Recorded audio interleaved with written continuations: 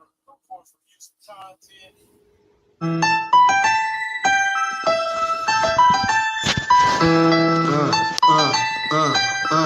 Democrats don't speak for me. Speak for me. Speak for me.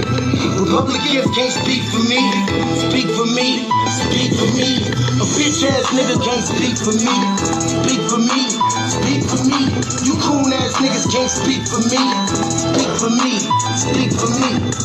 Listen here, this is a fact of life. I be rapping like Nat Turner came back to life. Grab Donald Trump by the pussy, he ain't acting right. I never run from a conflict, I be glad to fight. It's a very cold world that we living in. Somebody please tell Elizabeth you're not an Indian. You just trying to con them people to get the benefit. Just another immigrant, stealing from the Indians. That's some punk ass shit and that's too lame. Now we finna step over to Andrew Yang. And you a sucker, you could never speak for black folks. Fake ass pandering, trying to get the black vote. The Democrats don't speak for me. Speak for me. Speak for me. Republicans can't speak for me. Speak for me. Speak for me. A bitch ass nigga can't speak for me. Speak for me. Speak for me. You coon ass niggas can't speak for me. Speak for me. Speak for me. You know your boy be high off sativa. Kamala wasn't popping, so we said bye, Felicia. She ain't had a right policy. We ain't trying to meet her. Y'all can take Biden too. Bye. We don't need him. We don't need Roland Martin or that coon Al Sharpton. Didn't need Cory Booker from the start, man. I don't fuck with police and no snitching. You know I'm coming with the heat when I spit it. The Democrats don't speak for me. Speak for me. Speak for me. Republicans can't speak for me. Speak for me. Speak for me. A bitch ass nigga can't speak for me. Speak for me. Speak for me. You coon ass niggas can't speak for me. Speak for me. Speak for me. If you ever go to court and this is your luck, try not to get fucked by Benjamin Crump. I know it's hard. You and all go is hard. But who the fuck is Amy Cloak? Put her picture up on the bullseye and start throwing darts. People cut our organs out our bodies, that's a stolen heart. They can't save us from the flood like Noah's Ark. Black lives always matter, we finna go for ours. So then we savages, we don't need to pot the piss. Mike Bloomberg is suck dick with that stop and frisk, bitch. You ain't speaking for us, we don't know you. Bernie Sanders, and get your funky ass on too. The Democrats don't speak for me. Speak for me. Speak for me. Republicans can't speak for me. Speak for me. Speak for me. A bitch ass nigga can't speak for me. Speak for me. Speak for me. You coon ass niggas can't speak for me. Speak for me. Speak for me.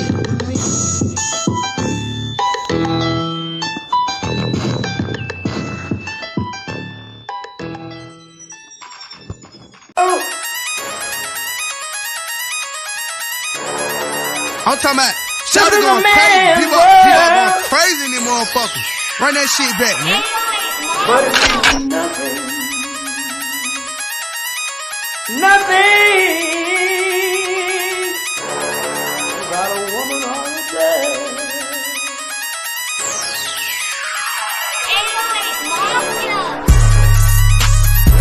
Man made the car.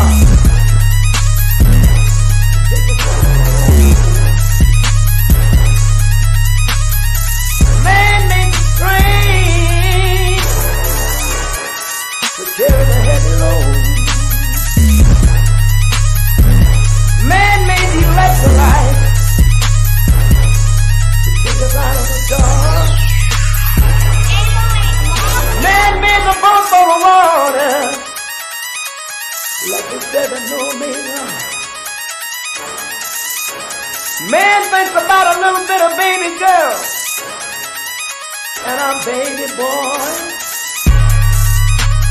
Man make them happy because man make them joy. But after man make everything we can, do you know that man makes money?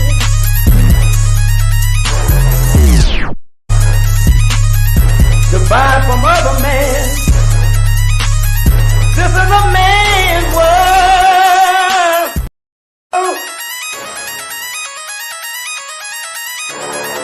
I'm talking about shout it going crazy. People going crazy in these motherfuckers. Run that shit back, man. But it's nothing. Nothing. Got a woman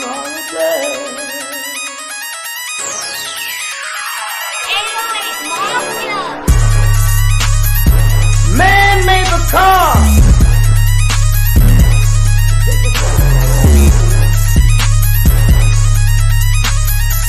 Man made the train to carry the heavy load. Man made the electrolyte to take us out of the dark. Man made the boat for the water. Like the 7 Omega. Man thinks about a little bit of baby girl and a baby boy. And man makes them happy because man makes them joy. But after man make everything we can, do you know that man makes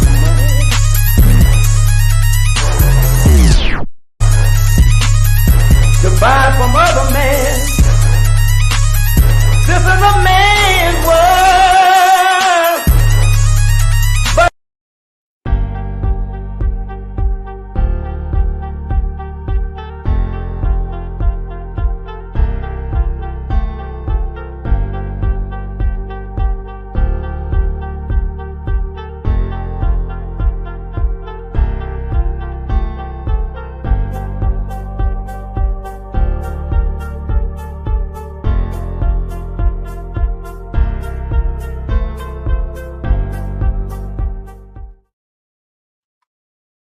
Greetings, Black family. Greetings from the Mile High Income City. Thank y'all for tuning in to another episode of the Frontline Black News. I am your host, Chan Kruma. I'm joined with my other host, Lady Che, behind me. And we should be joined here shortly with our West Coast correspondent, Shabaka Sankori, who is the founder and producer of Shabaka's Black Experience Enhanced, which I am the co-executive producer and co-host of. And we might have some guests tonight. We will see. But on tonight's show, we'll be discussing several things. The first thing is tangibles. This is the year and the decade of tangibles. So as we started this show off in season 1, we're going to continue it on in season 3, going on into season 4. And that's by demanding tangibles, something tangible for our vote. So the days are over of the Democrats or the Republicans, but mainly the Democrats, taking the Black vote for granted. The Black vote is for sale to the highest bidder, and we are demanding something tangible for our vote all the way up to 2,100. So as we stated when we first started this show, almost 4 years ago, demand something tangible for your vote all the way up to 2,100. It's going to be a marathon, not a sprint. CIP to Nipsey Hussle. And we mean that. And now the Democrats are saying that fat meat is greasy, and we're not playing with them. So we're going to get into that. And then we got POTUS, y'all president, Jim Crow Biden, is having these little meetings trying to get the black support. And he was at a event at a church, and the guys, the protesters, showed up on them and crashed that. So we're going to get into that. So it says, President of the United States, Jim Crow Biden, protested during church speech, but not by Black folks. Then we got Jimbo Jangles Clyburn said Biden did help the Black community. Where Jimbo Jangles of South Carolina, where he helped the Black community. We haven't seen nothing tangible for the Black community the whole almost 4 years he's been in office. So no. Then we got Bacclash and Booze. President Biden's controversial swing state visit in Pennsylvania. So Pennsylvania ain't feeling them good. And then we got black voters shocked the Democrats by wanting Trump back in office. So now the same people that were saying anybody but Trump in 2020 are now saying they want the dump as in human shit, and we want to make that perfectly clear to be the president. These people are tripping. Then we got our people are a trip. Cameron says he'd rather be called Black American instead of African American. And you damn skip yes. Africans don't like us, especially the ones that come over here. They definitely don't like us. Then we got virtual buzz. Rumors of shadow aliens emerge at a Bayside marketplace in Miami. And last, certainly not least, we got the Tunnelgate in New York City. No one compiled. So they done found a tunnel in New York City. A bunch of kids were being warehoused to that.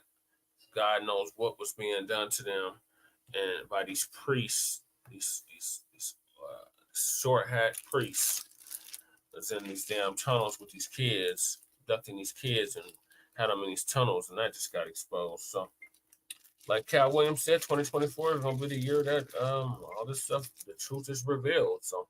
Here on Frontline Black News, Frontline Campaign, the Revolutionary Agenda, Shabbat Black Experience Enhanced, we're definitely going to give you that truth, that work, and that smoke for those that are proprietors of racism and white supremacy and want to keep it in full effect, pressing people that look like me and Lady Che and others, all black, light or dark, globally. Because it's a global system. It's not just the United States. It's all over the world. But here in the United States, these Democrats and these Republicans are desperate, especially the Democrats. So we're going to cover all of that. Thank y'all for tuning in. I don't know where our West Coast correspondent is. He's usually here. The show must go on. So I'm going to start it off as we usually do with the tangibles. So yeah, it's the year and a decade of tangibles, Black family. Continue to demand something tangible for your vote. All the way up to 2100. My computer, what is wrong with you? I'm sorry, I'm on Lady Che's computer and it be doing the most. I can't pull up certain stuff because it wants to act really silly. Bear with me, Black family. What the hell? Why does it keep trying to close it out?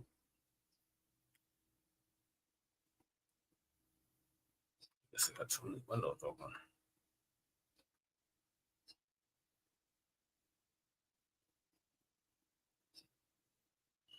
Let's go back to the windows open.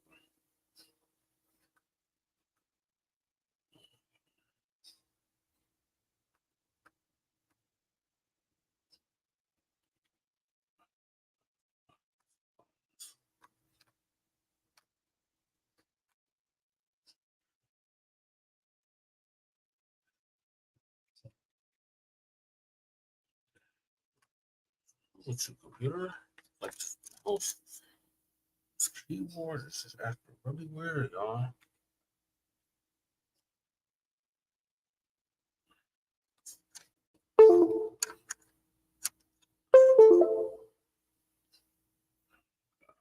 Can't pull up what I'm trying to pull up.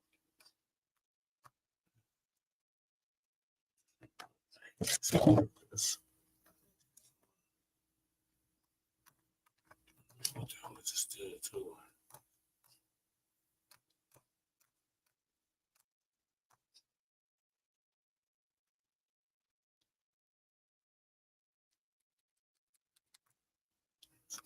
Type nothing. You know, I'm trying to open the screen.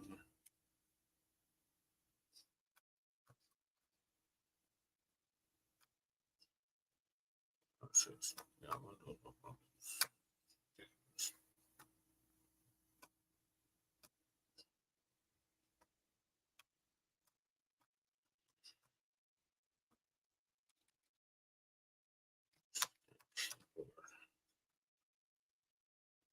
Sorry, viewers, I'm having technical difficulties pulling up this damn link. This damn computer keyboard decides it doesn't want to work at the last minute. So please bear with me. Thank y'all for tapping in to Frontline Black News, Season 3, Episode 41, Part 2. I'm solo dolo tonight.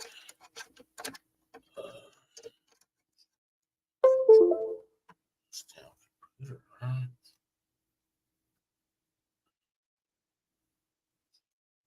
It's not letting me type. What the hell? Really overly sensitive.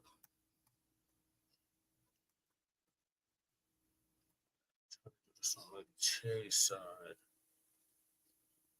because for some reason on my side, it's always giving us trouble with StreamYard, freezing up and all that dumb shit. That's something wrong with that. The keyboard don't want to work. The keyboard is broken. I don't know how shit don't want to work. Okay, now it's working.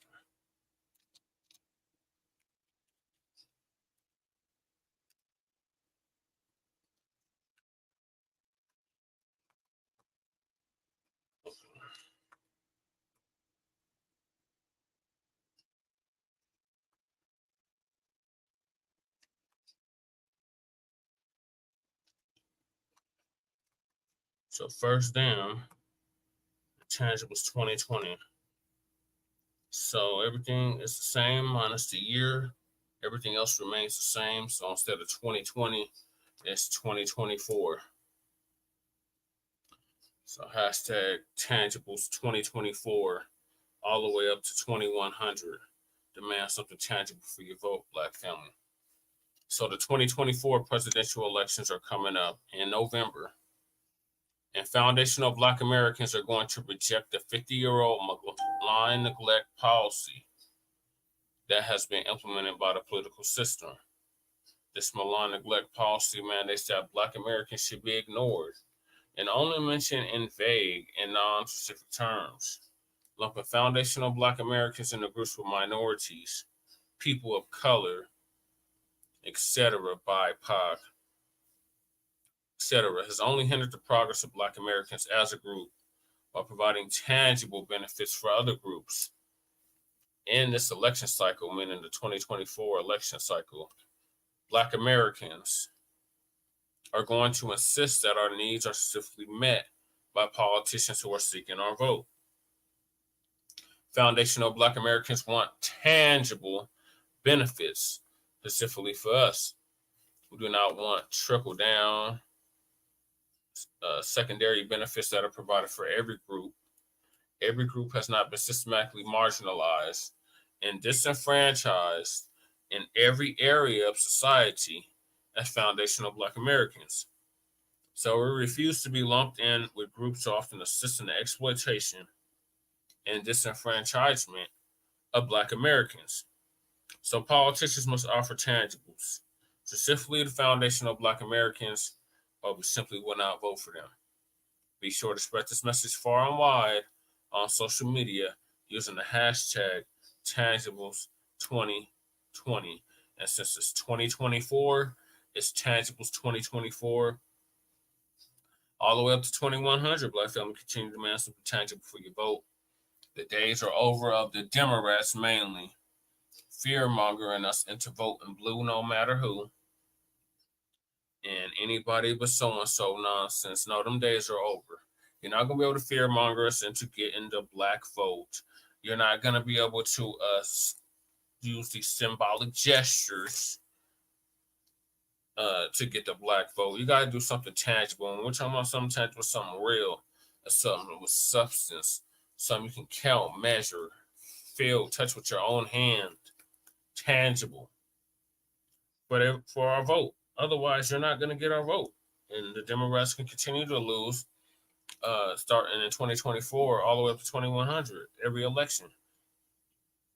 So we don't care. We've been saying for the longest, since before even Mile High News, that you pulled the cord out. Sorry, y'all. Lady Che on the mouse over.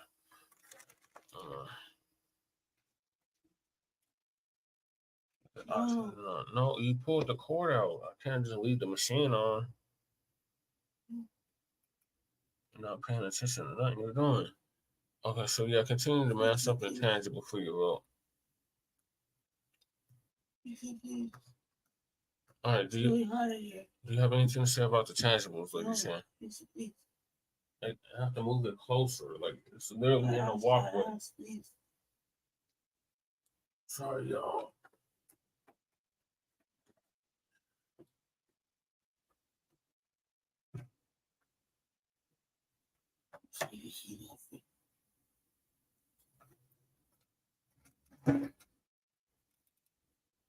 Yeah, you're playing with okay. This nigga blowing heat. Oh, it's very cold where we're at. It's like 6 below right now. What is the temperature where you're at? It's 6 below right now in Denver, Colorado. So we're definitely in the icebox right now. Okay, so yeah, we're gonna continue to man something tangible. I don't know why our West Coast correspondent isn't up here. Yes, it does matter. You can come up here now. That's the topic. We're on tangibles. Do you have anything to say about the tangibles?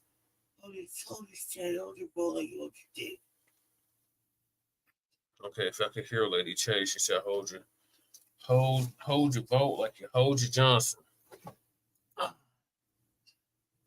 Demand something tangible. They already starting with the fear mongering already. We're gonna showcase that for y'all to see. It's about to get real active in 2024 with these Democratic shields, and they all about to be without a job because we're about to put them all out of business. We have to decentivize coonery and buffoonery.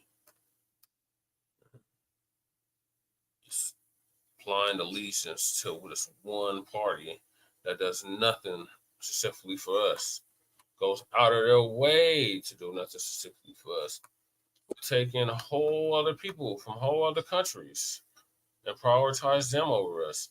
There's our West Coast correspondent. Greetings, Shabaka, from the Mile High Income City.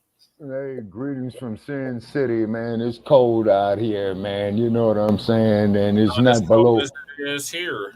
Yeah, it's below right now. Yeah, and it's not below freezing here. You know what I'm saying? Yeah, there we go. Okay. And so, therefore, too, is that the chief of the Los Angeles Police Department is retiring. Okay. Oh, yes. Yeah, his name is Michael Moore. And then keep in mind that Karen Bass will not be involved in the selection of it. Just putting it out there. The U.S. Supreme Court, they threw out the case against the dump as inhuman shit. So, which means that bastard will be able to run for president. Oh, shit. Yeah, that's what I was doing. I was just researching, a few items, man, to add to the itinerary tonight. And this room is disarray. And then this place where I'm at, I just threw like about $50 on the wall to buy their Wi-Fi, right? It ain't shit. You know what I'm saying? Yeah, man. So, but at least I'm gonna be using it on other stuff right there, so I don't burn up all the data on the hotspot that I got on this phone, and you know the number to it. You know what I mean? Yeah. So I'm going to be bouncing back and forth between the two, and then of course I got to remember to turn it off every time that we do it. Yeah. And so how am I sounding? You're sounding clear on my end. Okay. So because I was thinking about putting that headset on, not the headset, but you know what do they call that? The damn Bluetooth, yeah. Let's Oh, you say because sound good with whatever you did right now. It sounds really clear. okay, yeah, this here is on a hand headset, the one with the wire in it that I got plugged into the computer. You Oh yeah, know. it's perfect. That's perfect for the stream yard. No, Okay, so I'm gonna try to share it to the like page. okay. So we're on the Uh, tangibles. So we just finished up with the right. tangibles. What are your thoughts on the tangibles? All the way up to Oh, 20. absolutely. Yeah, yeah, yeah. We'll do the tangibles. You know what I'm saying? And we need something specifically for us. You see what I'm saying? And then this ain't no handout. You know, this here reparations, as in repair. You know what I'm saying? That means you have done and continue to do. Exactly. You know, and I see. You know, they won't let me share this. Why? Okay. I don't know.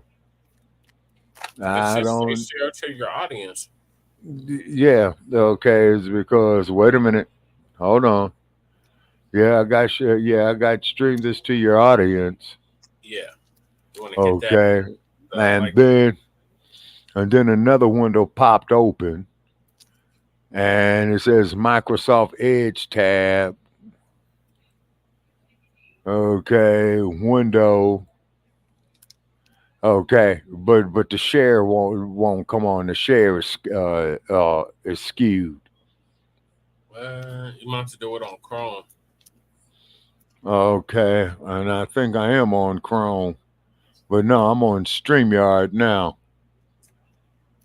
No, you just said you were on Explorer. Let's see, Microsoft Explorer. Yeah, yeah, it ain't let me do it. Yeah, that's not Sometimes, Chrome. Yeah, yeah, Chrome and Microsoft are two different things. Different yeah. browsers. Okay, it says here your browser has blocked your screen. Click the screen icon in your address bar to allow access, then reload the page. Okay, now what does that mean? That means they fucking with you on the browser. You're using Microsoft. That's why you're not using Chrome. Okay, yeah, because I don't even think I can get Chrome on this damn thing. Oh yeah, but I think I got Chrome on the other computer, and like I said, you know, I had to get some virus protection on it. I don't know. You were able to do it last time with the Shabaka's Black Experience Enhanced. Okay, so I'm going to present, share No, screen. no. Not present. At the very top, Shabaka, where it says edit, and it says to stream into Facebook and YouTube. You want to hit Okay, edit. It should say add to share to my audience right there. okay, let's see here. It says stream this to your audience in the upper right hand corner. Yes, that's what you want to do. So hit that there. Oh, okay. Hold it. All right, y'all. I got to go through a whole tutorial with Shabaka. Yeah. Sometime this year. Okay, and this is Frontline Black News, right? Yeah. Okay. Frontline. Okay. Black News. Okay. Okay. Description. General conversation of early 2024. Season 3. Huh? So this is season 3, episode 41, part 1 of the Frontline Black News. Okay. Season 3.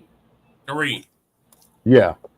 Episode 41, 41, part 1. part 1. Of the Frontline Black News. Okay, of a front line. Okay, the front line Black News. Okay. All right, save changes. Okay. And all right, it's up there. Okay. Good going, Shabaka. All right, so is that it for the tangibles? Okay, now also too, what we need more of the on the tangibles is some damn recognition, man, to shut these stupid ass bastards up like the panties and that damn Kyrie Irving. You know what I'm saying? They're disgusting, man. You should have seen that bullshit tonight. Wait, You what know what happened? I'm saying? I Yeah, missed yeah, that. it was disgusting. And, it's because they're going to sit up there and tell us, we should be thankful. In other words, hold on, Brother Che, one sec. Okay. Yeah, I missed that. I'm really missed that part. Okay, and since this place where I'm at is overcharging me for this damn ganop ass Wi-Fi, man, I'm gonna leave all that heat on and air conditions on and all that shit. Yeah. I mean, I got to get my money back some type of way. You know what I mean? Yeah. Yes, sir. So therefore, they was talking about, is because the panties and Kyrie Irving, they was arguing about Social Security. They And were doing then, this on live on the air. yeah, on Cartoon News Network. And then the reason why I'm saying Cartoon News Network, because I got inbox some shit, man, that I've violated copyright laws and all that old bullshit. So it's the Cartoon News Network. Connect the dots. You know what I'm saying? Well, that's the Democratic. It's a Democratic news station. Oh yeah, yeah, most definitely. You know what I'm saying? And then also too, I'm making arrangements because I might be having to head back over to Angel Town, which is Los Oh Angeles. God, Shabaka, no. Yeah, no, no, no, no, no. No, this is to meet, to get some information, man, on the legalese against Blog Talk. Oh, okay. Okay, no, I'm not going to see anybody else. You know what I mean? Yeah. Yeah, you see, and because you, me, Mad Doctor D, let's see, the Anchorman, a lot of us has been putting in a lot. Yeah, Correspondent, been, huh? our East Coast correspondent. Yeah, all that, man. Over the years, man, over 8 fucking years that I know, man. And then of course you said with Frontline Black News, that's making it 11 years now, right? Yep. Okay, we've been putting in a lot of effort, a lot of money in on this, man, and they coming up to us, shadow banning us, and all this old type of shit, So I'm going to try to go get some legal advice of how we could maybe sue these bastards. You know what I'm saying? Yeah. Because they got people up here, man.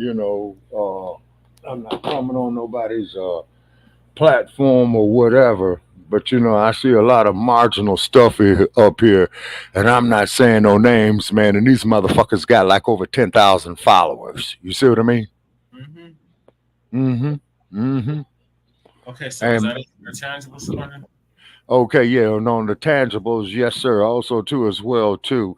Another thing that needs to be on tangibles, man, is getting some of that damn money back, man. That a lot of our black actors, man, and content creators that have been cheated out of, man, with this high tech and the motion picture industry as well, too. Mm-hmm. And all that All shit is out here in the West.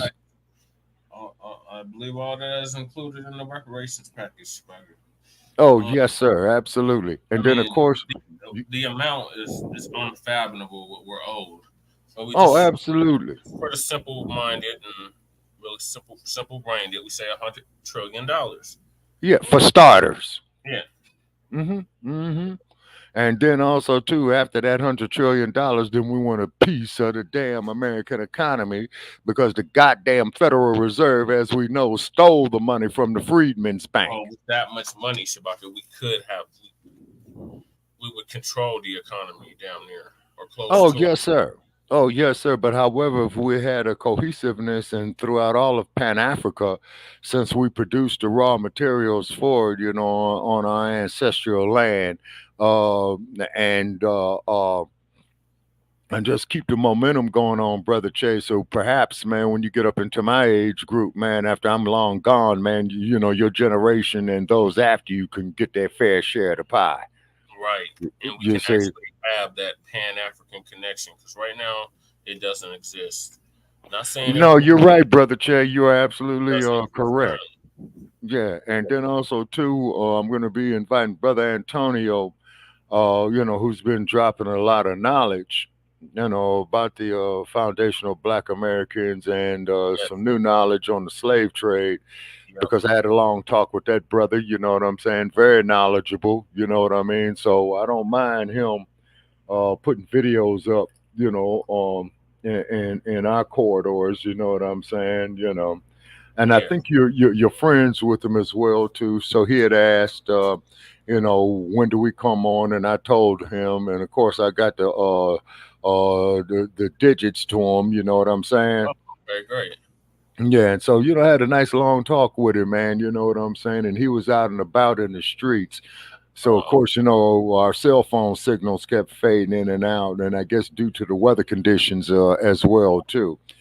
You see, and oh yeah, oh yeah, yeah, yeah. We got to definitely, you know, put out that new movie right there, starring the majority of these niggas. yeah. I was trying to find what the next topic was, the cue for that. I'm on Lady Chay's computer, and she got it set up in such a way it's kind of difficult to maneuver. Okay, here we go. Yeah, Um, but that's not the next topic. and then also too, I'm reading this 700-page book on Frederick Douglass. You know what I mean? Yes. Because there was a lot of controversy about Mr. Douglas, you know what I'm saying? And then, of course, of his impact with the Underground Railroad, and did not know that Mr. Douglas also, too, was a lecturer throughout the country. And I don't know, but I will find out soon if Mr. Douglas had the ability to read or write, you know, and the reason why that Frederick Douglass wound up in the West and on the ships, as we all know, is that he kicked and beat the living dog shit, and rightfully so, out of his slave trader. You Yeah. see, and then of course, as we all know, that raping, slave trading pedophile had violated his mother. You see what I mean? So he had to get up out of Dodge. You know what I'm saying? And so went on the ships, and as you know, as we stated before, that he had wound up in San Francisco, and there's a housing project named after him in the city of San Francisco. Oh, Okay, and I don't know what district is it in. I would imagine the Fillmore district. Okay, yeah. and uh, and then of course, you know, he did travel throughout California, and then of course, you know about William Leadersdorf, you know, who was California's first black banker, and he Yes. married a white woman, and the white woman's family, you know, bullshitted him out of all his holdings and savings and stuff like that.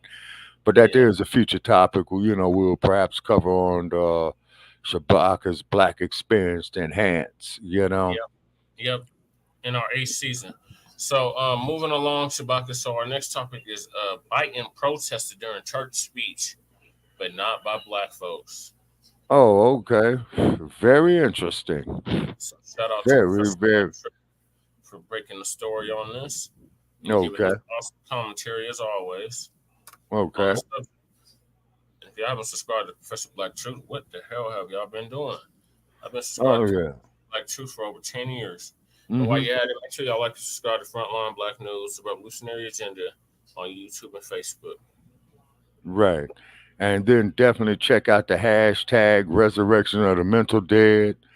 Also, too, check out the like page of Shabaka's Black Experience Enhance, where you can get a lot of our information at. And then please follow our pages because we're trying to get it to 10,000 followers.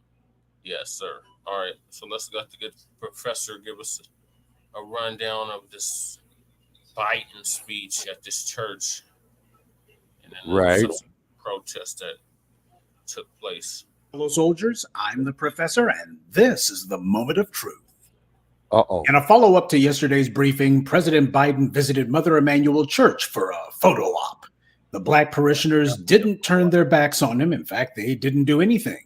One of the survivors of the church massacre, which Biden did nothing about as vice president, and when he became president hadn't lifted a finger, she decided to say something, but it was about what you'd expect. This is at the same church that Dylan Roof had shot up. Precisely. Black parishioners in 2015, and they took this bastard to Burger King afterwards. Exactly. And then the sad part about it too, Brother Che, is that the Reverend had welcomed in to come worship with him. And then on social media at that time, a lot of white folks had asked, repeat, a lot of white folks had asked, why did they not defend themselves? Too loving and forgiving to the wrong people. Exactly. That's the point. Right, but we have to remind the viewers of this because a lot of them might not remember or didn't know, but that's the church where he did this speech at. So I'm going to let you continue. Had a race terrorist who attacked the church that she was at, nearly killing her in the process. But she was only too jolly to meet with Biden today, and she was reminiscing about how he came to their church 9 years ago. Okay, and what did Vice President Biden do then? About the same thing he's doing today. So is he talking about the hate crime law that he passed specifically to protect black people? No. Is he talking about reparations? No. All he did was give some empty hot air about white supremacy being a poison. The same shop-worn lines that we've been hearing for generations now. Well, what are they doing to cure the poison? Poison cannot simply be left in the body politic. It has to be eradicated. So what's being done to eradicate white supremacy? Nothing. Certainly not from this guy. He showed up to get some votes, to give a stump speech and say, vote for me. That's it. It was purely selfish, and he made no bones about it. Quote, 2 days after the service of Reverend Pinckney, my surviving son and I came back. My family and I worshiped with you here at Sunday service to show our solidarity, but my family also needed to be healed. We didn't realize how badly. Just 22 days before, we had buried my son, Beau. Notice how Biden pivoted from talking about the survivors of the massacre that he helped to enable to talking about himself and his own family. After all, he wasn't there for the black parishioners. He was there to promote himself. And for him to claim that his family needed healing and his son had died a few weeks before he came there, I mean, the pure insult. His son, Beau, wasn't murdered. His son, Beau, wasn't killed by some white supremacist animal. His son died of natural causes. Biden and his wife and his kids, they all had plenty of time to talk to his son before he died. He wasn't suddenly snatched away from them with no warning whatsoever. When Obama was president and Biden was his VP, their ATF allowed Dylan Roof to get the guns that he used because, as always, these white supremacists can have felonies and arrests, and yet that never stops them from being able to get guns. They always get through the background check time and time again. Beau Biden didn't die because his father allowed some murderous racist to get his hands on guns.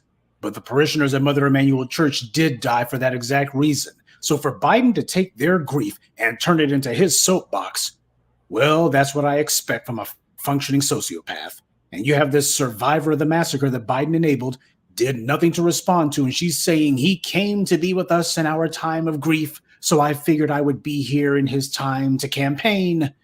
This is a suicidal level of foolishness. Biden only showed up to that church because that's what these politicians always do after a mass murder. Had it not been for the fact that it was the site of a mass shooting, he wouldn't have been there at all. This happened at a church, and a black church at that, so obviously Biden's boss, Obama, had to show up because the 2016 election was just around the corner. The black people out there can convince themselves that this was some act of moral conscience on Biden's part, but in reality, it was just another political PR stunt, just another photo op. And this woman, she sounds like a DNC plant the way that she's talking.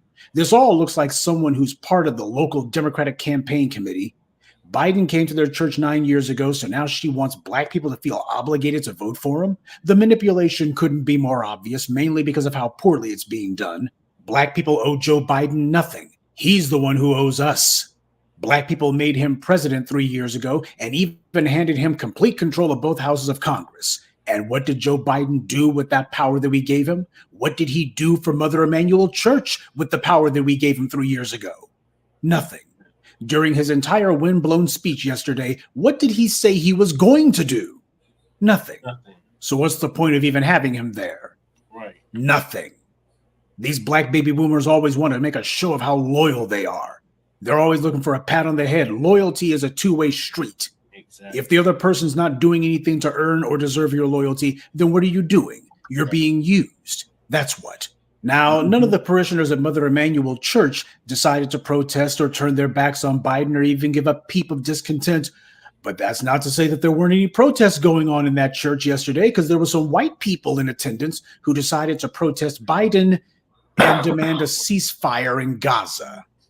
They had no concern for the black parishioners around them or the fact that that was the site of a mass murder. Considering that it was a white man who murdered those 9 people 9 years ago in that very church, it says a lot that you had some white people who went to that black church, probably the most time they've ever spent around black people, and they did it for one reason only, so they could ignore the lives of the black people who were murdered in that very room they were standing in, and instead they could go ahead and bring attention to non-black people. They weren't there to demand reparations or to demand a hate crime law specifically to protect black people or anything to benefit black people. They went to a church and began yelling and being disruptive for people on the other side of the world, as if you got to go all the way to Gaza to find people who are being murdered by a government. You can find them right here in the United States. Does anyone remember that time that the Palestinians or any of their white supporters ever disrupted the proceedings at a mosque or a church or any other function so they can make demands on our behalf? Nope. Me neither. As black people, this is why that whole allies thing just falls flat. We have no allies. We have no friends. Exactly. Everyone will gladly pounce on our suffering and try to use it as a springboard to push their own interest into the conversation. A black person is murdered, they'll start talking about Latino issues, LGBT issues, environmental issues, stop the war and fill in the blank.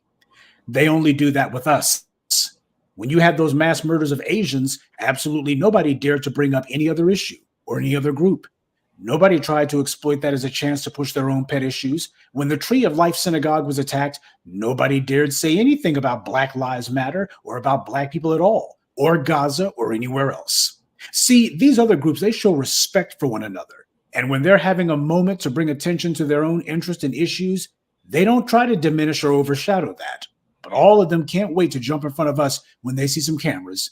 You talk about Black Lives Matter, and they'll turn it into All Lives Matter, Trans Lives Matter, Palestinian Lives Matter, anyone but black.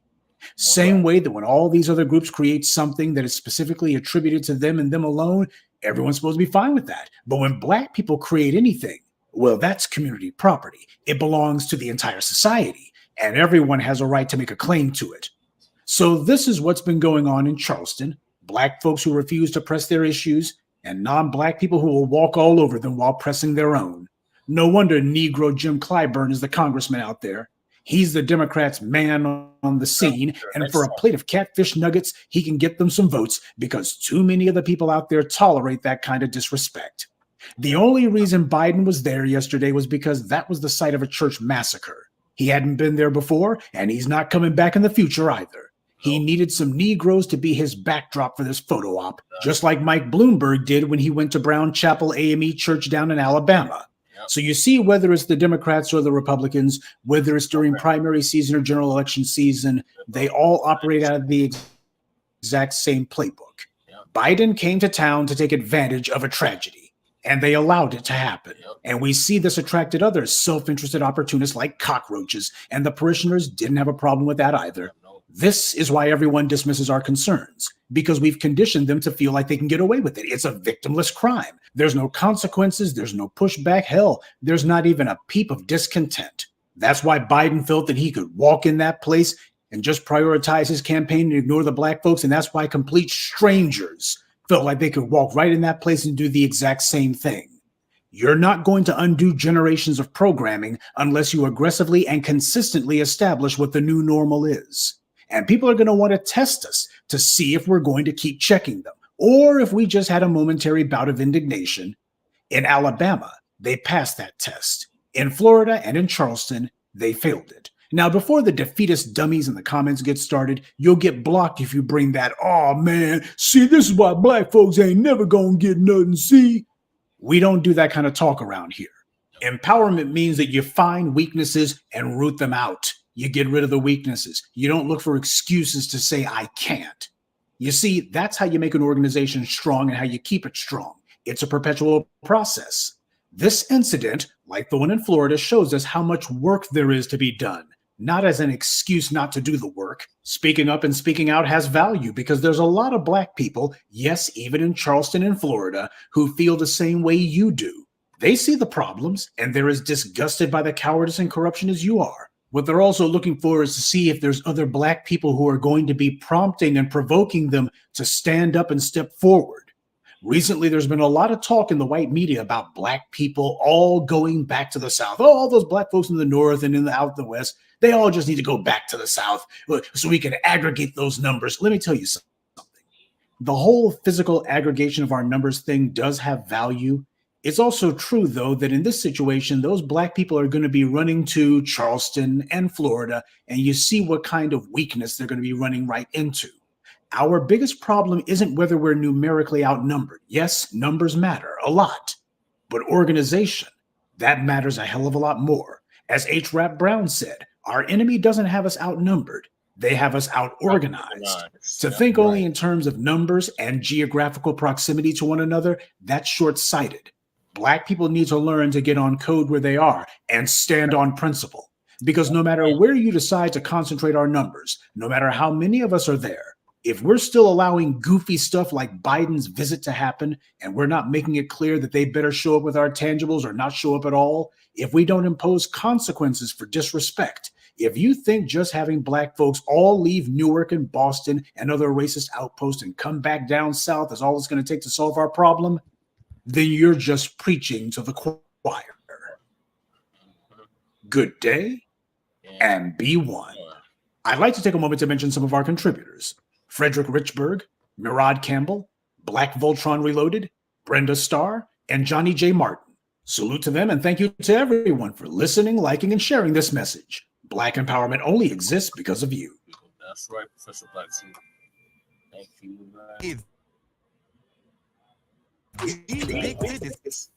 All right, Shabaka, what are your thoughts on what Professor Black Truth just said about the Biden coming to the Emmanuel Church, where 9 Black parishioners were killed by Dylan Roof back in 2015, and not offering us nothing, and then a whole different group of people coming in there and doing a protest for Gaza. Shabaka? Oh my God, Shabaka just passed out on us. Shabaka.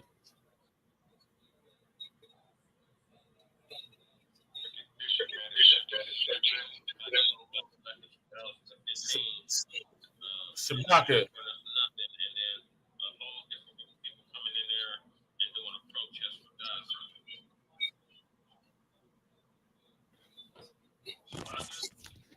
Yes, sir. Yeah, what are your thoughts, Shabaka? Okay, yeah, we're Dylan. Yeah. Okay, Dylan Roof, first of all, deserves the damn death penalty. Okay, yeah. Number one. Something going on. Okay, how about now? Say something. Okay, how about now? It's gone.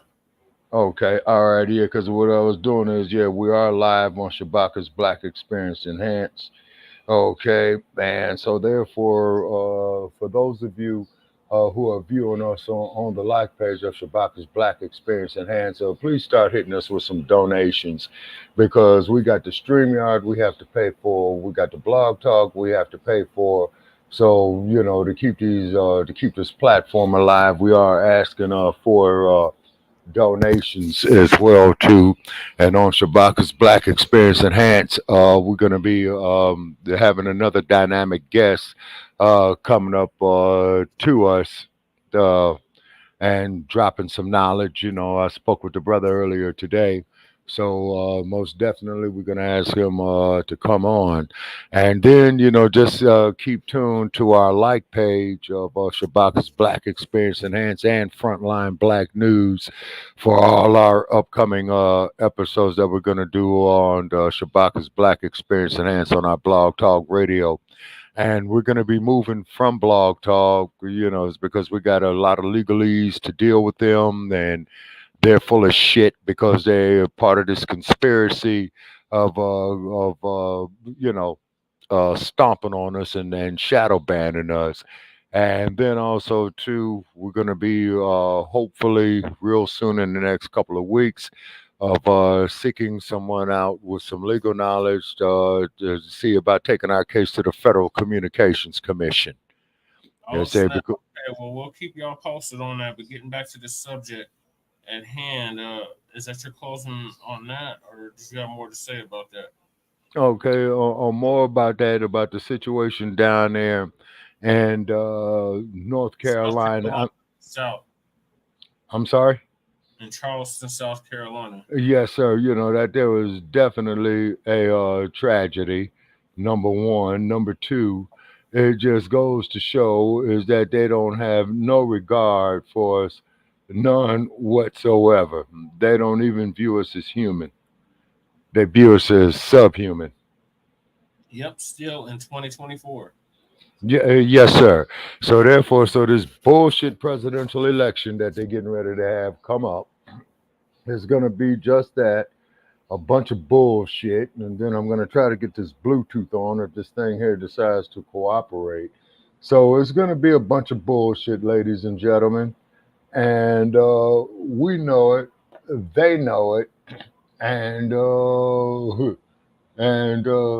and I just don't know what to say. I really just don't know what to say, Black family. I really don't.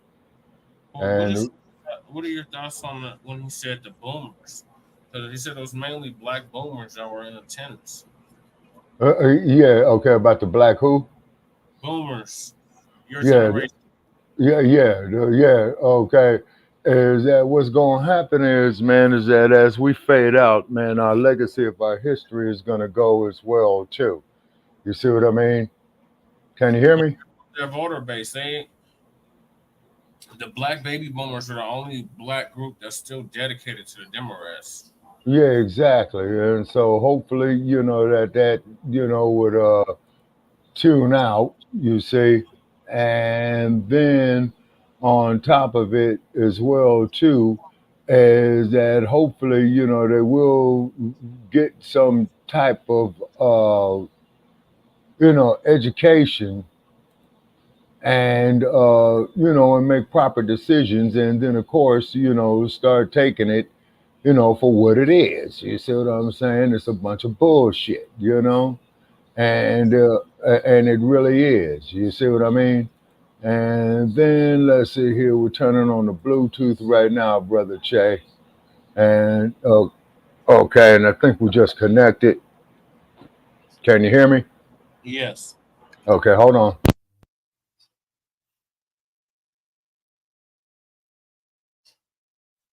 Okay, are you still there?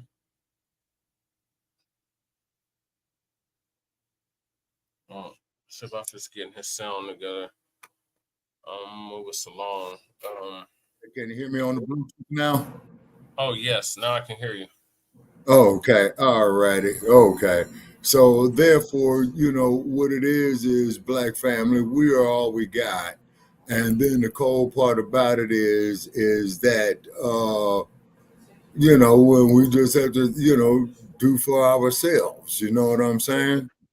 And that's the real part about it. You see what I mean? And we don't have time to be worrying about these other fucking groups. You see?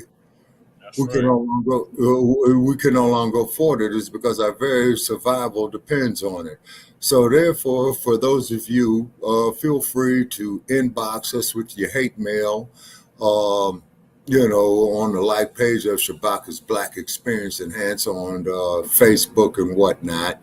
And then also, too, it has come to my knowledge that somebody had put a group up on my Facebook page years ago, but Facebook is getting ready to tear it down. So I hope they don't tear me down with it, you see, because there was some Facebook college page, and I didn't ask for it, you know what I'm saying, but it's been lying dormant.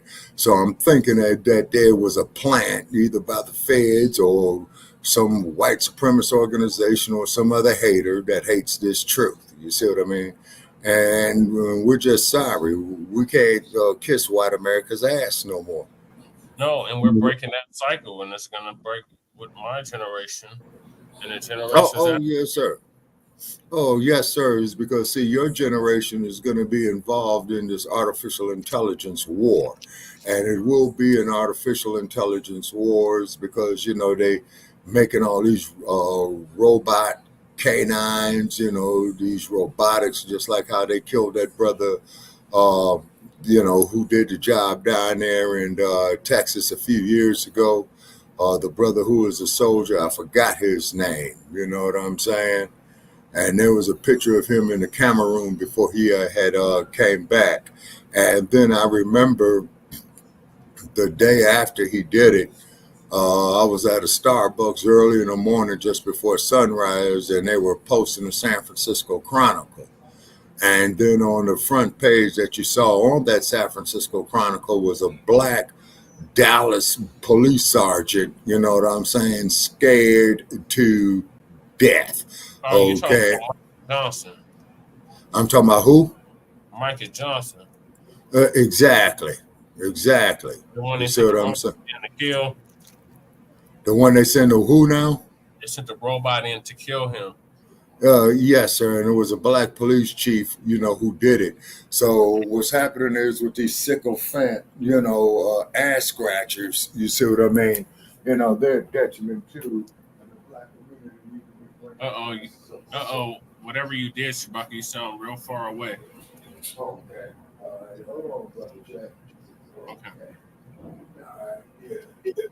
No, I just stepped out here, to the kitchen, to get me a drink of some cranberry juice here, the Simply cranberry juice that you showed up here on the Simply earlier when we was on Facebook Live, Yeah.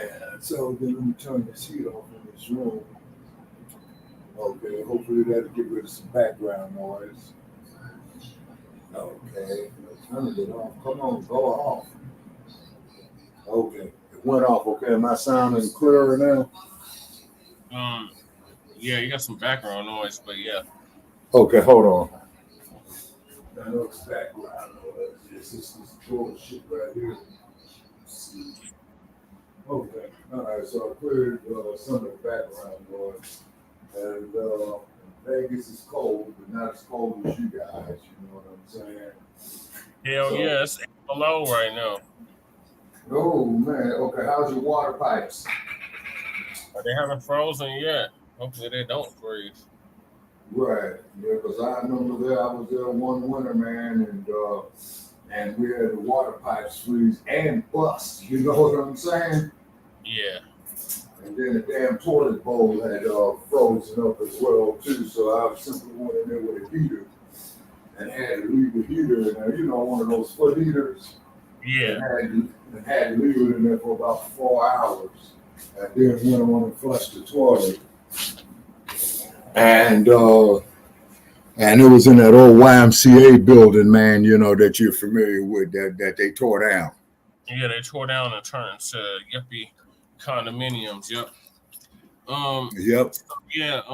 It's up to, like I said, it's up to my generation to break the cycle, and we can't keep allowing this black family.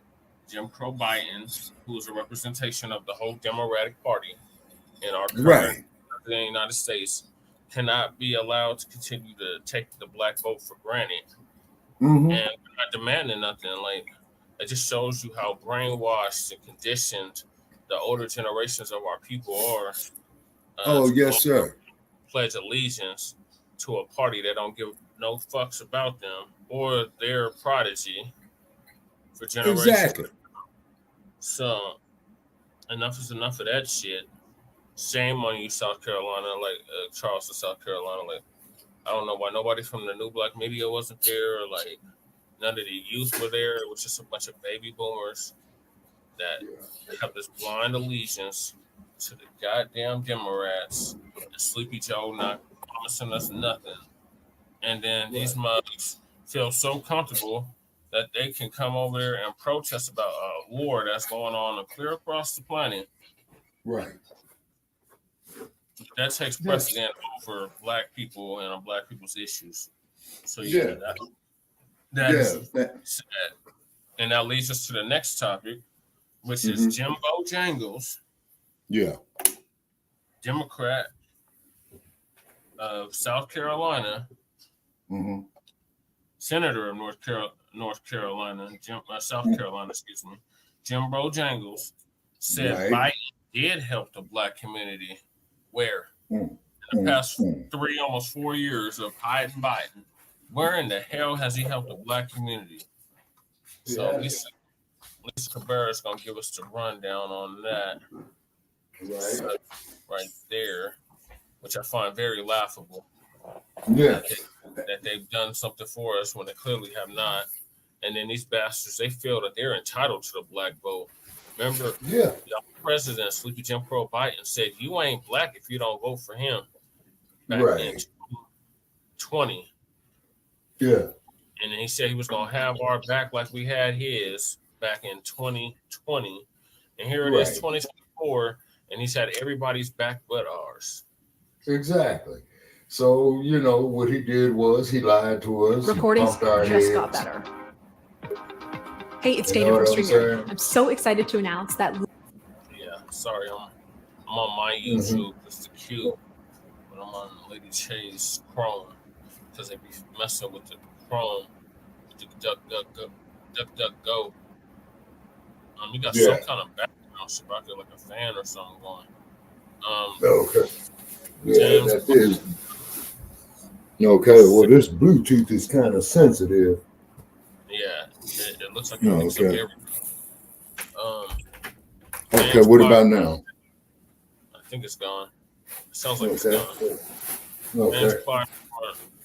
No, I still hear something.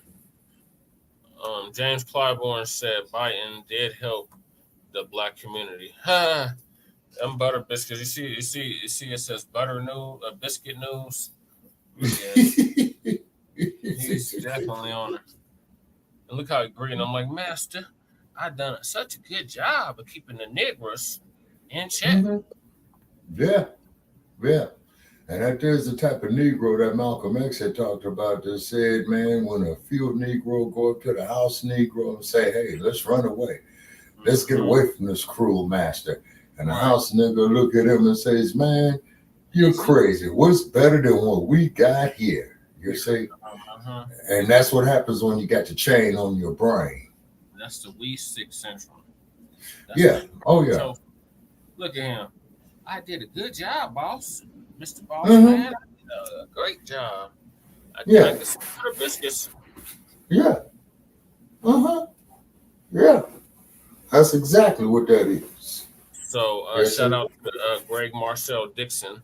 He's going to be running against this fool again this year. So make sure y'all support Greg Marcel Dixon. Okay. Jim Bojangles Clyburn in the 2024 election in South Carolina. Okay, more power to the brother. You know what I'm saying? Got to get this old fossil out. This mug got to go. Jim Bojangles has got to go. He's been in that seat for like 30 years. He has got to go. Oh, shit, man. So that fool has been sitting up there in that seat since 1994. Yep. Yeah, it's time to go, man. And I honestly believe, what man. happened in 94, Shabaka? Jim Crow Biden. He passed the 94 crime bill, which mass incarcerated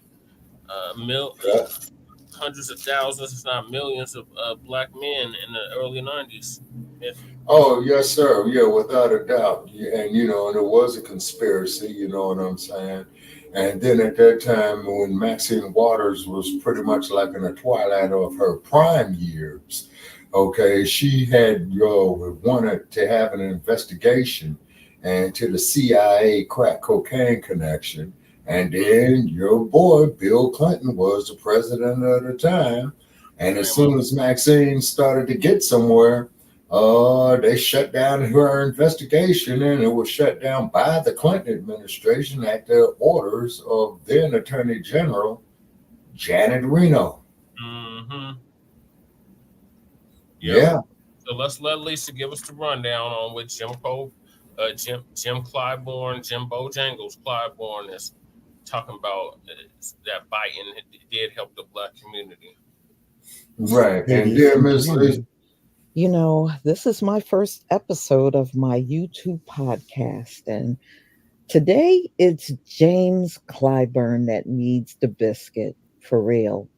Right. You know, he's going to talk about issues that he says will help the Black community that Joe Biden has done.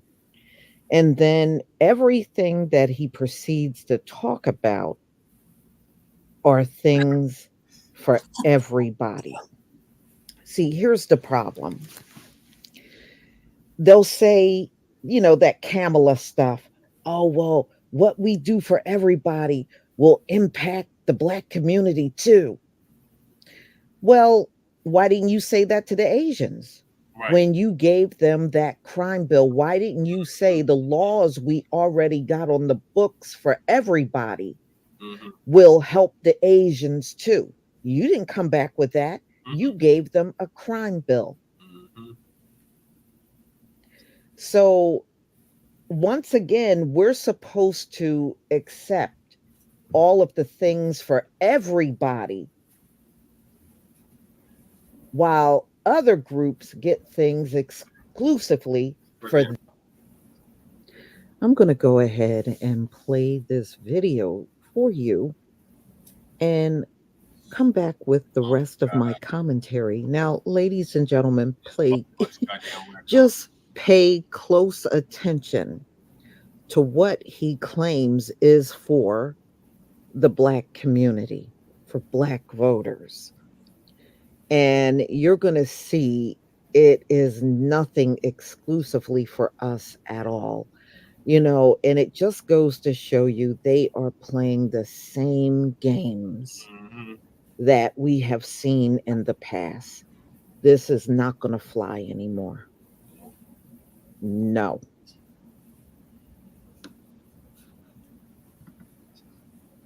Giving a nod to Black America. And I got to ask you straight, do you feel like the president has delivered on what that nod represented? Absolutely. You could go down by the numbers, starting with the Rescue Act, getting our schools reopened, getting our businesses back on their feet. He did the things that were necessary, bringing over half of the children who were living in poverty, and much as a result of COVID-19, brought them out of poverty with the rescue plan. Then he moved with the largest infrastructure poverty and more. Let's look at this map real quick. So it says from the New York Slimes and Salina College, general election matchup among Black Americans. They're saying that 63% of Black Americans are still going to vote for Biden. Wow. 20% are going to vote for the dump as in human shit. I want to make that perfectly clear. And Indeed. then 9% said they don't know. 5% said they won't vote. And 3% said another candidate. Yeah. Yeah. So once again, you know, they're playing us again. You know what I'm saying? I mean, man, it's like a damn merry-go-round playing the same. It looks like we're still going with the play, though. Look at this shit. 63 all of this shit that has happened in the last 4 years under Jim Crow Biden. Right. 63% of Black people still want to vote for this fool? Yeah, that's sad. That's sad. And that's one of the reasons we created the hashtag resurrection of the mental dead. And that there goes to prove our point right there of how we are mentally dead. It was at 80%, so it went down 20%. But either way, like, what in the fuck are y'all smoking, drinking? What the hell? Yeah. But LBJ did say he was going to have niggas voting Democrat for the next 200 years. Yeah, he did. And he said that there over 50 years ago. Over 60 years ago now, I believe. Wait a minute. Hold on. Yeah, 60 years ago. Wait a minute, Brother Che, you're right. 60 years. Yeah, 60 years ago. Yeah, LBJ was president 60 years ago. And he had finished out Kennedy's term and got reelected for the Democrats in 1964. And then with the Vietnam situation, it got so bad as that in 1968, and I remember as a child, is when LBJ got up there and says, "Ladies and gentlemen, I will not accept, nor will I exceed the Democratic nomination for the presidency of the United States." Wow. And then guess who came on in after him? Tricky! Yep, Nixon. And what was Richard Nixon's campaign? Law and order. Law and order. War on poverty, which was code for war on black people. Exactly. You see, it's because that there was at the height of the Black empowerment era. You see, and they don't teach our students in school properly. You see what I'm saying? You know, the civil rights movement, which was the second civil rights movement, and they completely neglect the Black empowerment era. No, totally. They neglect it now. This is why, you know, when they came up in the early 70s, you know, with the hip hop shit. Mm-hmm. Now, keep in mind, folks, is that I preach about this hip hop. Yeah. Hip hop come from the struggle, the FBA struggle for freedom in this country. Now, these motherfuckers and co-opted it, twisted it up, took control of it, and now it's for everybody. But in that's why shout out to Tariq Nasheed. With the hashtag Tangibles 2020, but it's also working on a DVD. Microphone check. Crowd pack going on for that. So if you can donate, please do. And get that off the ground. And while you're at it, why don't you donate to us, Frontline Black News? Exactly. Yes, because, you know, because what's happening is, ladies and gentlemen, is that, you know, Brother Che has been going out of his pocket. Shabaka Shankor has been going out of his pocket. Lady Che has been going out of her pocket. Okay. And we have a solid platform. But however, our platform speaks against what is the popular version of what is truth, is because we're not going to sit up here and be dummied down. And we're not going to sit up here and allow our people to be dummied down. And definitely we want to give a shout out there to Outlaw Radio, Kevin Barnes in the house.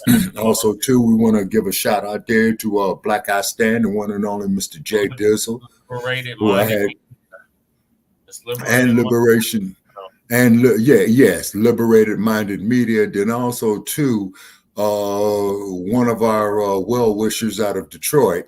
Okay, you know who she is. She had made a suggestion of going over to melanatedpeople.net. Now, I haven't been on there since before the scandemic, pandemic. Exactly. Oh, and by the way, Brother Che, glad you brought up the scamdemic, is because they're going to try to say it's going to be a resurgence of it again. I'm not taking a jab. So, who to begin with? So you already know that we don't even have to disclose that on the airwaves. Exactly. Yeah, we're just letting our people out there know. Is that they're saying is that the numbers has gone up, or you know, on the scamdemic, you know what I mean? And so then they're gonna try to have people take this shit. Now, keep in mind, ladies and gentlemen, I'm of the opinion is that what's gonna happen is like how they want you to put everything on these damn Chime and WhatsApp and Cash App cards and all that old shit. About the blockchain, Shabaka, and BRICS still hasn't taken effect.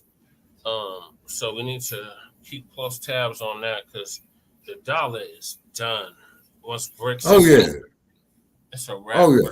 Outside the United States, you ain't gonna be able to do nothing with the dollar. You might as well take the $1 bill and start wiping your ass with it. You know what I'm saying? About the only thing you're gonna be able to do with it once BRICS takes effect. So we'll keep y'all updated on that. But getting back to this video, I just wanted to highlight this. And if I may comment on the numbers right there briefly, Brother Che, I just need about 15 seconds.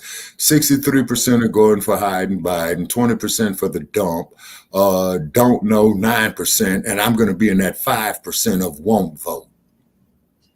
Well, I'm gonna vote, but I'll probably be in that 3%.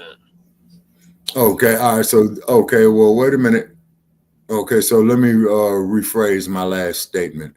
I'm okay. Put me in the 9% right there. Don't know. Okay. Yeah, I Yeah, either fall in the don't know. I don't know. You say is because, like I said, for my twilight years is like I said, I have to pass it on down to your generations of what we went through as a people, as I witnessed it.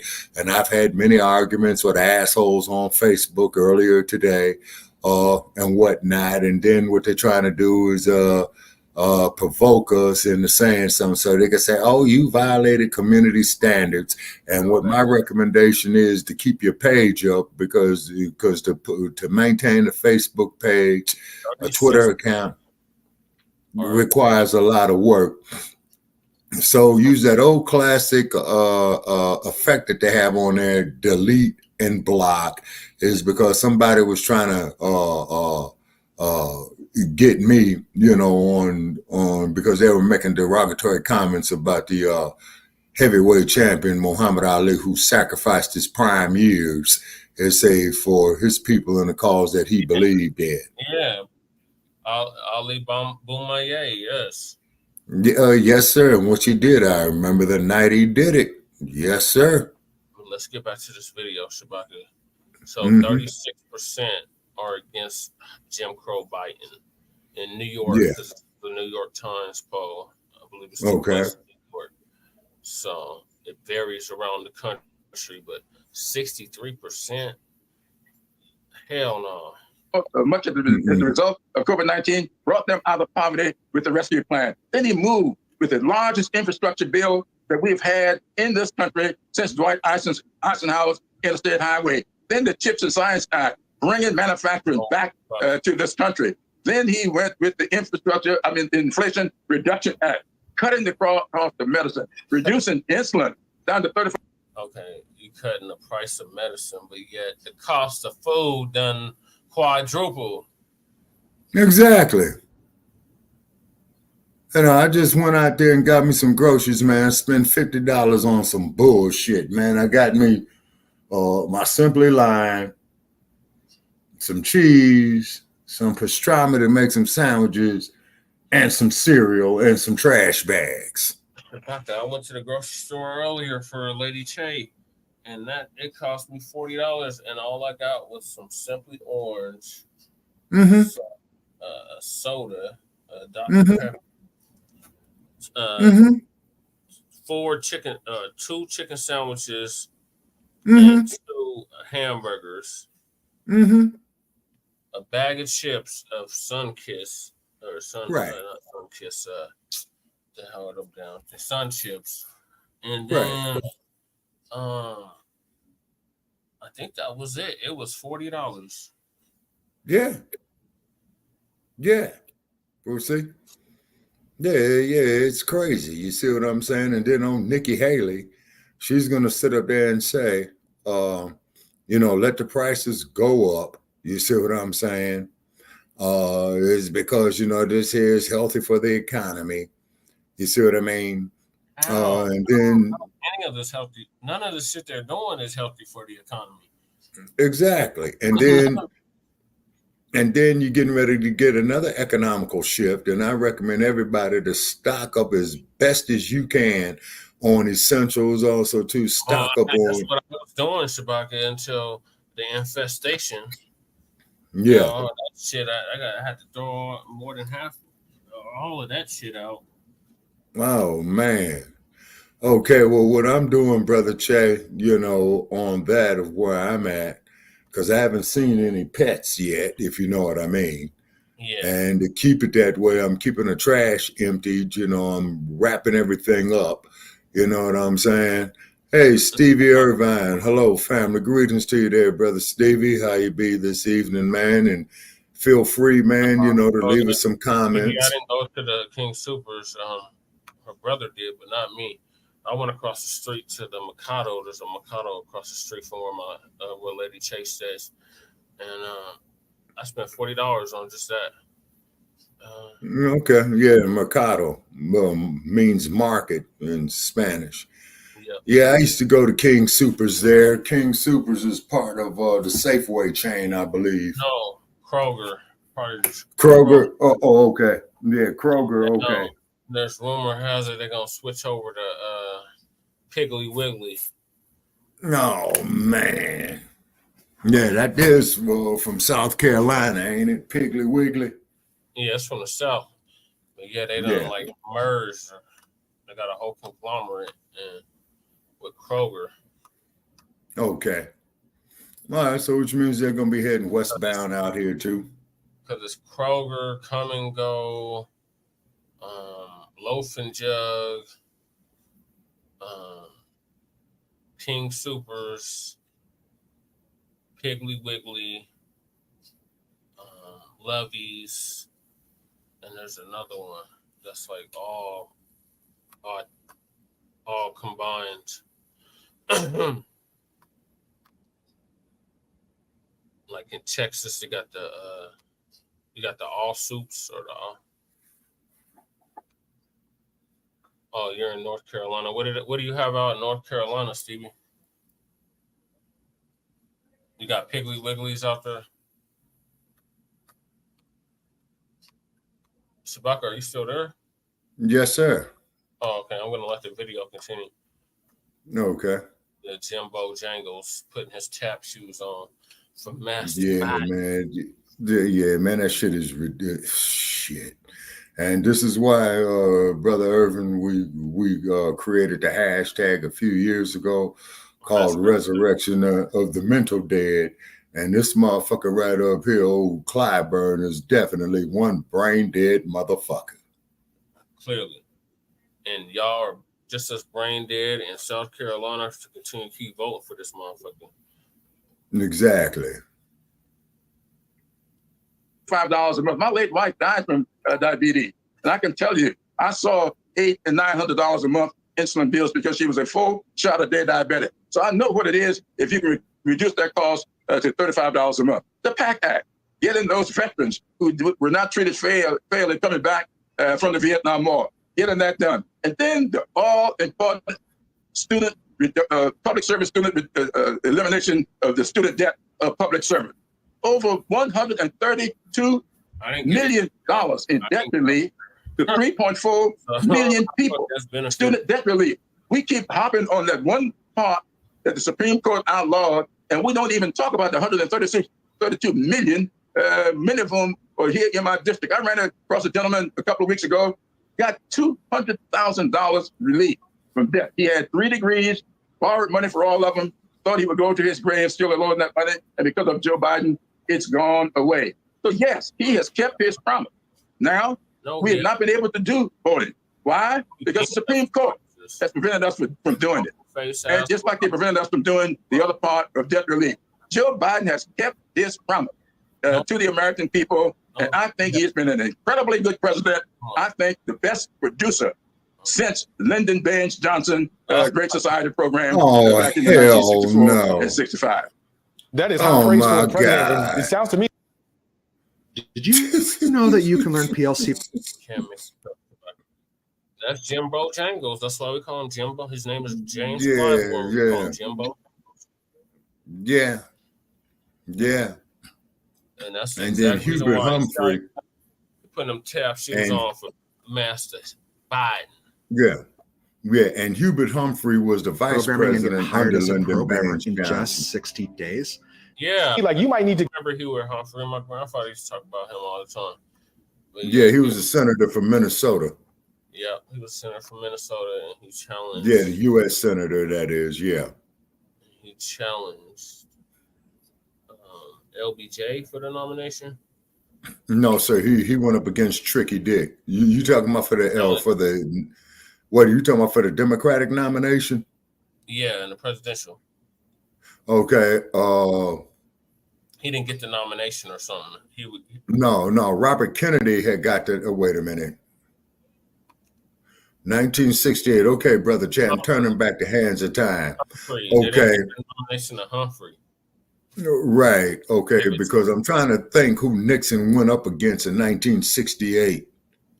It was supposed to be Robert Kennedy, but he was assassinated. But he was assassinated in Los Angeles. Yeah. Okay, wait a minute. I think it was Hubert Humphrey that Nixon beat out. I think they went on and did give it to Humphrey. But don't hold me to it. And if you got access, man, to the some information on it, man, by all means, man, share it. Okay, because I'm plugging this computer back up.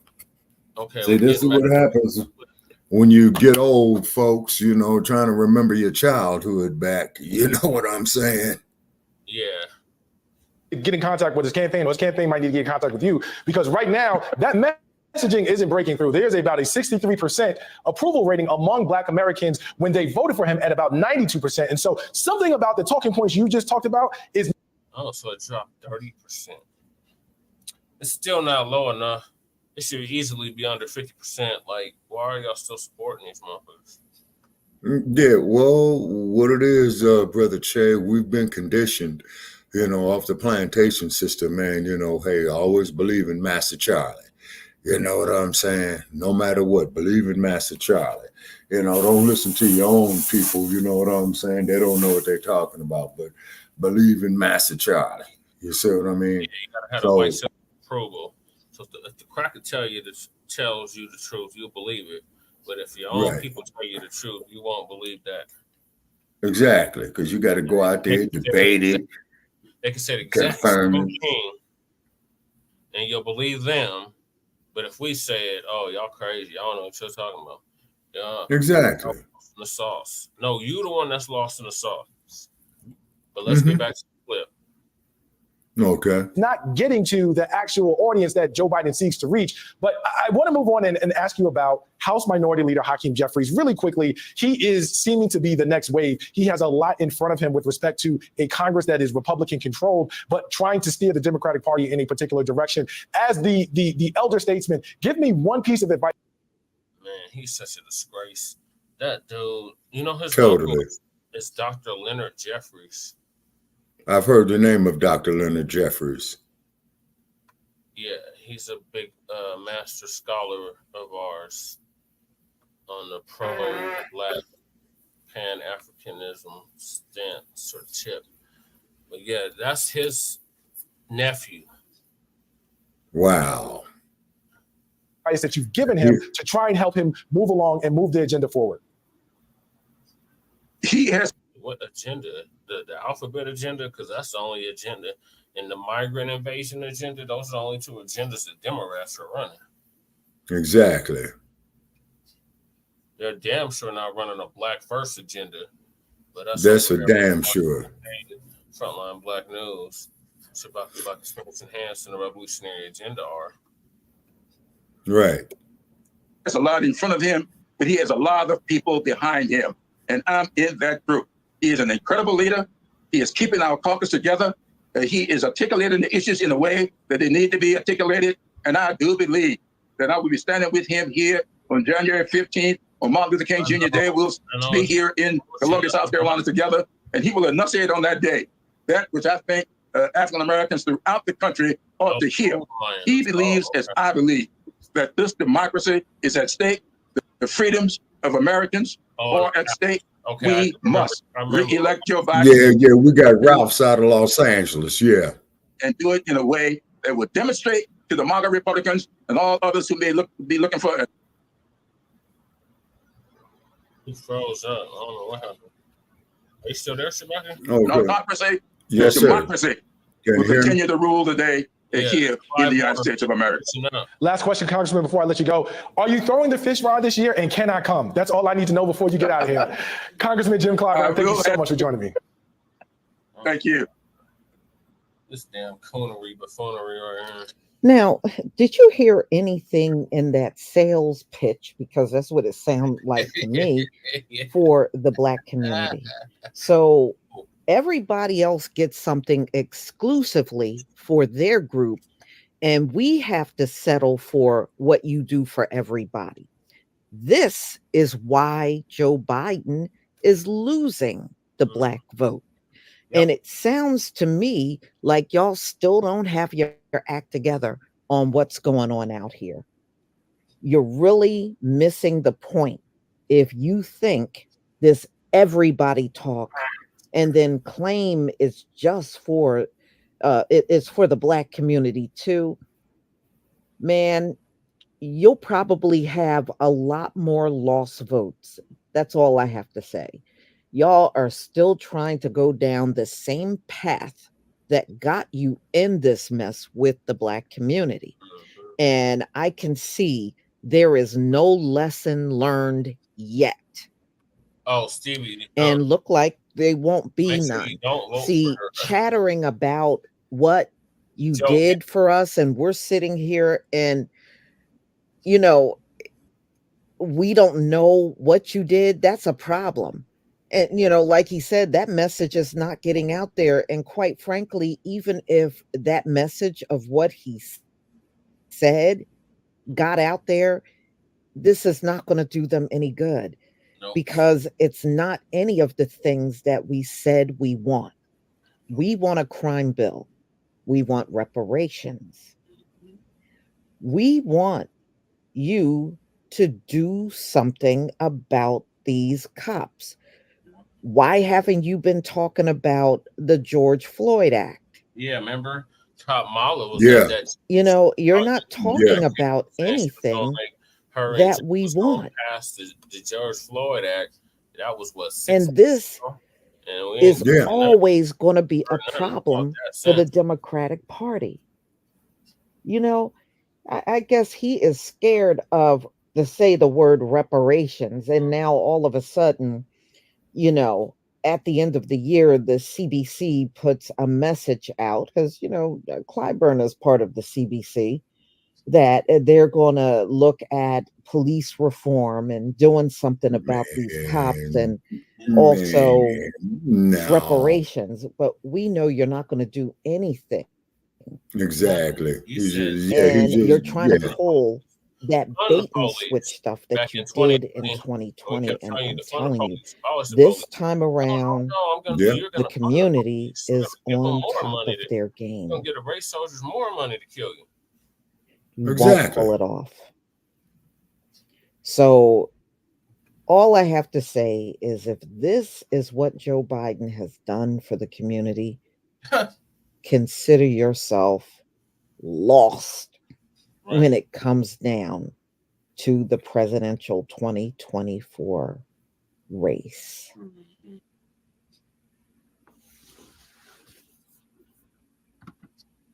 That's sad. That is sad, but that's the and it's really sad, Brother Chase, because family and fellow soldiers. Okay, Shabaka, so what do you? Okay, my thought on that is really sad, is because we're looking at all of our people that were killed in the civil rights movement and in the Black empowerment movement, and this is definitely a spit in their face to their memories. Now, for those who lost, so now it's up to their prodigy to pick up the torch and run with that shit. But so many of the ones that are still around, somehow, some way, refuse to give up that torch. Yeah, and then of course, you know, Andrew Young, you know, he's on his way out, because last time I saw him, I think he's in his mid-80s, getting ready to approach 90. Yeah, you know what I'm saying? Age limit on political office. Like, this is ridiculous. You're 80-something. Oh yeah. Dianne Feinstein, she died in office. Right.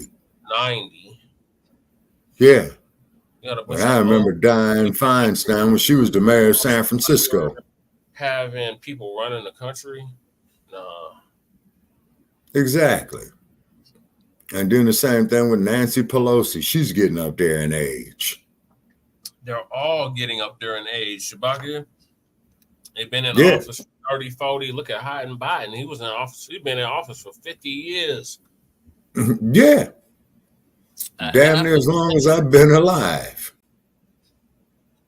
So yeah, they call ageism all you want, but yeah, there definitely should be a age restriction on how old you can be a president. Yeah, they should have an age restriction on them, just to the stress level of the job. Yeah. Right. And the next stressful level job, a high stress job to me, is all the department heads, particularly the secretaries of defense, the secretaries of agriculture, the secretary of energy. Yeah, because I believe during I'm trying to remember when they created that Department of Energy, is because they had a sister who ran it for the longest. Her first name was Hazel, and I forgot her last name. Okay, but they did create the U.S. Department of Energy. I think they did that during the not Clinton years. It must have been in the I Reagan. think. Okay, it was either the Carter or the Reagan years. Okay. Yeah, I think it was. You lived it. I didn't. Okay, hold on. Let me pull some information up here. Okay, when was U.S. Department of Energy created? Okay, let's see. I misspelled department. Okay. Going here. Okay, on this Bing shit. Okay. The United States. Okay. I was right. The U.S. Department of Energy was founded August 4th, 1977. Okay. Yeah. So that was the Carter. Yeah, it was okay. It was let's see, the United States Department of Energy was created on August 4th, 1977. I was 18 years of age. By the Department of Energy Organization Act signed by Carter. The act consolidated more than 30 separate energy functions carried out by various government agencies, including the Energy Research and Development Administration. The department is responsible for advancing the national economic and energy security of the United States through the implementation of policies regarding nuclear power, fossil fuels, and renewable energy sources. Okay, what are the main responsibilities of the Department of Energy? Okay, the main responsibilities of them is including developing substantial and low energy supplies, okay, that are critical to national security, economic growth, environmental protection, and current and future prosperity. Ensuring the environmental cleanup of the nation's nuclear weapons complex. That's a joke. Promoting scientific and technological innovation in support of the department's mission. Sponsoring basic research in the physical sciences. Managing the research and development of nuclear power, the military's nuclear weapons programs, and nuclear reactor production for the United States Navy. Increasing the use of clean, renewable fuels. Improving overall energy efficiency. So much for AI with Bing. Yeah, facts. Carter administration. Now, here's one for you folks you're going to love. You know, California has earthquakes, right? Yep. Why in the fuck would they build 2 nuclear reactors off the coast of California in a place called San Onofre, if I'm saying it correctly? And then I think they did decommission those nuclear power plants. But still, though, when it comes to nuclear energy and shit like that, that shit is unstable, man. You know what I'm saying? They don't know what's going on. Look what happened with Fukushima. It's still leaking, too. And the motherfucker is still leaking, man. And it's been leaking now for 13 years. 24/7 for 13 years. 365 days times 13. All the oceans are contaminated. All the sea life is contaminated. Yeah, and all the seafood is contaminated. And this is why, you know, I restrict my eating of seafood, because sooner or later you're going to have to go take your damn Geiger counter, man, just to see how much radiation is in the shit. And then, too, students at the University of California at San Francisco, because, you know, like how you got UCLA, you also have a UCSF. Okay, they're environmental department and their marine biology department has been monitoring the bluefin tuna, okay, that swims in the Frisco Bays because it migrates to the coast of Japan. Then they migrate back across the Pacific. So it's a 6,000-mile trip, nothing but open water. There's a whole right. current that takes them straight into the west coast of the United States. Yes, sir. And all the bluefin tuna is coming back discolored. Same thing with the dolphins. You know what I'm saying? Like flippers, the dolphins who will save your ass in the water against a shark. Okay. Yeah. They coming back with yellow eyes glowing in the dark. Mm-hmm. You know what I'm saying? So, let's face it, you Caucasoids killed the goddamn planet through your greed. Just like that brother who did the video, man, about 3 or 4 years ago that they took down, YouTube video.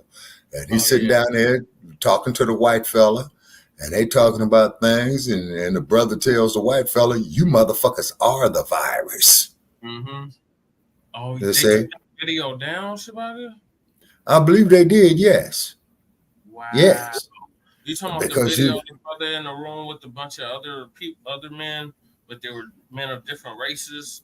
And he was right.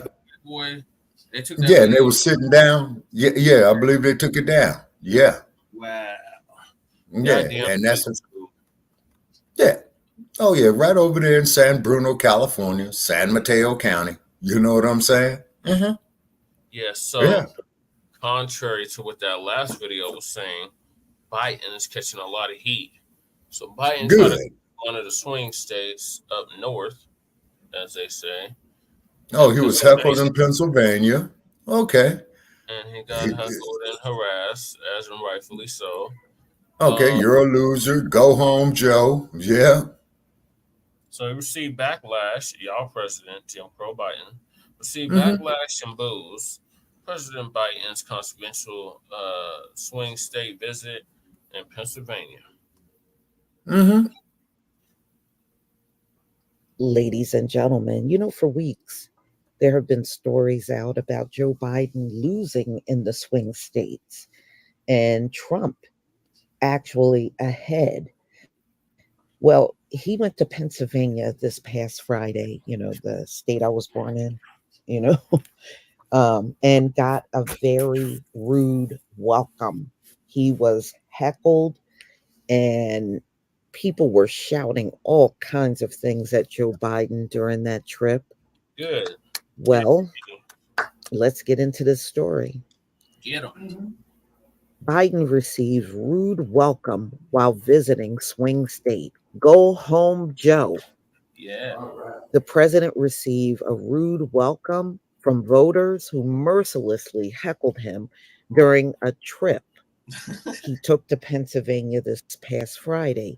The 81-year-old commander-in-chief was met with shouts, "Go home, Joe. You're a loser," by residents of an Allentown area that he was in. And he was entering a bike shop when there was all this commotion. Hours later, protesters opposed Biden for his stand in the Israel-Gaza war that's going on. So there were shouts about that. And they also were shouting, "We will remember in November," the group chanted near a firefighter training center, also adding, "No vote for Genocide Joe." Right. Boy, they were going off. The president made the trip without delivering a prepared remarks ahead of a weekend getaway at Camp David in Maryland. And he was in a place, if he was in Allentown, he was in a place where the people very much looked like him. And this is what was going on. So what does that tell you? So I don't know, y'all, and we already know he's not doing so well in the swing states. So while he was away, fencing contractors were spotted near the White House preparing for a large anti-Israel protest. Wow. Want to know the easiest way that I know of to build a side income online? Something that almost anyone can do. It takes a bit to set up, but once set up, it's almost complete. Yeah, I guess he did have a very busy weekend after a massive group of activists shoved on the executive mansion's gate in November and vandalized with red handprints and anti-Biden graffiti. Oh, I guess there is a lot going on. All right, y'all, I'm going to give you a glimpse of what these protesters look like. Trust me, they look like Joe Biden.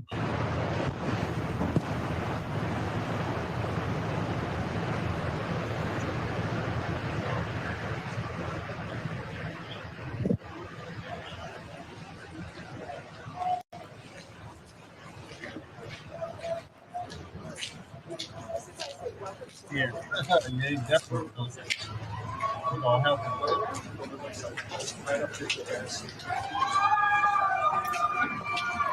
You're right, Stevie. He is losing his momentum.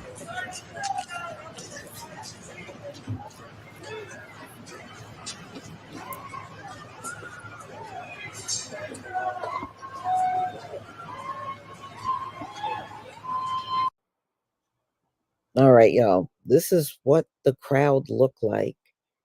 So when Joe Biden went to Pennsylvania, it was a very pro-Republican crowd that was out there in Allentown, around that area.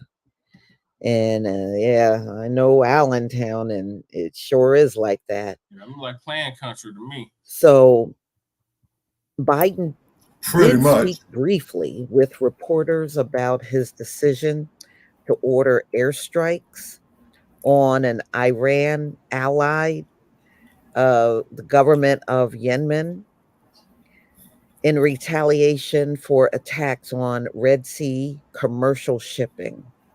But the president also added a crack at the press expense while visiting a shoe store.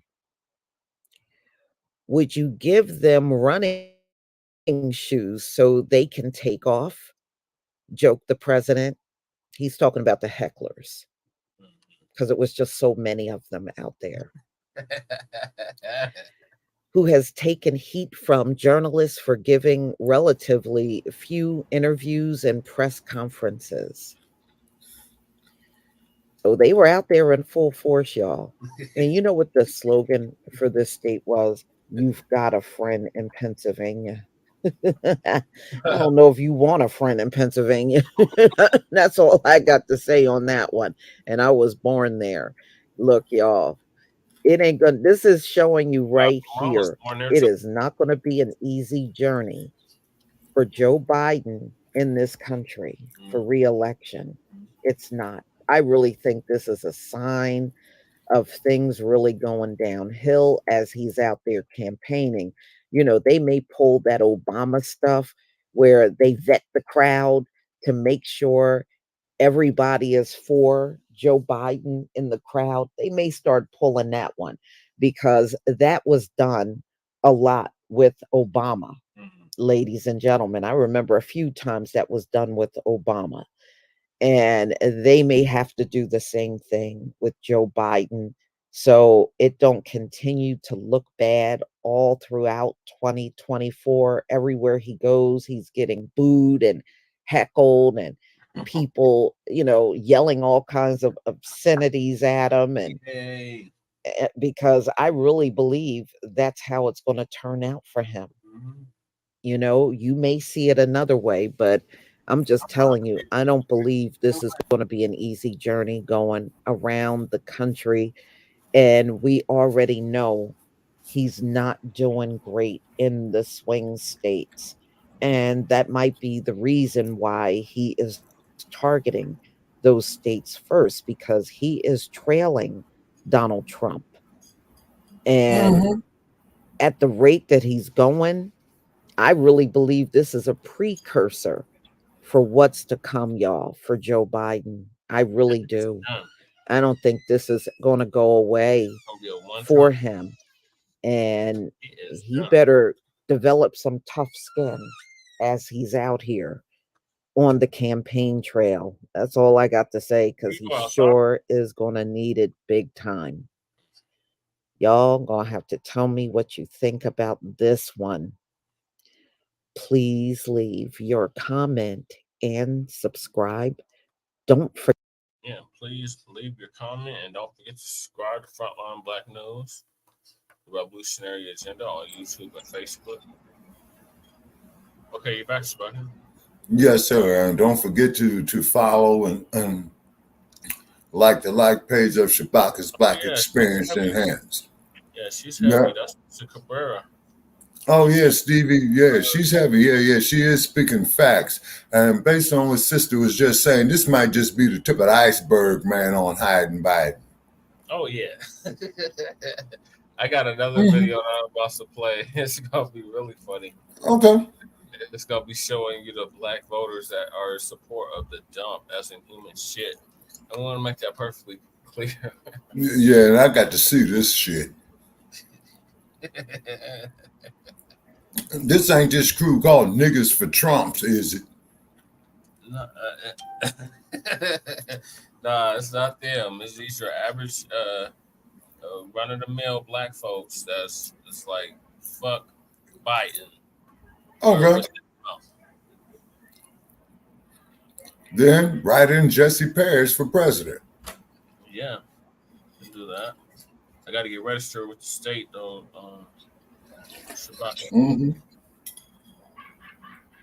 For it to actually count.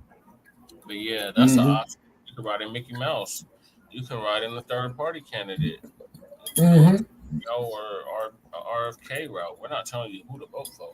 We're saying if you're going to vote, demand something tangible for your vote. Right. I remember one election, I think it was that asshole Reagan running, and I think I wrote in Mickey Mouse. I believe it. I believe it. I believe it. Because Jimmy Carter had fucked up so bad. You had a prime lending interest rate under Jimmy Carter at 35%. 35%. So which means is if you're going to go take out any type of loans or you got to pay interest, they hitting you in the pocket, man, every bit 45, 46, 47%. Okay, so the next topic is the one I just said. And this is lovely. This is great news, as you always say, Spuggy. This is great news. Yeah, great news. Great news. Great news. Hopefully Joe Biden lose.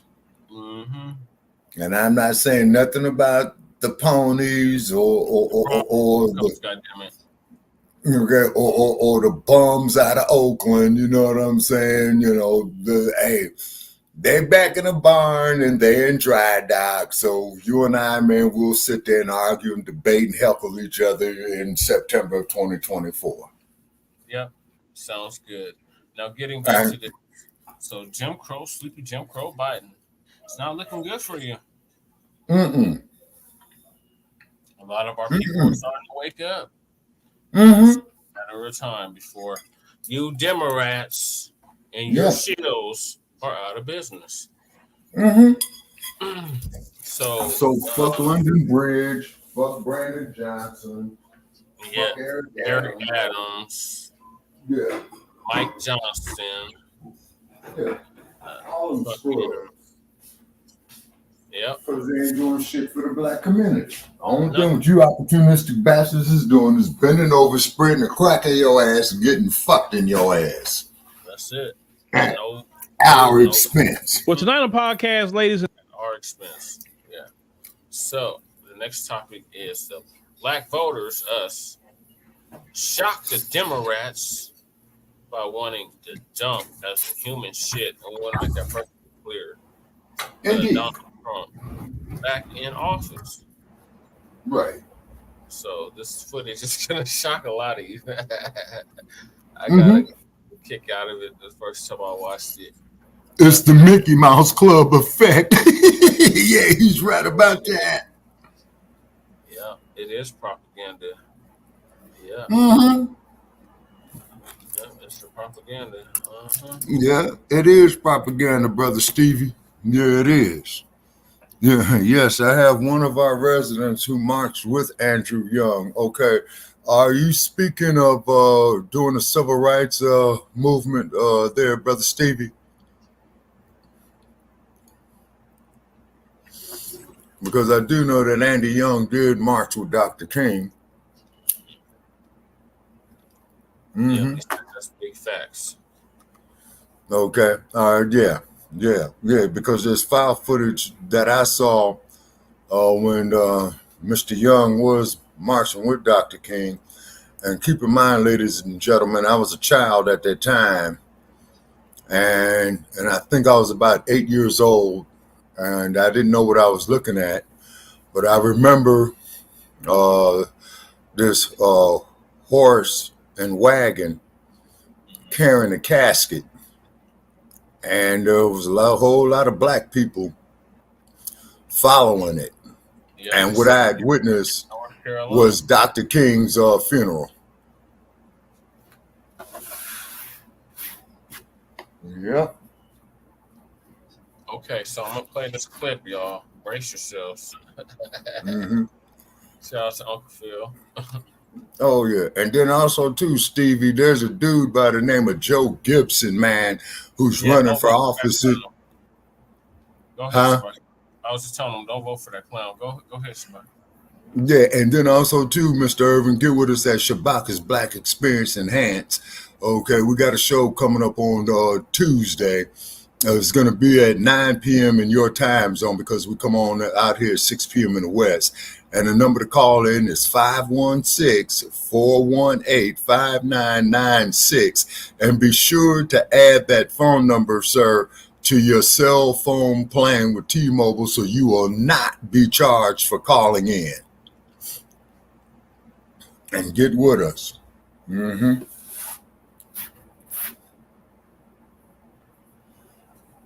Gentlemen, there was a video that I had just saw on Fox News, and I thought this video was quite interesting. Now, I remember about 3 years ago, and what the climate was, it was around the time of George Floyd. A lot of black people was angry. A lot of black people was upset. And a lot of them wanted Trump out of office. They looked at Trump as the, spawn of Satan and a fascist, racist, and everything else, and how they looked at him. And you couldn't have told nobody that the video I'm about to show you here would even be made with black people speaking about Trump in the way they're going to speak about him. Now, let me go ahead and play this clip. Cool. This is from Fox News. And I was like, wow, really? I just thought that was quite interesting. And I know the Boule and the Democrats, they don't like these kind of videos. They're about to show you. Let's go ahead and roll that. How's Joe Biden doing? He's too old. Sorry.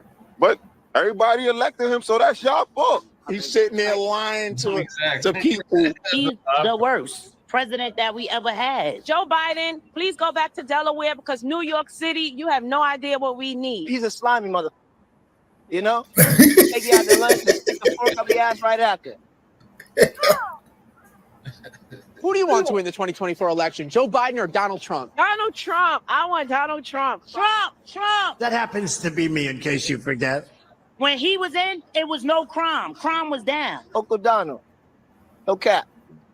That's a nice guy. Trump is straight up and down, like 6 o'clock. At least I know what I get when it comes to him. I was more comfortable with Donald Trump in office. I'm not voting for Joe Biden. And you ain't black. Trump. That's right. I said it. That's right. I said it. What do you like about Donald Trump? He don't bull. He don't care. I like that. Trump was giving back people money. I said earlier, you go from the time of George Floyd when black people was upset, a lot of people saying got to get that Trump out. Now they want Trump back. The same people that wanted Trump out want Trump back. A lot of black people are saying, hey, man, look, I don't agree with everything Trump be saying, but bro, I had money during Trump. You know how many black people are actually saying that? A lot. And there's a lot of black people that are saying, you know what, bro, I'm going to vote for Trump because I need my money. And it's not that they like Trump because they like him. They like the fact of what comes along with them was their money. We live in a society now when Biden came in. Remember, Biden said that he was a lot better than Trump. He was going to save the soul of America. He was going to, unite everybody because everybody was divided. And look at America now. Trump has been out. And America's more divided now than what it was when Trump was in office. Then you have to think why these black people in New York are saying this. The migrant crisis. This migrant crisis is on Joe Biden and the Democrat Party. They're bringing all these migrants to New York, to Chicago, to few in Washington, D.C., not that many, but definitely New York and Chicago, where a lot of black Americans are at.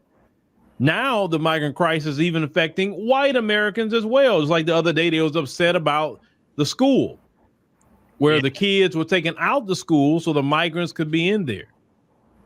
Now, and we're going to talk about it on part 2. You have a winter storm coming, and the winter storm is going to hit Chicago and New York and all of that. It's already happening, Black family. The temperature outside of Lady Chay's window is -8 below zero. And we're at 40 degrees in Las Vegas, mostly cloudy. Okay. I'm gonna let it play. I gotta help Lady Che. All right. So if they took your kids out to school for the rain event, you better believe they're gonna be putting them somewhere during this winter storm that's coming. This Arctic blast that's coming that's gonna hit the majority, of the country, or even all the way down here in Texas is going to hit. So they made the kids do remote learning for the migrants. That is making people upset. Even hardcore Democrats are now starting to say, okay, man, all right, hold on, bro. Listen, I'm cool with immigration and all of that. Yeah, I believe in sanctuary, but man, this is going too far. This is not sustainable. You're having a lot of Democrats saying that this is not sustainable anymore. And Biden do not care about what's sustainable or not. He is literally flooding your cities with migrants. He is spending your tax dollars on migrants. He don't care if you don't like it. He don't care what you say. He's just going to do it. But yet he tells you, and the Democrats tell you, to save democracy, but it is not democracy for what he's doing, because when the majority of the citizens say, hey, okay, this is enough, we got enough of them, they still keep bringing them in or allowing them in. He's still fighting Greg Abbott here in Texas to try to remove the razor wire and all of that so they can come in very, very easily. They don't believe in democracy, the Democrats. Not at all. Not at all. Once again, they're trying their best to try to prevent Donald Trump from actually even becoming a president, because they know they can't beat him at the ballot box, because even black folks are saying, hey, man, I'm going to vote for Trump. Or they say, hey, I'm not voting for now one of them. I'm just going to sit it out. But at least I told y'all this. Hey, as long as you're not giving a vote to the Democrats. And the reason why I told y'all I have such, just focused energy on the Democrats, because I'm so sick and tired of what they have done to my people. I'm sick of it, man. I'm sick of my people voting for these people and don't get nothing. I'm sick of my people dancing to the polls, stroll to the polls and all of that. And that's all they do is stroll to the poll and get an I voted sticker, but they don't get nothing out of it. Now you stroll to the polls, you danced, you did all that mess during the election. And then now the migrants getting all the resources that's supposed to go to black Americans in your own neighborhoods. They're putting migrants in black people's neighborhoods. They put in migrants in schools that was closed in black communities in Chicago. When black people want the schools back open, they said no. But for the migrants, they have open it wide up. Don't care about black people. Don't even care about Americans. Let me tell you something. The Democrat Party at this point, they're really just being not only anti-black, but they're being just anti-American. They say screw democracy. They say screw the American people, what they want. Screw them about their tax dollars. we're not worrying about them. We're going to do whatever we want because we are the authoritarian Democrats. We are not about democracy. We're going to lie and say save democracy by voting for us, but you're not saving democracy. You're going to continue authoritarianism with the Democrat Party and Joe Biden in particular. You vote for Joe Biden, you're going to have another 4 years of migrants coming in. They're coming in a way I have never seen before. We always had people come to the border, but they are literally storming the border. This is literally an invasion. They're invading this country. And my problem, and I'm going to continue to say what my problem is with it, is all these military-age men showing up at the border and being let in. Not women and children, men. In my opinion, they need to put a law. Instantly, DraftKings, you make the playoffs even more exciting. Legendary NFL coach Jim Moore. What do you think? You Kevin Hart, fuck you. Even if I don't win a playoff? Right now, to say no more men could come here through that southern border. Women and children, that's one thing, but not men. Them men need to go to their homeland and fix their homeland. They women and children got to leave because they didn't provide a homeland for them. They need to shut down the border. Literally, it needs to be shut down. This is way too much. So why would we go out and vote for Democrats? Black folks, let me tell you something. Black people are very invested into America, just as much as white people are. And let's call it what it is. Black people and white people got a lot in common with that. We are the only two groups that will be hurt the most by all these other groups and what they're doing and what they're taking away. Well, I don't care. Black about and white people have the most to lose if something happens to America. See, these other groups of people that come in from these different homelands, if this country get in trouble, all of them gonna leave because they left their homeland. So why would they hunker down and help with the country they at, right? They're not gonna do that. If America get in trouble, they all gonna be fleeing out of here. Because they have a fleeing culture. This is why, as Black Americans and white Americans, that listen, we got our issues and problems, but some of that we may have to put to the side for a little bit to deal with this issue that's going to hurt the book. Fuck that. Cut the goddamn check. Big time. But see, the issue I have with white America is that y'all were cool for way too long. Things happening to us. And as long as it wasn't happening to you, you're like, I ain't care. It's not my business. I don't care. Like that, right? But then now when it's touching, I told y'all a long time ago, white America, they perfect oppression, discrimination, thievery, and everything else on us. Then once they perfect it on us, they coming after you. Because you are not immune to oppression. You're not immune to thievery. You're not immune to gentrification because it's going to be coming to your neighborhoods too. You think it's only going to be in Black neighborhoods? Oh no, they're going to gentrify you too. Mm-hmm. Yep. And you're going to be complaining about you can't listen. You're already complaining now. Mm-hmm. You complaining you can't afford homes, you can't afford food. Inflation is high, 3 times the rent wherever you move. Right?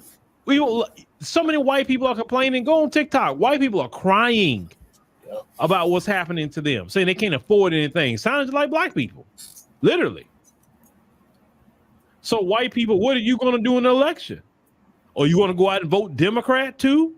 It's not just Black Americans that vote Democrat now. Now, based on the numbers, half of you vote Republican, half of you vote Democrat. But those white Americans that vote Democrat, are you going to go vote for Joe Biden? Are you going to vote for him? Are you going to bring in, because trust me, you go out there, white America, and you go vote Democrat, you're going to have migrants coming to a home near you because they're going to be knocking on your door and say, hey, can I be let into your house? It's already happening in New York. It's going to start happening to you. You want more of that? Because listen, Black America don't want more of it. We're like, nah, man, we good. We are good, bro. We are cool. We are awesome. We don't need it. Y'all have to all get in unison and say no more sanctuary cities. That should be illegal. But it's going to take Black people and white people saying the same thing. because blacks and whites got a lot to lose to what's happening in this country right now. And Biden don't care. Biden will get out of office and he gonna go live his life and be comfortable. While you, as white Americans and black Americans, as the both of us, is gonna be dealing with the fallout, all this mess. Because all this stuff that's happening, importing all these different people, not vetting them, don't know where they come from, don't know if they let them out from the insane asylum, you don't know if they let them out of the prisons, they empty their prisons. We don't know anything. This gonna come to a head in a bad way, what they doing in this country, man. And black folks and white folks who got the most vested interest in America need to say, hey, look, This is terrible. we all gotta be cool on, be cool at least for 5 minutes, and we all gotta be in one accord about this migrant situation, because this is way too much. All Democrats need to go, all of them, because they all in. To me, this is undermining America. All these Democrats and what they're doing with this situation. This is undermining. Joe Biden trying to go start another war. He's bombing people in the Middle East. Didn't even talk to his Democrat lawmakers about it. They even upset about it. He's doing whatever he wants to do. And you know good and well Joe Biden would draft your children into a military draft. He would do it. I'm like 8 cents a pound. He has no problem sending your children to war. I mean, Y'all really need to think coming up in this election in 2024. Democrats doing all this fear mongering. I don't fear no Donald Trump. I don't fear anything. If I need to fear something, it's y'all. Fearing y'all getting us into a world war. Fear y'all, destabilizing America, literally importing the third world, because that's what you're doing. That's not a bunch of doctors and lawyers coming across that border. That's not a bunch of surgeons. There's not a bunch of neuroscientists. There's not a bunch of inventors coming across that border. They're not sending the top of their country across that border. We're gonna have a problem. But y'all keep voting Democrat, black and white folks. Keep voting Democrats. You will see. Listen to Boulay Martin and Angela Rye and Tiffany Cross and Andrew Gillum. Listen to them if you want to. Go ahead. All them people I mentioned, they're not gonna be affected. You will. Because they got enough money to insulate themselves from the problem. Y'all gotta really think about this mess going on in this country. This is getting bad. They're literally ruining New York City, ruining that city. It's a big mess because Biden won't do his job and secure the border because he wants an open border and everybody can just come across. The next Congress that come in, y'all have to demand, hey, we got a asylum. We need to end that. That needs to be ended. No. If you come across that border illegally, no asylum. Immediate deportation. Period. We don't hear nothing about no court. You didn't come through here the right way, so it's immediate deportation. You're out. We don't want to hear nothing. Are shocked that black We have this problem. Go to somewhere else with that. We got enough we got to deal with right here in America.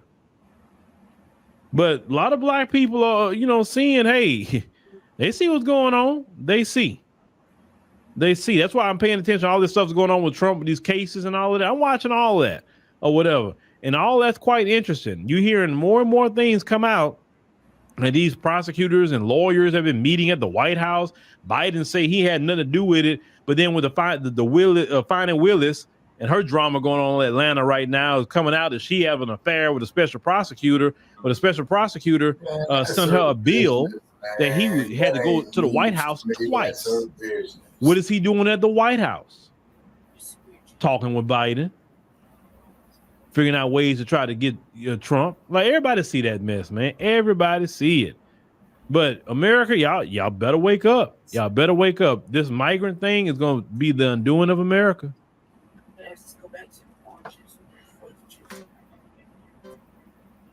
Well, this is one of the few times that I disagree with Shabaka, hold on. Go ahead, Lady Shay. I want to be here for a second. I like 8 cents a pound, family. Yeah, keep Lady Shay your thoughts and prayers. Okay. My heart's been killing me. What's going on with her? But like, I was active heart failure, so it's kind of the weekend started off kind of rough. I was in a lot of pain, and so like a wounded animal in pain, lash it out and shit like that. But it's been really You got a fan or something? my body's really uncomfortable, so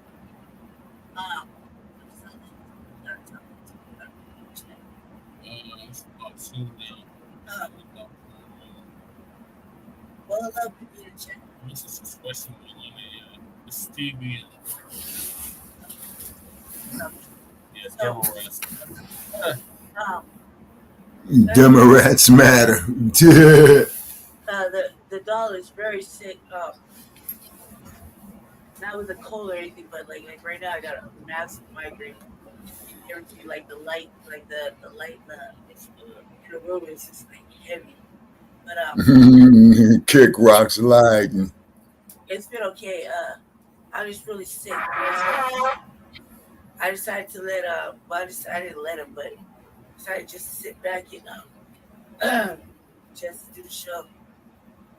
And you hear pretty much every topic I ran through.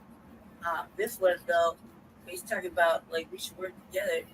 No, I don't think so. I think this mess, they gotta clean it up. They ain't talking about cutting no checks or nothing like that. They talking about doing like people. Now they're affected because their wallet's affected. Now they unhappy. They never cared about black people were unhappy. So that's a big issue. Other than that, I just came in and said hi, see how everybody was doing, and that's it. I just went up. I would come back and sit quiet, quiet, because like you can't think straight. You ever have a migraine? You know how migraines go. Okay. Like I said, keep Lady J, y'all got some prayers. Thank you for speaking your piece, Lady J. Yeah, it's sad. Okay, that she got heat. Rest and be quiet. Yeah. If I was, Okay. Okay, Okay, do you have heat? She got a couple of space heaters, but no, Yeah. her apartment still doesn't have heat. Yeah, I just have I'm in my mid 40s, so just said I'm hormonal. But I grew up, I come from LA, but I spent most of my life here in Colorado, so my body's accustomed to the cold, and my lungs are accustomed to the cold.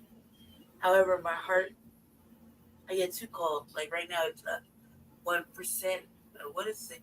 It is 6 below right now outside. It's 6 below zero. So right Damn. now, it's cold to have any air really coming in. Oh, 7 below. My heart will stop. 7 below now. And I've been kind of beefing with Jesse about cool air, which it is depends. He's doing the right thing. My defense is hot. I get hot and cold, hot, cold. Plus, I'm sick and not with the cold, not with any of the viruses and shit that are floating around because I've been indoors for the last 2 months. I haven't really left my house. And my brother who's been outside, Jesse's been outside, they pretty much segregate themselves from just out of the off chance that they might be sick. Whereas like right now, me and Jesse, we're in the same room, but Jesse's not sick. My brother's not sick. He's just been together, chilling, watching TV. He came inside, hanging out. Me myself, I can't get sick at all. I can't get any viruses at all. So I've been inside for 2 months because any virus can kill me right now. I have been not really resting and whatnot. I've been trying to force myself to get well. It's not really working. Because you come out of active heart failure, you come out. I came out before, but this is the longest I've been in it. What you said? Yes.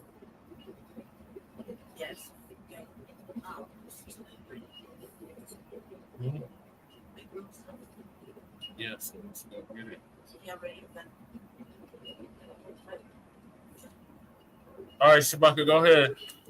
Okay, yeah, and I just want to say here that we need more here in 2024. Okay, so the dump as in human shit, and we want to make this perfectly clear.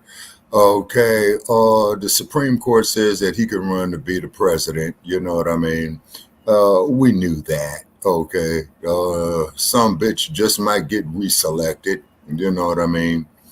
And one thing about the dump, at least he explains how he honestly feels, as opposed to lying Biden, you know, who has a similar agenda of the dump. Okay, but he's just coming to you with prepackaged bullshit, but at least the dump is real. Now, as far as Uncle Phil is concerned, no, Uncle Phil, okay, it is that I disagree with you on talking about hooking up with our oppressors, man. That's not going to work. That'll be regression and not progression. So with the time, ladies and gentlemen, you know, what is going on with these migrants and all that, the more fucking reason for us to do for ourselves. Yeah, definitely. And to protect ourselves, because we have a right to live, we have a right to exist, and we have a right to survive. Okay, so going up there hooking up with our oppressors, no, that ain't gonna get it, because the only fucking thing that's gonna happen is that they're gonna come up with prepackaged bullshit again, and then you're gonna get these brain dead Negroes all Massachusetts. I love you so much, man. What's better than what I got here? And the X-Man told you this over 60 years ago. See, so Uncle Phil on that one right there, you know, is talking about Boss Weesick. But other than that, I ain't got no problem with the brother's reasoning or his success. But don't sit up there and tell us that the only fucking way for us to... Cold. Huh? The flu. When America catches the cold, black people catch the flu. So, exactly. You say, so, you know, so now this is the more reason for us to become economically self-sufficient.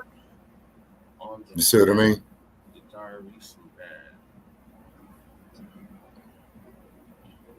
Say, yeah. That's the more reason for us to become economically sufficient, you know, with science, technology, engineering, mathematics. It says because we're going to be the ones out there, you know, just going to be out there in the cold. You know what I'm saying? And because, you know, these white folks, these, what's that ragged ass broad, Nikki Haley's, Ron DeSantis type of white folks. Oh, yeah. There's a bunch of them. And keep in mind is that at least DeSantis and Nikki Haley are stating how they honestly feel, but keep in mind about the silent majority of these white folks that's going to go out there and selects this shit. Now, if the dump, as in human shit, and we want to make that perfectly clear, if he becomes the presidential nomination for the Republican side, his vice president choice is going to be Ron DeSantis. Where the blue pillow is. And if Ron DeSantis gets the nomination by a long shot, his vice president is going to be Donald Trump. I know. You see? So that's my prediction. What's either of them? That's my prediction. Is because, see, what it is, Black family, really want they don't want to integrate with us. They don't want to see us be self-sufficient. They want to see us one way and one way only. And that is dead. Yep. See? Been like that since its inception. Oh, yes, sir. I don't agree with that plantation talk.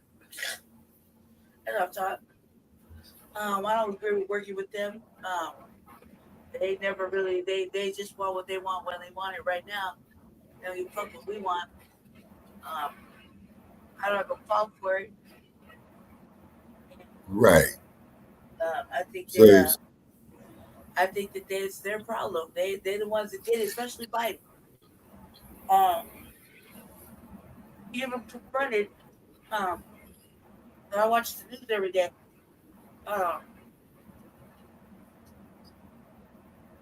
Confronted with the situation, he ignored them. He'd rather see the country go bankrupt than stop this problem. Yeah. Yeah, you're right. As far as Trump, I don't think black people should be so excited, but they are. As far as the second the vice president picks, Trump don't want either. Seem like, and Right. trying very hard all week vying for a job. Right. See, but regardless of the fact, he didn't get enough percentage. I think he needed 10%. He said, speaking to the mic, she's kind of far away from the computer. See, I'm all the way in the back of the room, Stevie. oh, I hear you now. Vivek didn't qualify, and I was like, Vivek, you need to spend that good white money you got and do what everybody else do.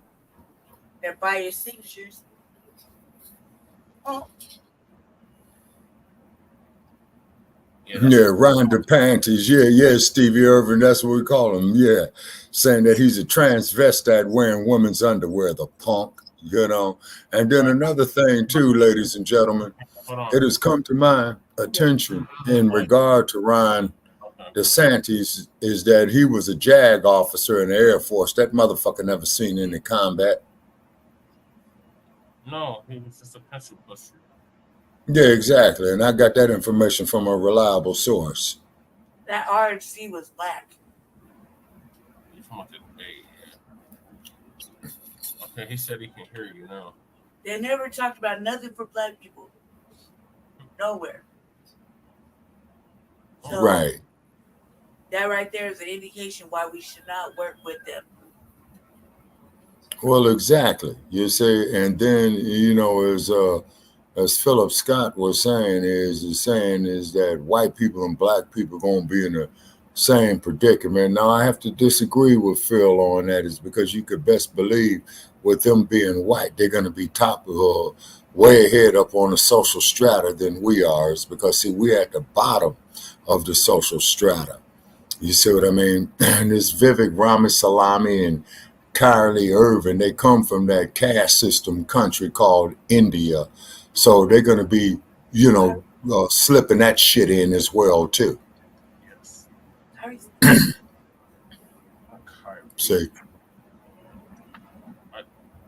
Who Shabana? You said Kyrie who? Oh, what's her name? Kyrie Irving? No. No. Nikki Haley. My bad. Nikki Haley. Wow, they have a question. It's like, what? No, not Kyrie Irving. Most shocking news I ever heard. Yeah, I'm talking about Nikki Haley. I'm sorry. Yeah, Yeah. So, and of course, as you do know, what's going to happen is the dump, as in human shit, and we want to make that perfectly clear. Okay. Black people. No, she don't. No, she don't. But she said she grew up with black people when she was a child. Yeah, right. I don't even know the basics of she said she had black friends when she was in school. Yeah. Wow. During the Civil War. You know what I mean? So she didn't know nothing. And she was a UN ambassador. And Microsoft was yeah. To the UN for Yeah, and I forgot it. Yeah, I forgot under which president though, but she was an ambassador to the United Nations. Yeah. Under the dumps. Oh, okay.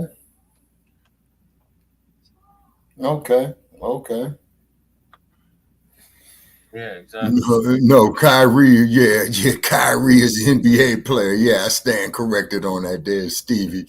Yeah, because I'm kind of tired, man, and plus that I'm old. Suspended last year, Sharon. Yeah. on social Yeah. Yeah. Yeah. And you know, so he's made his money, you know what I'm saying? So, you know, so what the brother need to do, in my opinion, man, he needs to be the forerunner, man, of starting our own sports leagues. You know what I'm saying? Ice Cube already did it with the Big Three. Oh, okay. Okay. And then from what I understand, Ice Cube was having some legal issues going on with that there too. Something about that they was trying to steal his idea. Yeah, I think he got that reconciled. Okay. All right, everybody. I'm gonna go ahead and I'm gonna tap out and go back to lay back in the cut. Yeah. Have a good show and yeah. Yeah, he's from Jersey too. Okay, thank you. Catch up tomorrow. Okay, Lady Che, and do it as best as you can. You know what I'm saying, to stay warm. And I know you guys are having it rough back there because right now, looking at my weather report, it's 40 degrees. Oh, it's 9 below. It's 9 below. Damn. Sarcastic. Yeah. I'm just gonna lay in the cut because I'm one of those people that get like too hot, too cold, and start catching like right now I feel like a nosebleed coming up. That's damn. You got a nosebleed. That's damn near 40 degrees. I had a migraine when I sat up to go to the restroom right now. My head felt like it's 32. just, you know, it felt like somebody hit me in the back, even though that's not what happened. My head was pounding. So I got water I got a water that has to defrost and tita. And Okay, how's your plumbing facilities working?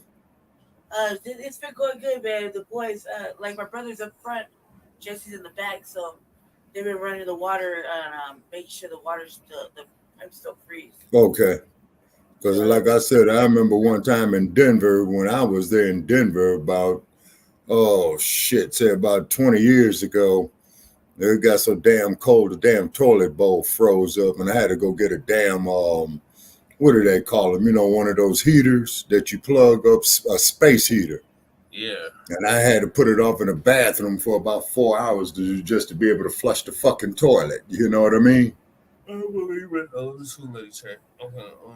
So Lady Che's gonna lay down, and we got 2 more topics over there. Yeah. All right, let's do the 2 more topics because the Sandman is starting to work on me a little bit. Peace out, chat. Talk to y'all tomorrow when we see each other at part 2. Okay. And then we definitely appreciate Brother Stevie for, chiming in with us. And Brother Stevie, please share this video, as best as you can. It's because our momentum is picking up. And invite others, to check with us, and then call in Tuesday night on Shabaka's Black Experience Enhanced, which would be the 17th. Am I right in that, Brother Che? There's next two. My birthday, Shabaka. We're having a black celebration. Okay, so wait a minute. Okay, so Tuesday will be the 16th, you said? Yep. Jesse's birthday. Yep, that's my 37th birthday. That's interesting. Guess whose birthday is the day after yours? Muhammad Ali. Yeah. And of course, we're going to pay tribute to the champs. That there will be the champs 80. Wait a minute. It will be his 82nd birthday. Yep. So wait a minute. And we got to do Martin Luther King Day. Yeah, okay, Martin Luther King's birthday is tomorrow. Yes, tomorrow now. Yeah. Yeah, it's tomorrow. And because it's 12:09 right here a.m. in the Pacific, so you guys are an hour ahead. So it is January the 14th. So shout out to Paris LaShawn in Denver. Okay. And then Dr. King's birthday, January the 15th. Will be tomorrow. He played from the Brooklyn Nets. Now Kyrie played for the Dallas Mavericks. So he went down there with Mark Cuban, huh? Oh, okay. Just as long as Mr. Irving is still maintaining his NBA career, because those guys to make those professional teams go through a lot. And this is one we had emphasized on Shabaka's Black Experience Enhanced about forming our own leagues in all major sports, baseball, football. It's already happening. It's already happening. Like I said, Ice Cube was already leading the way on that. But yeah, we know. Oh, okay. Okay. More power to Ice Cube. Okay, so he's a pioneer on that. Yeah. Yeah, meaning he's the first. That's what a pioneer is, the first. From this era, yes. Yeah. Okay, so that's good. Yeah, so that's real good, real good, real good. And then prior to integration, we had our own leagues. Yeah, exactly. Yeah, the Negro baseball leagues, and they folded as soon as Jackie Robinson had played for the Brooklyn Dodgers. And Jackie Robinson had stated, and he was only 53 years of age when he died, is that he does not stand for the national anthem. He cannot salute the American flag due to America's bigotry and hatred. And then the shit that he went through when he had integrated Major League Baseball. And he started with the Brooklyn Dodgers in 1947. And I do not know if Jackie Robinson made the move to Los Angeles when they brought the bombs to Los Angeles. And when it comes to baseball, anytime the LA Dodgers go to the World Series, hey, I want to see them lose. I love seeing LA Dodgers getting their ass whooped in the World Series, and I love it when they get the shit beat out of them by the New York Yankees. Wow. Yeah, damn Yankees. Yeah, no, because they got a rivalry, Brother Che, longer than the Raiders and the Broncos. Yep. Yeah, you see. That's the oldest rivalry in professional sports. Mm-hmm. It's either the Yankees and the Dodgers or the Yankees and the Red Sox. No, I think it's, wait a minute. You're talking about Boston, right? Yeah, because the Yankees, because the Yankees, they got I think they got a rivalry with them, or is that the New York Mets that has the rivalry with the Boston Red Sox? I think it's the Yankees, Shabaka. Okay. Them damn Yankees. All right. And anytime they beat the shit out the LA Dodgers, I'm all for it. I love it. And keep in mind, my whole time living in Los Angeles, I've never been inside Dodger Stadium. Wow. Yep. And I lived in LA for quite a few years. That's like me never setting foot in Coors Field, which I have. Oh, you hate the Rockies? No. I'm actually a Rockies fan. Okay, yeah, you all got one World Series. I know that. So you guys, yeah, because I think the Colorado Rockies came out, man, about the late 1970s, if I'm not mistaken. No, it was much later than that. Oh, okay. And then, of course, basketball is here, Brother Paris. It was the Bears before that. Before it was the Rockies, it was the Bears or some shit. Oh, okay. Then that means they wasn't in Major League Baseball then. No. Oh, okay. And then too, and keep in mind, basketball, is in full effect. So them buckets, you know what I'm saying, are hoping that they lose every game. Quit hating on my Nuggets, man. Yeah, well, the Lakers got to rebuild the team. LeBron is too damn old, and I think LeBron is hanging on so his son can get off into the NBA and that they can compete each other and that there will be a historical event. Yeah, because his son is in college over there at the University of South Central, although they call it the University of Southern California, but it sits in the heart of South Central Los Angeles. All right, so moving along to the next topic. Rapper Cameron from Dipset, which is sure you're familiar with him, Stevie, says that he'd rather be called Black American instead of African American. Africans don't like us. So it's up to Phil again. What is that in the background? So I can feel like a heater, a fan, something. Oh yeah, it's the fan in the living room, man, heating up this place, man. Oh, Understand it personally. People really don't know what ethnicity is. They don't know what nationality is. They don't know what race is. yes, that's And right, Steve. we're gonna talk about that today with our brother Cameron and Oh, wow, his you're a position Mets on fan? his ethnicity. His ethnicity.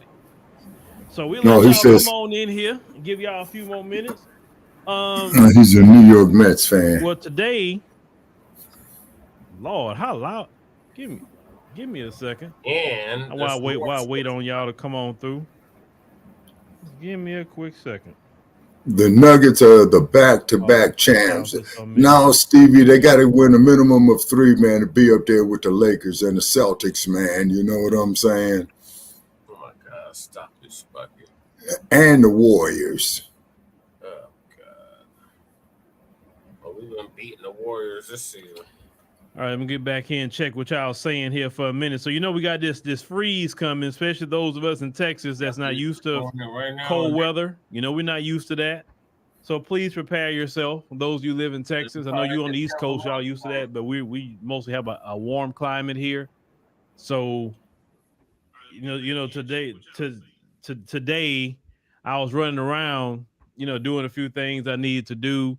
Make sure, the faucets and all that was, wrapped up. Just do everything I needed to do, with that. Just not to say I need to prepare for the worst, but hey, I don't want to get caught slipping, right? Right.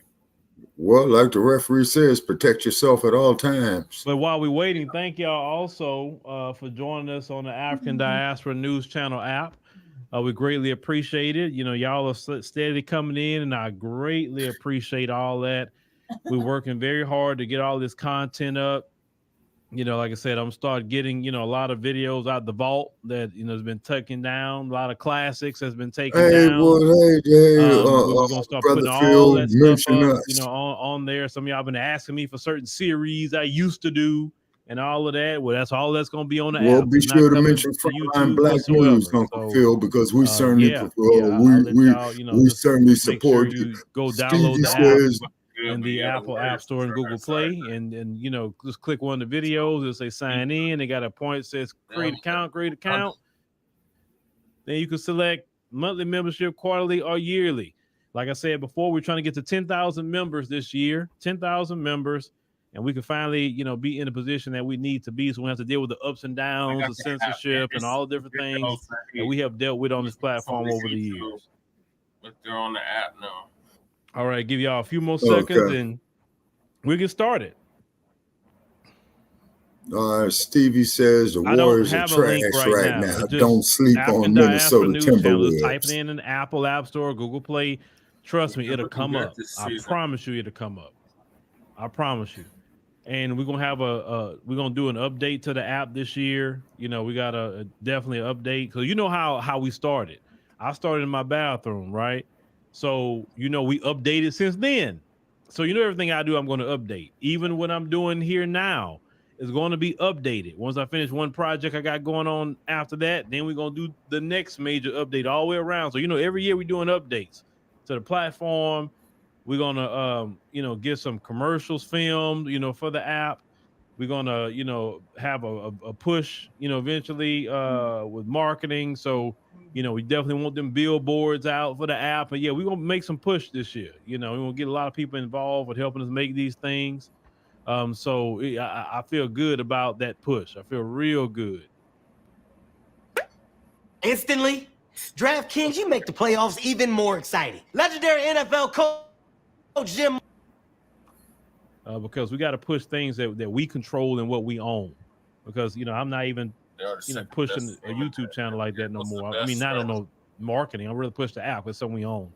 Okay, well, the basketball season is still relatively early. How long has it been? They got 4 more months. So tonight, as you see, Cameron says he'd rather be called Black American instead of African American. He also stated that Africans don't like us. Now you got to remember that's bullshit. Cameron, you know, he comes from New York City, and that is immigrant central.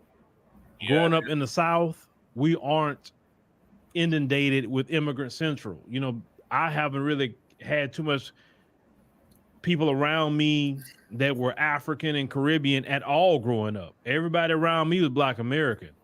You know, now the only people you'll see, you know, outside of Black Americans is Asians, and at least where I grew up, Vietnamese, and then, you know, some Hispanics. It wasn't a whole lot where I was at. Excuse me. Sorry. Give me a drink of water. Make sure you drink your water, ladies and gentlemen. Water is very important for your body.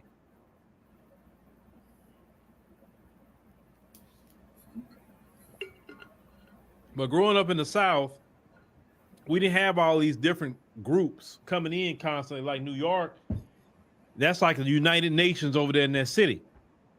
So things are a lot different with these different groups like Dominicans and different African groups and other Caribbean groups, ethnicity, race, etc. My Lord.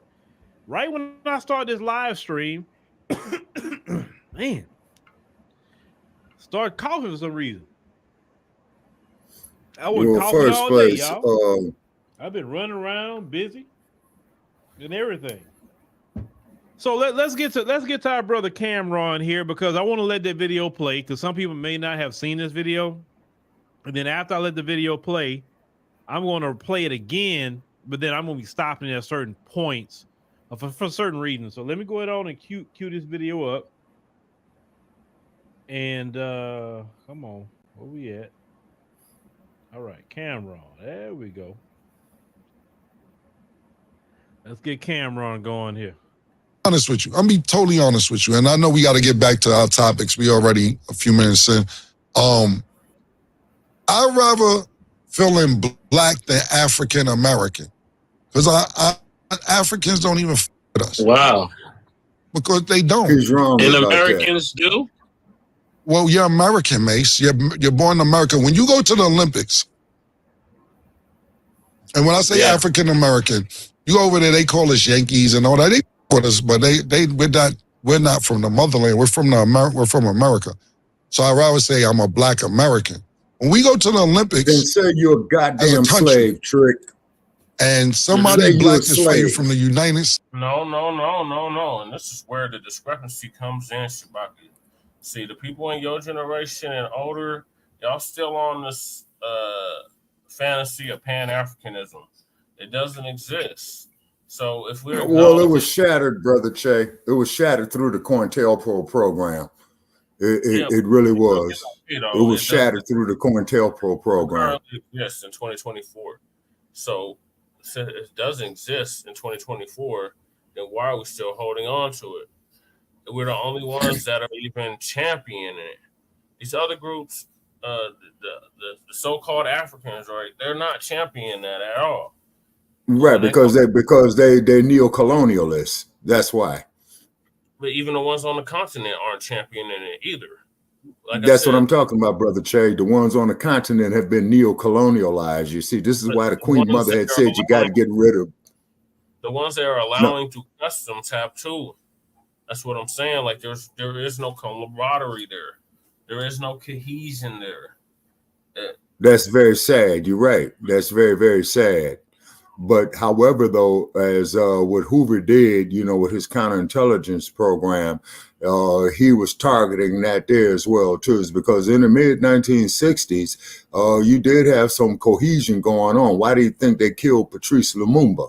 Okay, it's because cohesion, because foundational Black Americans were the ones that were championing and allowing for U.S. immigration to allow the Black immigrants into the country, because prior to that, we're not allowing them into the country in large numbers. That was not happening. Okay. We are the reason why, meaning our ancestors, those that were in your age bracket and older, those that are no longer living, they fought for that 1965 Immigration Act to make it even possible that, hey, we're gonna have reinforcements. We're gonna have reinforcements from the diaspora to help us fight Right. against racism and white supremacy. And Right. no, you had a bunch of tethers. Okay, like Joe Gibson. Yeah, he's a tether too, but he's not an African tether. You had a bunch Right. of African tethers and Caribbean tethers coming over here, and they're tethers because they're basically the coons of their group. So they're coming Okay. over to undermine us and what we got going on, hence why they're called tethers. So they're tethering Okay. off of us, they're eating off of us, and they think they're better than us, and they've been told not to have nothing to do with us. So if all of that is happening, then there is no cohesion there. There is no unity there, and there is no Pan-Africanism there. Okay, now let me say this here, Brother Chad. There was a sister from Africa who did a video, and she had stated, like when they was being prepared to come over here to the United States, right, is that they were shown videos and that they were told by the U.S. State Department not to have no type of dealings with Black people here in America. So I'm just putting that out there. Yeah, they're told that at customs. That's what I said when they go through customs. That's part of the customs. They're told Mhm. when they come to the United States, they don't have nothing to do with them Black Americans. They're Mhm. they're lazy. They don't do nothing. They're bad news. Stay away Yeah. from them. So Yeah. that's what they do. They stay away from us. Then they call us Akatas and other horrible names. But we're supposed to be the ones that's pulling the flag for Pan-Africanism, while the rest Mhm. of the diaspora is laughing in our face and getting in bed with racism and white supremacy. So no, Mhm. enough for that. So it's time that we delineate. So shout out to Cameron for getting on code with what the new Black media is saying with this delineation. It has to happen. We're not just one big nigga. We had an ethnogenesis here. Mhm. Those of us that were already here, and those of us that were brought here against our will, Mhm. amalgamated Yeah. FBA. Amalgamated. Yeah. So we are our own distinct ethnic group, our own distinct lineage, and our own distinct nationality, if you will. Mhm. Apart from Africa, because at that time, Shabaka, and you know this firsthand, Yeah. those countries that exist now did not exist back then. Those kingdoms that Yeah. were around back then, they're no longer in existence. So we're going back to Africa. We get told we're supposed to go back to Africa, but where are we supposed to go? Because none of those kingdoms existed then when we were brought here against our will and transported over here, and the transatlantic slave trade exists now. There was no Nigeria then. There was no Ghana then. There was no Ivory Coast. There was no Togo. There was no Guinea. There was no Senegal. There was no Namibia or Namibia. There was no Namibia. Congo. And the Okay, list hold goes on. on. Okay, hold on, Brother Chad. I don't doubt what you're saying. I just want to do some research right here. Okay, just bear with me. Because I do know that Clinton, when he was the president, right, him and Jerry Rawlings had signed an agreement between Ghana and the United States. Now, Ghana was an ancient kingdom, okay? No, Asante. Ghana is a British name. That was the name the British had gave that part of Africa. That was not Okay. an ancient name. It was the Ashanti Empire, and there was another Okay. empire that existed at that time. There was no Ghana then. As you know, they had to scramble for Africa, the Berlin Conference, where they carved up Right. Africa as a pie in the late 19th century, Yeah. the 1800s.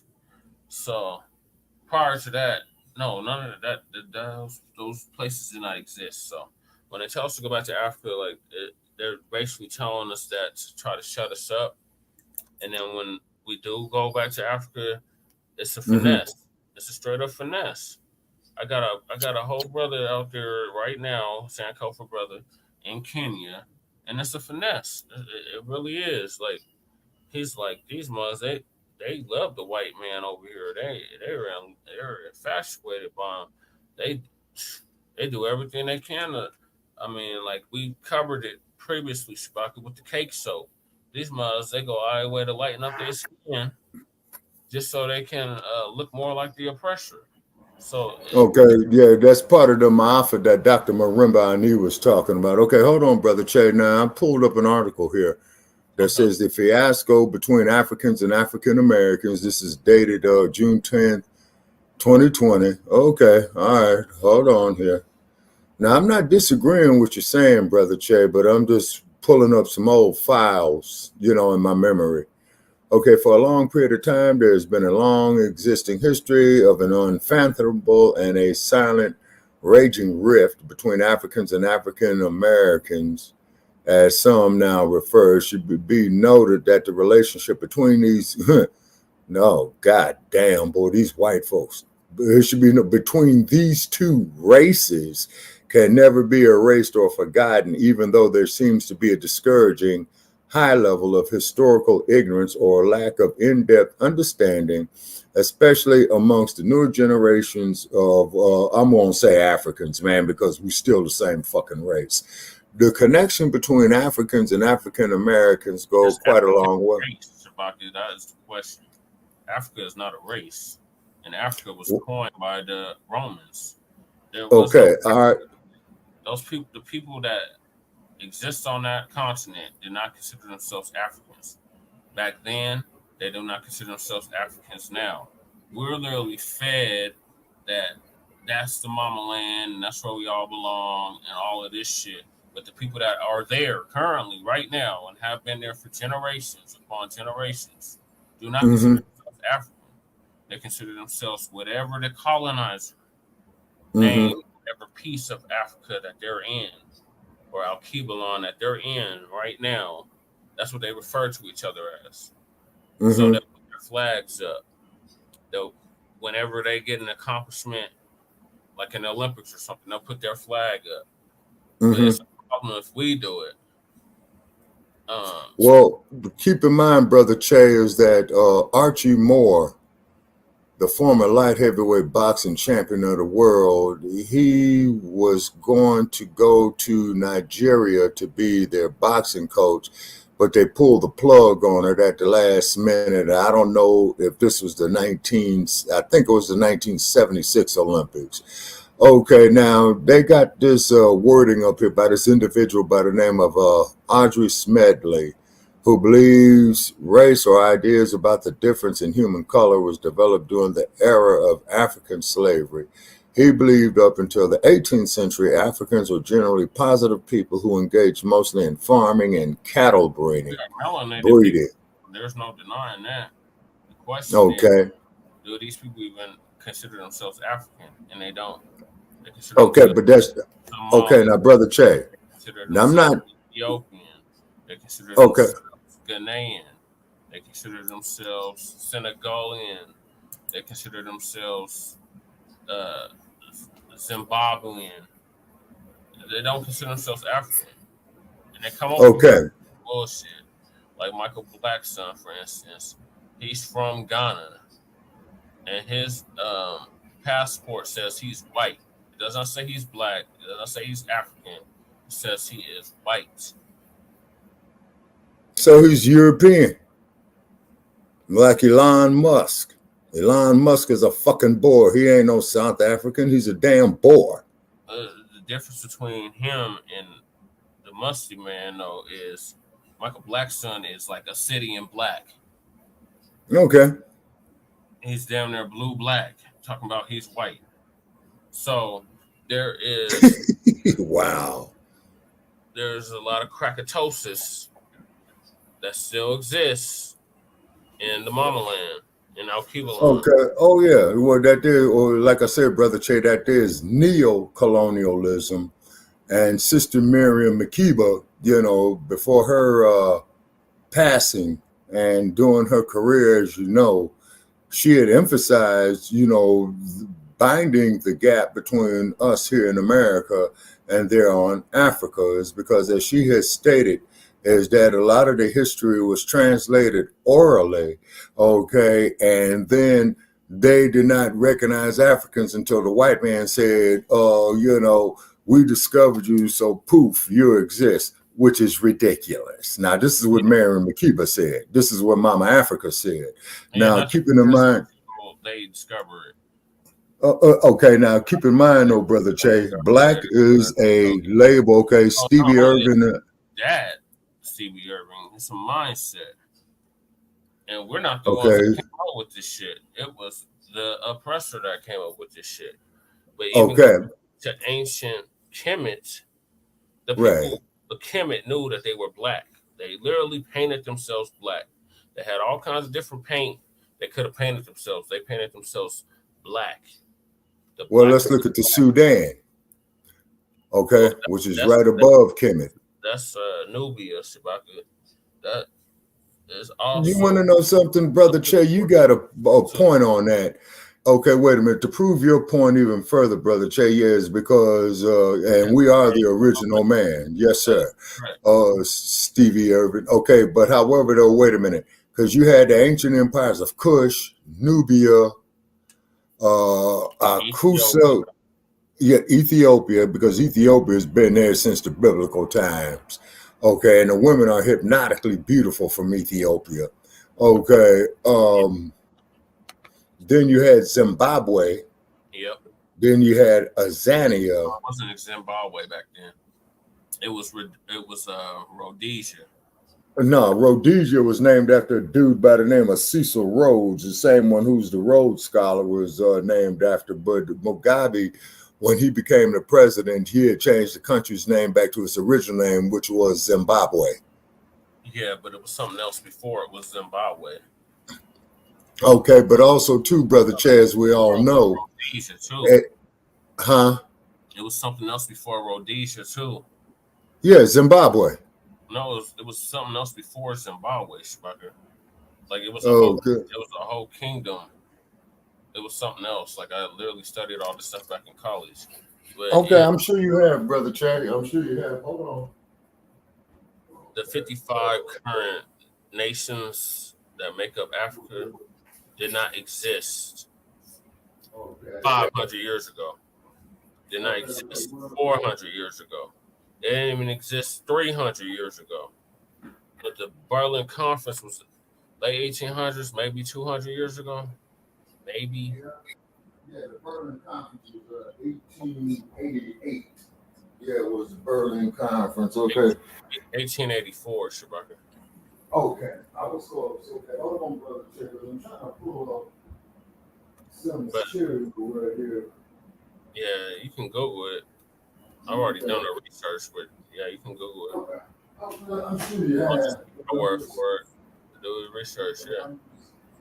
But I'm just pulling up some books right here. Oh, man. Okay. Hey, Brother Che. Brother Che. To get to this clip, Shabaka. Yeah, but on that issue there that we're talking about, man, please note that there for a future episode on Shabaka's Black Experience Enhanced, because I got to pull up some information. Okay. And it's going to, take me a few days to do it. You don't say African American, you say American. You don't even put a color on it. It's an American fighter fighting a European fighter, or China or Japanese or anything. You're known in the Olympics as an American. It doesn't matter what color you are. You're an American fighting against somebody from Cameroon or Senegal, whatever. The point being is they don't categorize it when it's world competition. Yeah, when it's because they don't know any needs better, to be because you're still a categorized. goddamn slave. I consider myself a Black American. I don't consider myself African American. And shout out to all my niggas in Africa. Yeah, I don't consider myself an African American either. That's Well, bullshit. How the hell? No, Yeah, that's go ahead. bullshit, Bacc, because how the hell are we African American? No other group is categorized like that. There's no other group on this planet that is categorized as two different continents. That doesn't Okay, make any but brother sense. Che. Okay, That but doesn't make brother no Che. sense, Bacc. And then Okay. if you want to categorize yourself as African American, then Elon Musk is an African American. No, he's a boy. Khan is African American. The Afrikaners, the Boers, are African Americans that have immigrated over here to Americas. So, no, I'm not African American. I'm a Black American. I'm a foundational Black American, descendant of American child of slavery, freedman. That's my identity. And mine, and my identity, brother Che, is that I'm a Black man in America. Period. You see, is because as we stated before. Okay, let's turn back. Our history. Okay, if you take a brother from Cameroon, you take a brother from Haiti, you take a brother from the U.S. Yes. Okay, I get what you're going on. I know where you're going with this, Shabaka. They see us all as one big nigga. The problem is the rest of the niggas throughout the diaspora do not see us like that. Okay, now see, it's the same. We are not the same. We are a whole different ethnic group. You don't. That's like trying to say a Japanese is the same as a Chinese. They're not. They're Asians, but they're not the same. They're not the same ethnic group. They're not the same people. It's a whole different lineage. Okay. Now to prove your point even further, you got Chinese, you got Japanese, you got Vietnamese, you got Burmese. Okay, wait a minute. Well, Burma, they call it Myanmar now, I think. Okay, but anyway, but they still are Asians. Okay. But with us, we still have this African blood in us, is because why do you think we don't sit out here and bake in the sun out here, man, in 115-degree temperatures? That's the melanin, Shabaka. But even white people can claim African blood. Like, that's what I'm saying. Like, it doesn't work because they all are gonna say, well, we're all Africans. We all come from the same African mother and all of this shit. But at the same time, they don't identify as that. We're the only ones that are told, you're African, you're African, you're African. You go over to Africa, they do not consider you African. I've That's from neocolonialism. Seen it from people that I know that have went over there that are foundational Black Americans. Yeah, I have too. I've had relatives that traveled over there. No, you're an American. No, sir. No, I'm a descendant of slaves here of African descent, because if I was a goddamn American, then the fucking police would not be putting guns up to my head and pulling me over, man, with no probable cause. No, that's because you're Black, Shabaka. But anyway, he said that's part of the Census Bureau facts that label us African Americans, and we are not resonating with that shit no more. It's not flying no more. That Jesse Jackson shit is not working. Jesse Jackson is the one that fuck Jesse Jackson. He's the one that introduced that term. Prior to that, we were Black, colored, niggas, Afro-Americans. Right. Now all of a sudden, Jesse Jackson come out, 88. The same Jesse, I am somebody. That Jesse Jackson, Messy Jesse, came with this.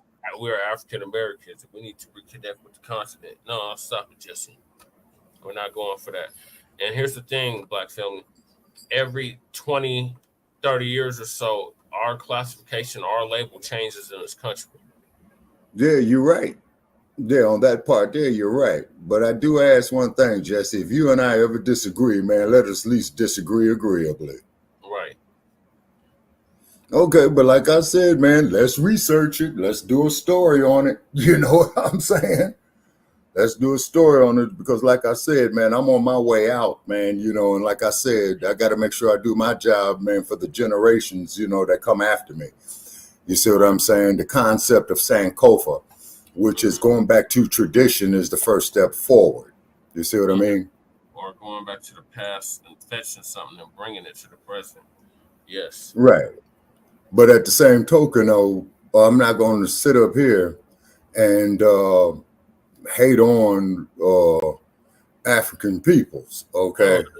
Because like I told you, because you remember that day, Jesse, when I went over there, man, when I called you up, man, and I went into the Starfair BART station, and I asked the sister, I says, are you Ashanti or are you Fulani? She says, I'm Ashanti, but if I was Fulani, I would look just like you. So, I mean, you know, we've come a long way. Because we share the same phenotype, that makes us kinfolk? No. We share the same phenotype with people in this country right now that look just like me and you, and we do not consider them kinfolk. No, because they're our enemies, because they hate us, because they can't be us. And like I said, and you know my challenge to Joe Gibson, bring your white ass out here in his desert. I'm talking about Bianchi. I'm talking about others. Oh, yeah. That look like us, have a similar lineage or the same lineage, and we cannot stand them. That's what I'm talking about. I hear you. Yeah, I can't stand Bianchi. You know what I'm saying? All right, let's let this brother say what he's saying. Much love. But y'all don't consider us real Africans. All right, so you heard everything he had to say. So now I'm going to play it again, and I'm going to stop it at certain points and interject because there's a lot of things that he said in here. So let's start it again. Honest with you. I'm be totally honest with you. And I know we got to get back to our topics. We already a few minutes in. Okay, what's the facts, Stevie Irvin? I'd rather feeling black than African American. Now let's stop right there. Forever in this country, United States of America, we were called black. You had the terms Black Power. You had songs like I'm Black and I'm Proud. You know, Black Love, Black this, everything black, right? Black excellence. We identified ourselves in this country as black. The African American thing, if you want to talk about that, that came in the 80s or so with Jesse Jackson, that we have not always labeled ourselves as African American. We always label ourselves as black. So saying we're Black American is really what we always said what we were in this country as a. Oh man, them goddamn commercials, man, can't stay those motherfuckers. But if you're gonna call yourself an African American, then you might as well go back to your colonizing. We get into ethnicity, race, you know, later. Because you might as well go tell that rape and slave trading pedophile that you still his nigga. So what now? It's a two-way street. You can't have where you can't say that and then at the same time you're embracing somebody that's like I'm a Jamaican, I'm a Haitian, I'm a Ghanaian. No, you can't have it both ways, Shabaka. If you're saying that we're brain dead because we're identifying with the country that we built, but you're accepting those that are identifying with the country that was that they had colonized, and they're identifying with their colonizer, then but you're accepting that, but you're not accepting the fact that we're acknowledging that we're Black Americans here. It just doesn't make any sense. Okay, well, see, Brother Che, is that, our history is so complex, okay? And we've been through so much of the brutalization, okay? And I got to dig the book up to read it, man. Definitely check out Dr. Marimba Ani, because when she describes the Maafa, the disaster so bad it's beyond description, this is all part of it, in my opinion. Okay, but I got to read it, because, for her not her master's degree, I'm sorry, for her doctorate, she came up with the Urugu because, as you know, she was a student of John Henry Clark. Yeah. Okay. And, but in my opinion, repeat my opinion, is that it's all part of the Maafas, because like I said, when we get jacked up by the Los Angeles Police Department, they gonna say we got 4 niggas right here, period, rather they're from Jamaica, the Ivory Coast. Yes, the official Caesar says one big nigga. Yes, there is no denying that. There is no disputing that. The problem is the rest of the diaspora does not see us as one big nigga. They come over here. Then they need to come to Los Angeles, to Denver, New York City, and get stopped by the police. Even then, they still don't identify with Black.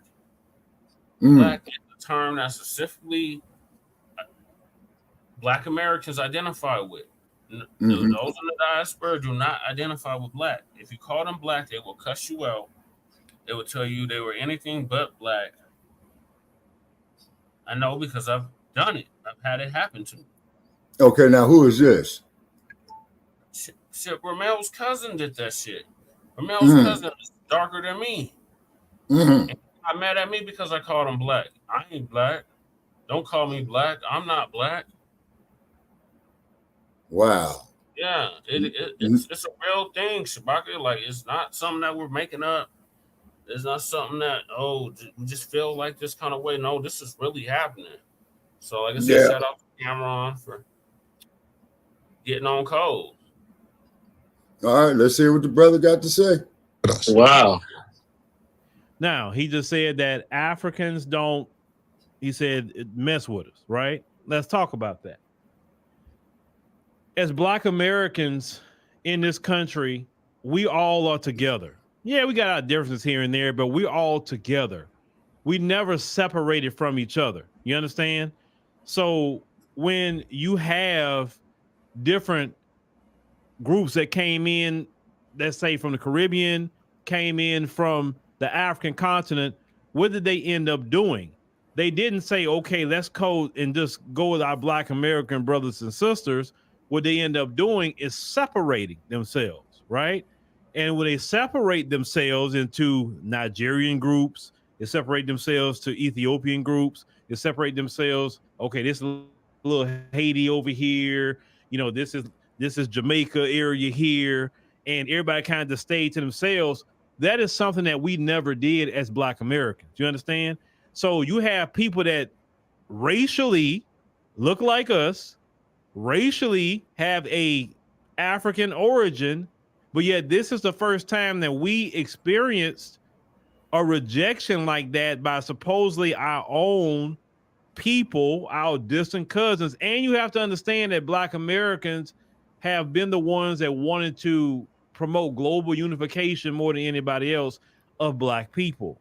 So when Black people said, okay, in the 1960s, let's fight for our distant cousins to come over here, and we thinking in our mind they will come here and be assistance to us in the struggle as Black people, right?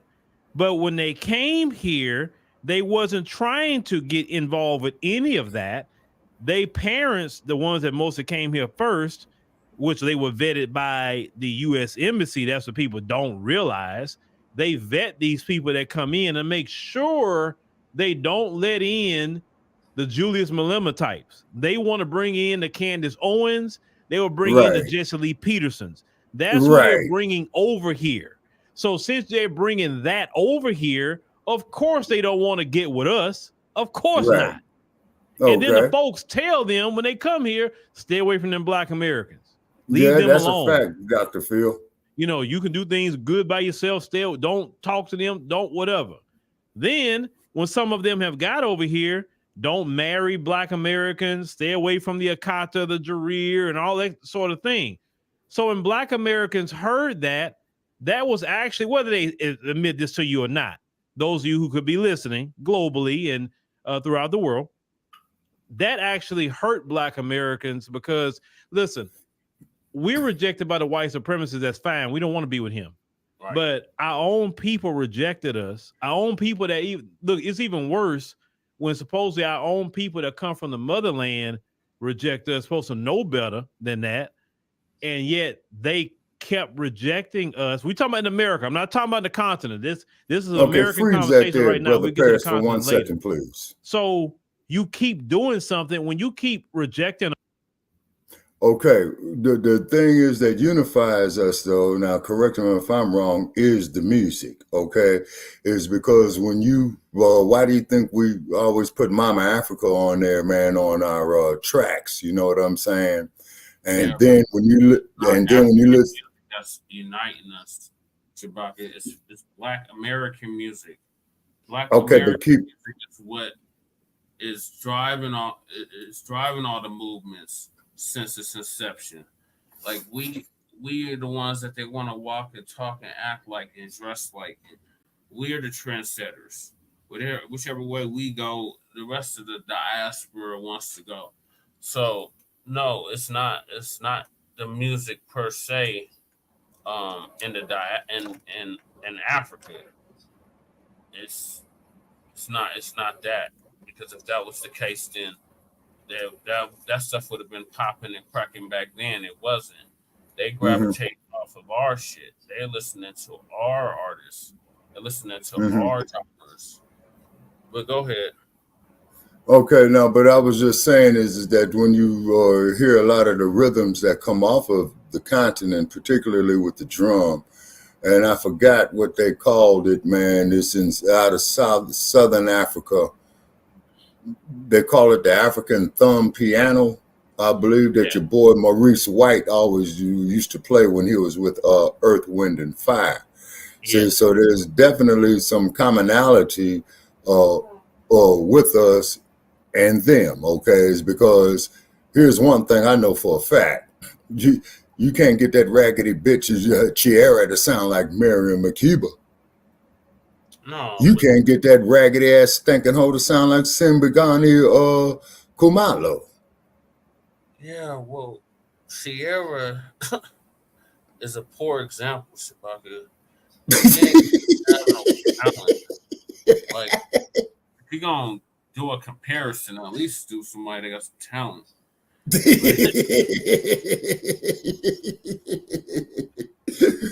Yeah, I hear you on that one there, Brother Paris. But like I said, man, and Brother Stevie Irvin, you're welcome to join us on Chewbacca's Black Experience and Enhanced too.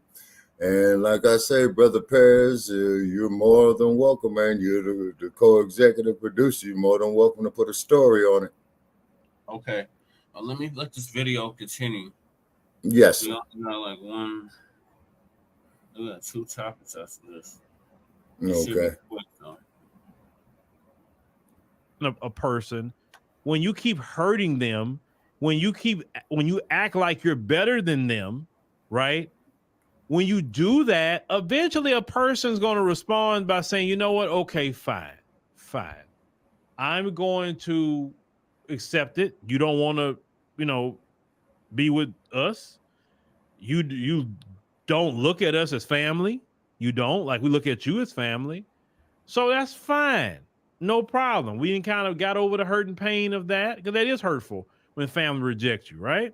Mm-hmm. So now sometimes the hurt turns into anger. You understand what I'm saying? And so now you're seeing some of the vitriol now of some, not all, some Black Americans with anything related to the identity of Africa. Now, for a person to say, now let me tell you what people also hear when you say I'm Black and I'm not African. What you're saying is I'm ethnically Black, but see the only problem we have in America is that we call our ethnic group Black, and Black is also a racial category just as much as African American or African is a racial category, right? So to someone outside of us, when you say, well, I'm Black, I'm not African, then it sounds like you're rejecting your racial category, right? We're the only group that interchange race and ethnicity at the same time. Only we do that here in America. No other Black person do that. African person, Caribbean, Afro-Latino, nobody do that but us. So we know what we're talking about when we say it, but sometimes it can be a little confusing if you hear it from the other side. So no, you're not rejecting your race. You're not rejecting your origin. We all know we have African origins. We all know that. But what we're saying is culturally, ethnically, I am Black American. But let me continue it, because there's some things he said too I want to home in on. Because they don't. And Americans do? Well, you're American, Mace. You're born in America. When you go to the Olympics, Now, he said about you an American, right? We are Americans. We are Americans. If you want to know if you're American or not, travel. When you go get a visa, they see America, the United States. Let me say this. United States with all that color thing. Most countries, when you get a visa, they ask you nationality. What's your passport number? Your name, your surname, all those, your address, all that sort of thing. They do not ask you about no color. They ask you your nationality. Your nationality is American. That's what you are. You are an American. Dr. Phil, and when I say African American, you over there, they call us Yankees and all that. They with us, but we're not. He's right, though. Africa's not a nationality. No, Africa is a continent, actually. Yeah, so where's the lie in what he's saying?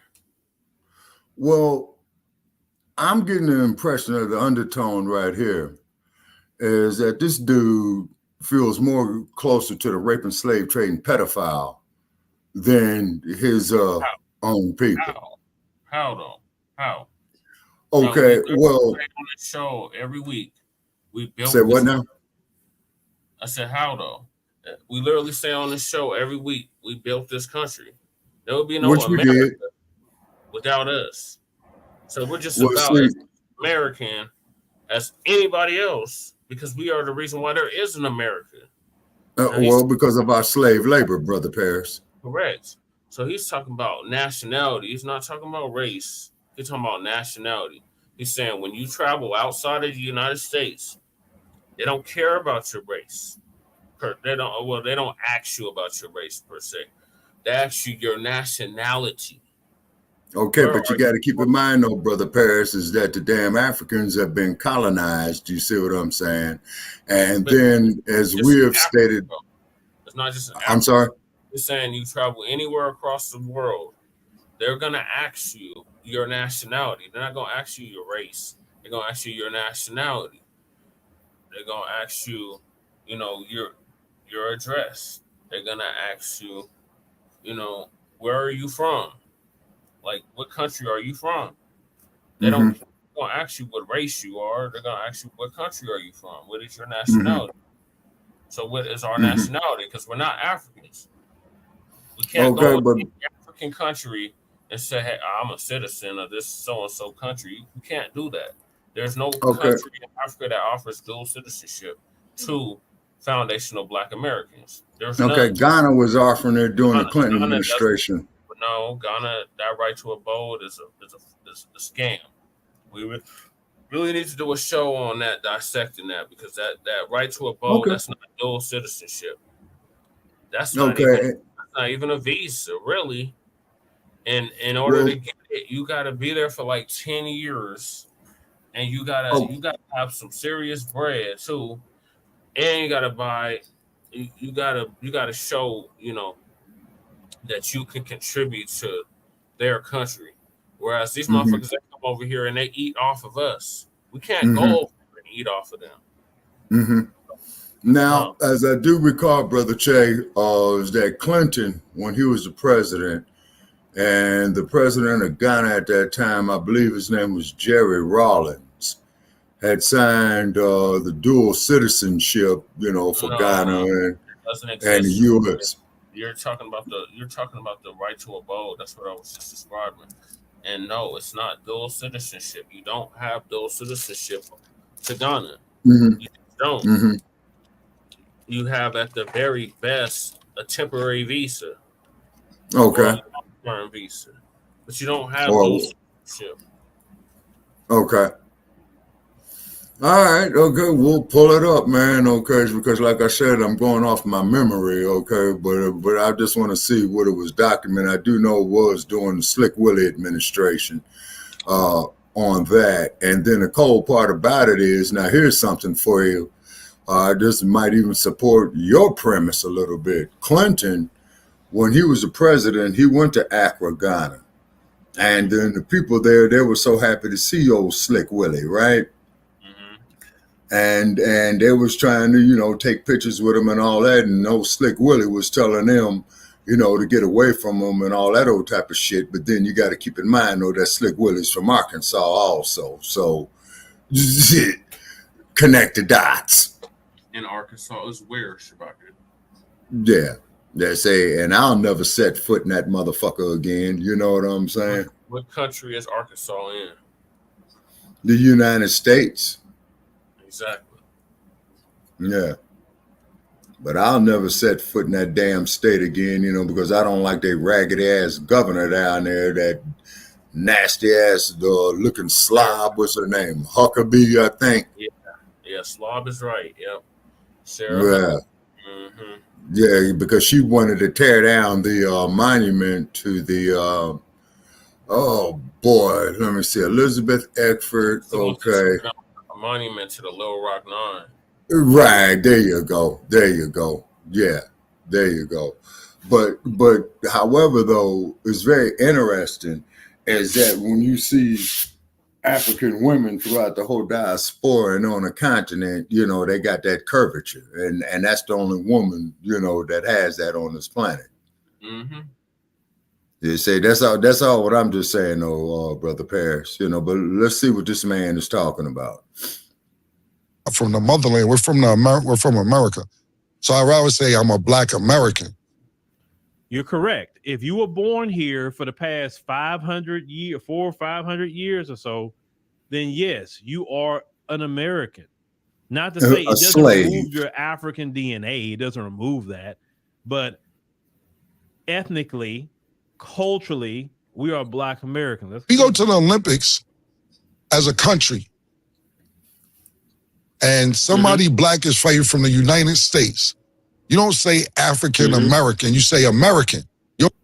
Because in the Olympics, people go by nationality. They don't use race. So let's put a color on it. It's an American fighter fighting a European fighter, or China or Japanese or anything. You're known in the Olympics as an American. It doesn't matter what color you are. You're an American fighting against somebody from Cameroon or Senegal, whatever. The point being is they don't categorize it when it's world competition, but when it's other needs to be categorized. So that's the lunacy of America. America is the United States, or even the Western world, is obsessed with race. They obsessed with that crap. Most countries label their people as nationality. Why you think when people come over here, even from the motherland, I'm Nigerian, nationality. I'm Ghanaian, nationality.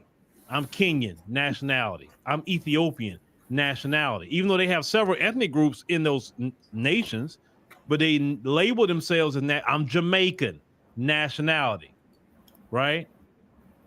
I'm Haitian, nationality. When you come here, people don't say I'm just an American. They say, no, I'm a white American, a Black American, an Asian American, because this country is literally obsessed with race. Let's continue. consider myself a Black American. I don't consider myself African American. And shout out to all my niggas in Africa, much love. But y'all don't consider us real Africans. That's from the colonialism.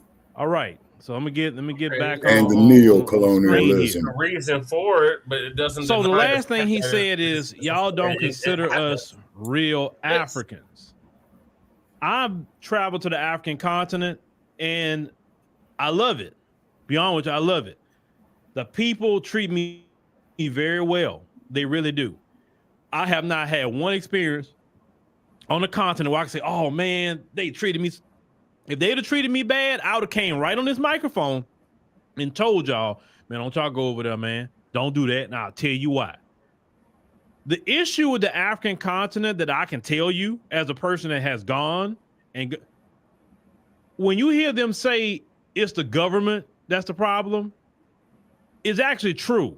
It's not an excuse. The African government is the problem. It's not the people. If you actually go and see the people yourself and talk to them, we get so much love from the people. We get so much respect from the people. Like they are so welcoming, loving, and everything else to you. I'm telling you, that's been my experience and several other people's experience. It's when you get to the government aspect is the problem. Because you have to understand, a lot of these African governments are leaders that are complete Western puppets. They don't even do good for their own people. Okay, that's the problem. Why do you think That's they're the running out of problem them? right there. They puppets. Period. Right? But what Cameron said at the end is actually true culturally. I'm telling you, if you are a Black American, you was raised here, you was reared here, you have our Black American culture and identity. When you go to an African country, you're going to find out real quick you're not culturally African. I'm telling you that. I love going. I love Brother, it, that but I'm is not the culturally Ma'afa. African. And that's okay. That's what Dr. Ami said about the Ma'afa. Okay. Now, do I have African DNA? 100%. Yes. Can I trace my people back to the motherland? Yes. But culturally, listen, culturally, my culture is not an African culture. It is a Black American culture. Yeah, of a slave, right? To the motherland, I represent for Black America. I understand that I'm an ambassador, whether you like it or not, because I've seen some of you say, well, why you said that in that interview? You don't represent us. I don't care what you say. At that moment, I'm an ambassador for Black America, so I'm going to speak like it at that time. And I'm going to make sure to represent our group right, because we have a lot of social capital that's very high in the African continent. So it's okay to say, hey, I'm not culturally African. We're not. The first time I seen that really was in Ethiopia. I enjoyed it. I enjoyed it. People so nice. The people say welcome home and all of that. But I don't have Ethiopian culture. I have Black American culture. You have slave culture. Went there. Great people. Treated me so well. Met great people, got friends in Kenya that I know I talk to this day. But culturally, I'm not a Kenyan. I'm a Black American. South Africa. Slave. I relate to them a lot more than any other African country I've been to, be honest with you. I relate more to South Africans because we kind of mirror in what we went through in a lot of ways. And even then, even though we mirror each other and we can have a lot of similar conversation, but I'm not culturally a South African. I'm culturally a Black American. And that's okay. Slave. It doesn't mean you don't have African DNA. Come on, that's science. But we're culturally Black Americans. And like I said, Slave. The term Black is our ethnicity and is our race. So they intertwine with each other. No other group does that but us. So if a person says, and we hear them say, well, I'm not Black, I'm Jamaican. Well, technically, see, this is where the confusion starts. Because are they saying I'm Jamaican culture, I'm not Black American culture? Or are you saying I'm Jamaican, I'm not Black as in race? See, that's where the confusion starts from what I see. There's a lot of confusion on that term. And like, for instance, Jamaicans, when they say they Jamaican, there's no confusion on that, right? Jamaican doesn't tie a racial category to it. Because if you, and we get to the definition of some of this stuff, but if you get a citizenship in Jamaica, technically you can say I'm a Jamaican too, but I'm not of the ethnic group, but I'm technically a Jamaican. But let's get into some things that I want to talk about here.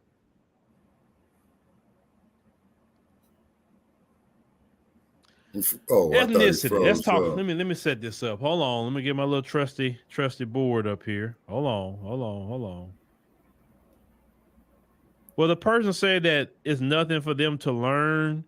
Well, that's the point of ignorance. And one thing that I've learned as I'm steadily learning, I don't really have time for ignorance. And if you want to be ignorant, I believe you have a right to be ignorant.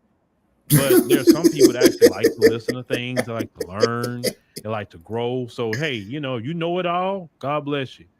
So let's start off on. Hold on. Let me fix this. What happened here? Did I mess something up? My trusty. Give me a second. Well, while I need to go fix this real quick, let's look at something on the screen here. I want to show y'all a particular guy, and you tell me who you think this is on the screen for a second. Who is that?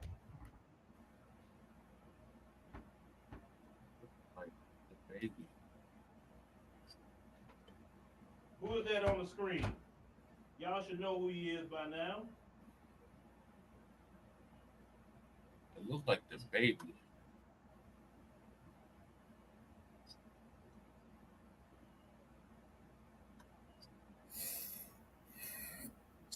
I think that's the baby. That's an artist. Oh boy, I think Stevie went to sleep on us, brother Che. Yeah, just You still with us, Stevie? No, that's not a Black American on the screen. You don't know who that is. We are Cushites. Kush, black is not a race. Okay. All right, Stevie. All right. Jim Henson, puppets. Shaking my damn head. You talking about the Muppet motherfucker. Africa is a dope continent. Okay. And I've been there at Little Rock, Arkansas. Okay. Now, I've been there. My passport is valid. Okay. He said something I want to touch on, but let me get back to or a passport. Here. Okay. Real quick. So let's start love with you, bro. Love you too, bro. Now, ethnicity is the social group a person belongs to. Earth, Wind, and Fire. And either identifies with or still is identified with by others. Ethnicities are usually identified with a specific geographic region. Let's say where the group originated. Like Black America, we originated here, our group, Black Americans. Now, ethnicity is defined by a mix of cultural and other factors, including language, diet. Give example. What is a diet that some of us eat? Let's say like something like, we create different foods, soul foods, whatever. We have many foods that we've created. Religion, ancestry, physical features, traditionally associated, they say, with race. Other characteristics of ethnicities include culture, heritage, history, customs, family life, ritual, and they say also food. So without ethnicity, let's go back to the main thing that's been told to us several times, which we view as disrespectful, saying Black Americans don't have a culture. Well, a culture has to do with many things, and we're going to expound on that. We have a heritage. Obviously, our heritage. We have a history in this country. We have a lot of customs. You know a lot about customs and family life and rituals and food. And now they say ethnicities may be divided into subgroups or tribes, which over time may become separate ethnic groups themselves. Now, a person's nationality is where they are a legal citizen, usually in the country where they are born. So since I was born here in the United States, I'm an American. But if I became a dual citizen of somewhere else, let's say South Africa, then I could say, hey, I'm an American and I'm a South African. But if you're born here and you're anything but Black, you're not a slave? What I'm saying is that we was brought here in chains, Brother Paris. We was brought here as chattel.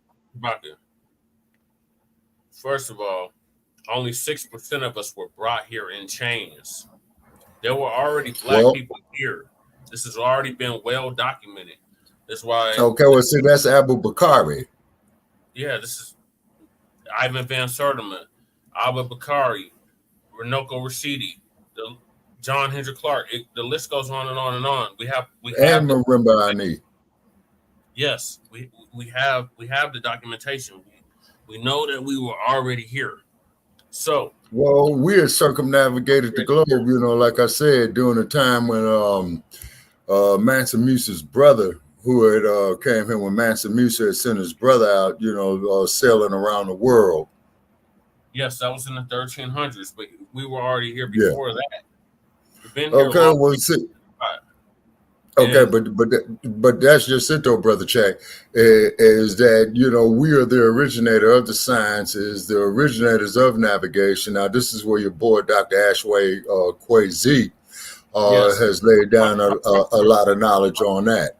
I'm talking about here in the United States and America, in the continent of America. We've been here for hundreds, not millions, thousands, if not millions, but thousands of years. We've been here. So when he's saying, you know, when he's describing culture, and you keep saying, well, that's slave, that's slave, that's slave. That's not true, because we already had a culture here before the raping, enslaving, trading, pedophile even arrived on this part of the world.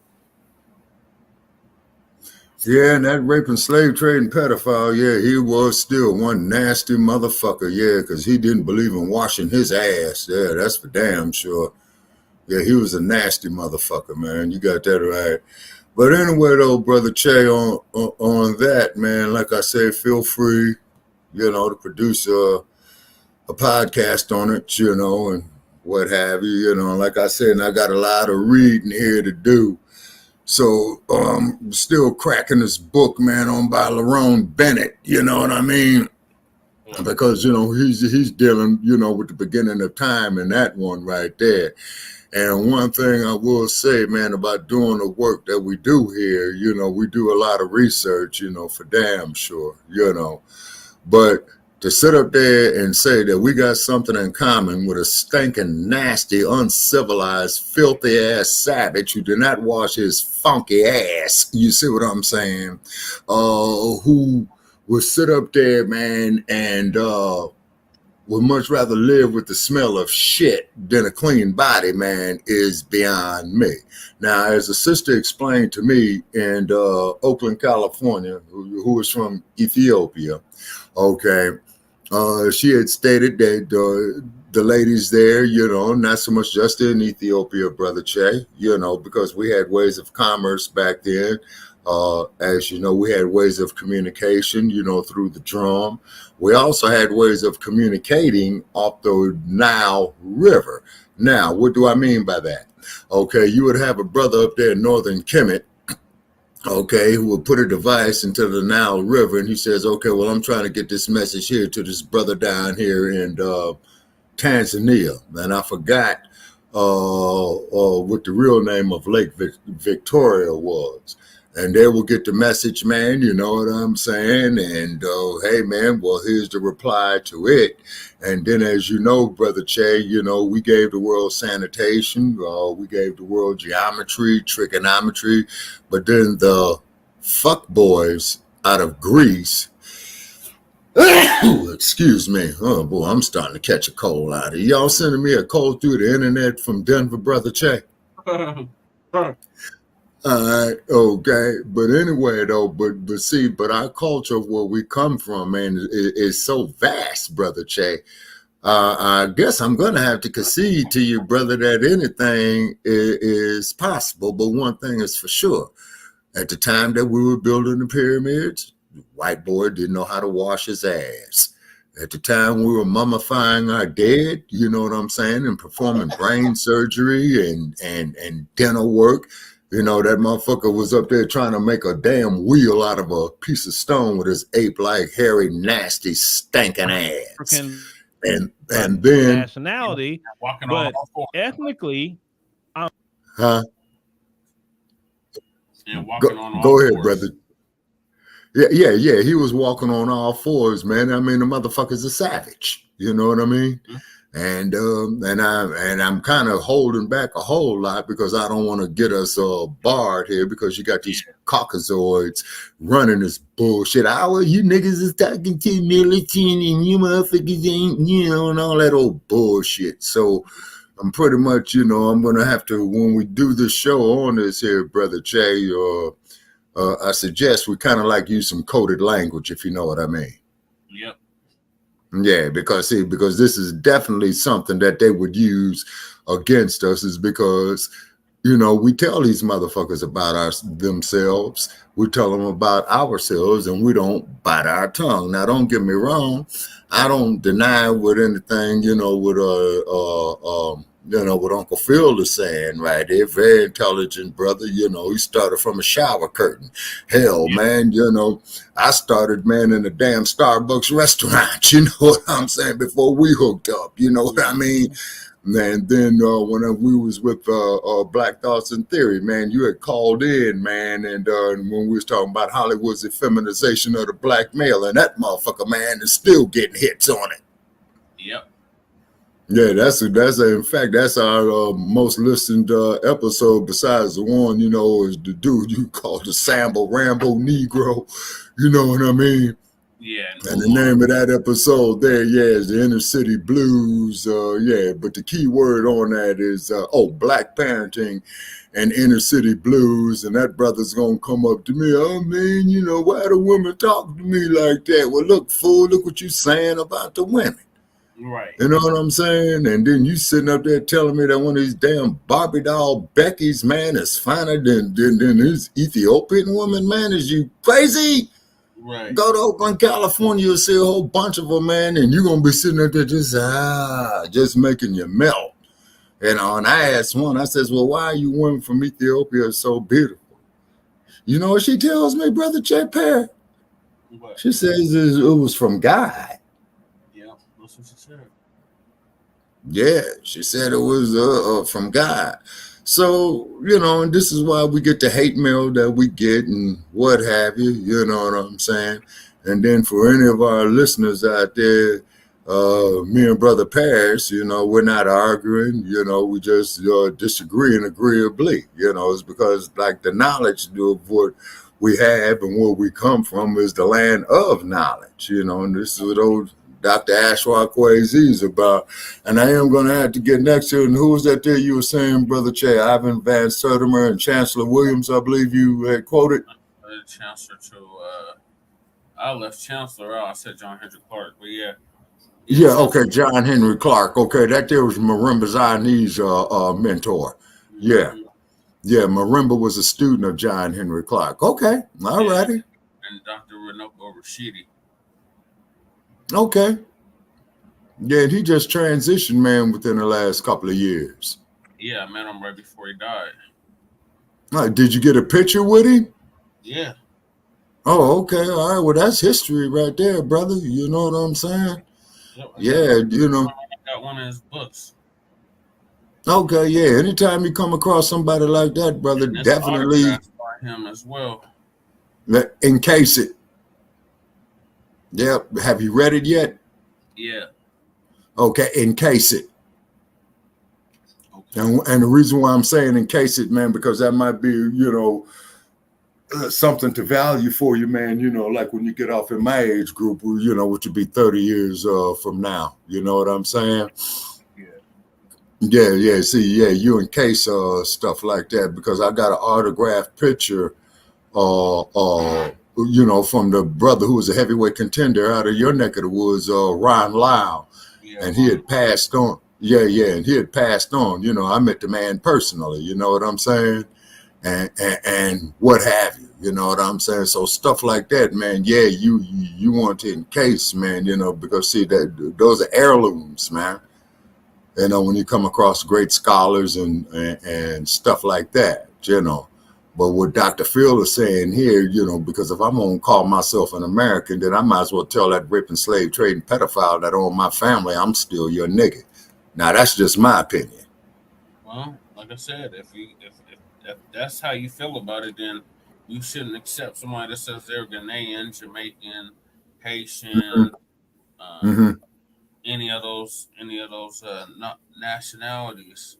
Because the Haitians were French and the Dominicans were Spaniards, the Brazilians were the Portuguese. Yeah, because that's why they speak Portuguese there in Brazil. Because it was a colony, and as you know, the Portuguese tried to go up there against Her Majesty Queen Nzinga, and she fought them no good, stinking, nasty ass bastards, you know, for 50 years, all her adult life. You know what I'm saying? More of them like that. Huh? Too bad it wasn't more of them like that. Yeah, exactly. You know what I'm saying? And then, you know, the French, no, I'm sorry, the Portuguese, when they came from Lisbon and told Her Majesty, well, you're a colony of Portugal. She says, motherfucker, you care to repeat that? And he did, and she started putting in the work. And I mean, she was out there in the field too, just like Her Majesty Hatshepsut, just like Queen Amina of Zazzau, which is modern day Nigeria. You know what I'm saying? Oh yeah, you know, the Dua Mujale was something real, brother. You know what I'm saying? Well, you talking about the homie?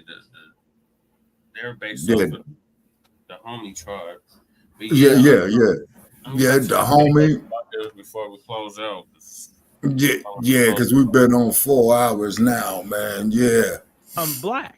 I'm a black American. That's ethnically, for me at least. Now, race is a classification of humans into groups based on physical or social qualities. And I say the term has been in use since the 16th century. Most people did not label themselves by race at all. That is something that the white supremacists brought in, which created a mass confusion.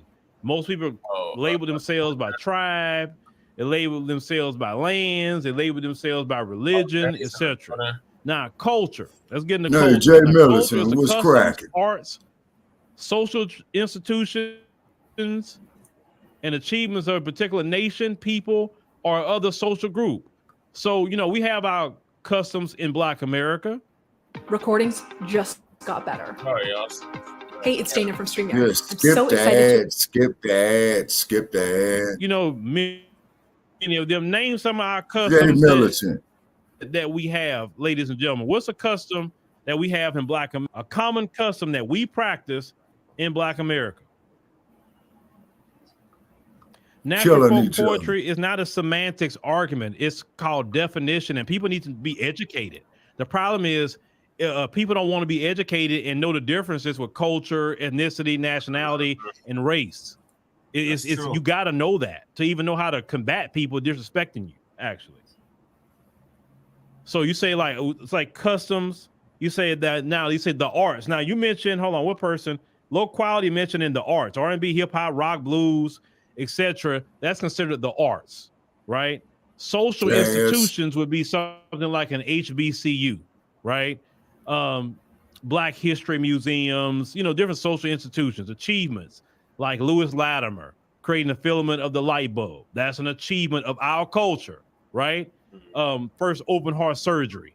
That's an achievement of our culture, Black American culture.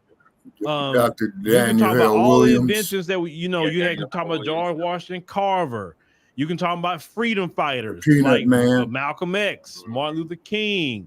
You know, so many different people that's in our culture, right? Culture. Black Americans not only have a culture, we are the culture.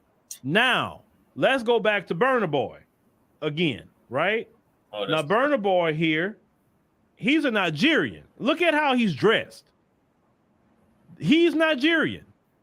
That look he has right now is Black American culture. But this guy opened his mouth and said that we didn't know who we were. Obviously, we know who we are because you dressing like us, the chains you're wearing and whatever, right? Now, let's get Burna Boy off of the screen and show what his culture actually looked like. Let me get him off of here. This is Burna Boy's culture right here, Nigerian culture. He was born in Nigeria, so that's his culture. Why isn't he rocking those clothes? Right. His cultural clothes. When you come over here to America and tell us we don't have a culture and say, okay, fine. Why aren't you dressed like your culture? You say you have a culture, your culture been around for thousands of years, fine. But you do not dress like that. Remember, Burna Boy is not dressing like his people. He's dressing like a doggone Black American rapper. This Burna Boy right here say we don't have a culture, okay? But then this is what his culture is and he don't want to wear it. Why isn't he rocking that on stage? Right. It makes no sense to me. Or you may have women that come from different places. oh, Black American women don't have a culture. You laying your hair like Black American women. You're not wearing the dresses that come from your culture. You saying the same slang. You're wearing the lashes. You're doing the nails. You're wearing the Jordans. You're doing everything that Black American women are doing. But then you turn around and say, while you cosplaying a Black American, we don't have a culture. Like, that's the craziest thing ever. Like, to me, the craziest thing ever. That you say we don't have a culture, but yet you cosplaying us at the same time. Pan-Africanism actually was a thing. It's not a thing no more. I know, and that's sad too, Brother Jay.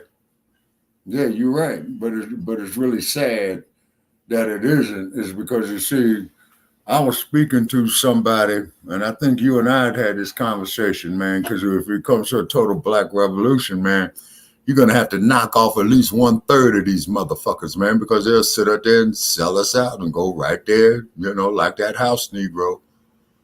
Like, oh, what's that? Yeah, and Samuel L. Jackson, a very fine actor, you know, and I really didn't see why he had played that role in what's that? Django. You know what I'm saying? Yeah, you see what I'm saying? And he was an ass-scratching ass house nigga and all that old type of shit. And the man of Mr. Jackson's caliber of his achievements in Hollywood, he could have turned down that role and it wouldn't have hurted him. Now, if he was up and coming, they say that's a big difference. You see what I'm saying? And that there's a trip about Hollywood. But let's look at Muhammad Ali. You see what I'm saying?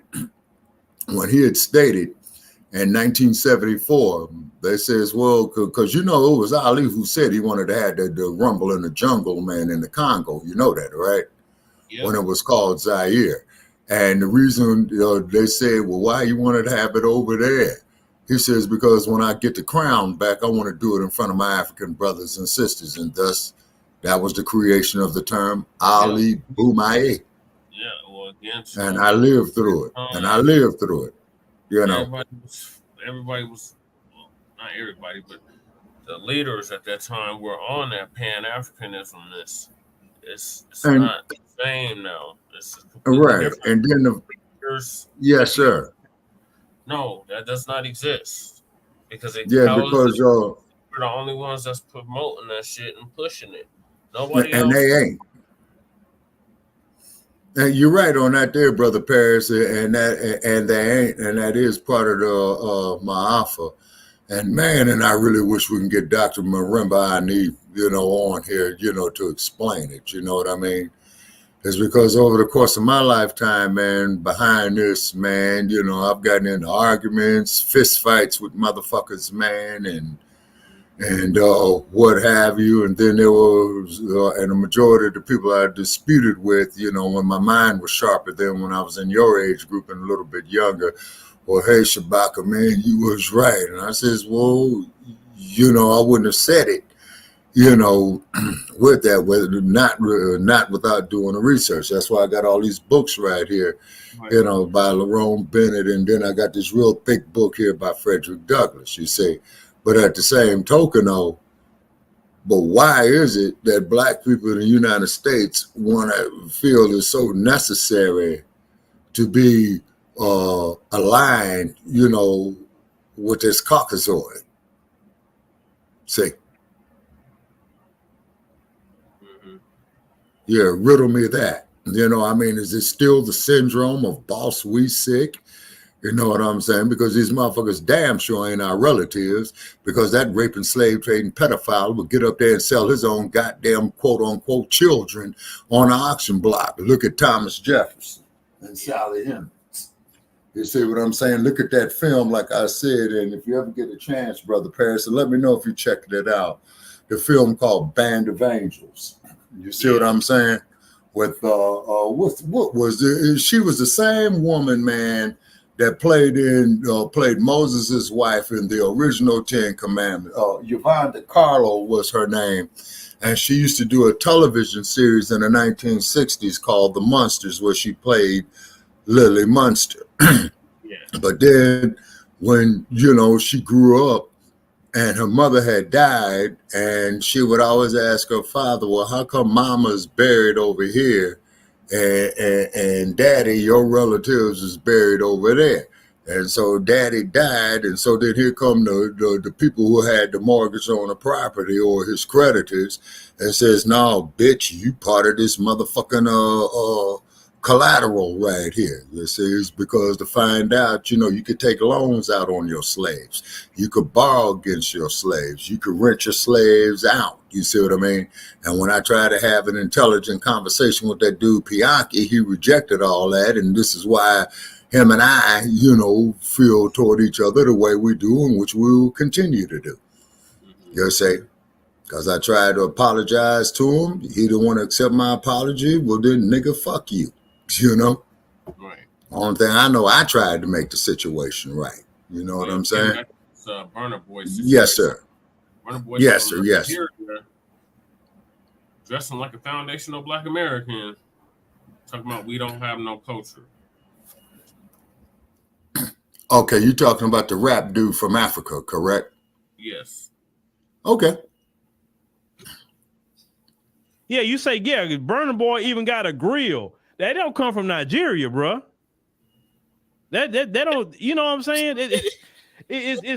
So when somebody tell you that we don't have a culture, don't argue with them at that point, especially when they cosplaying a Black America. Don't do that.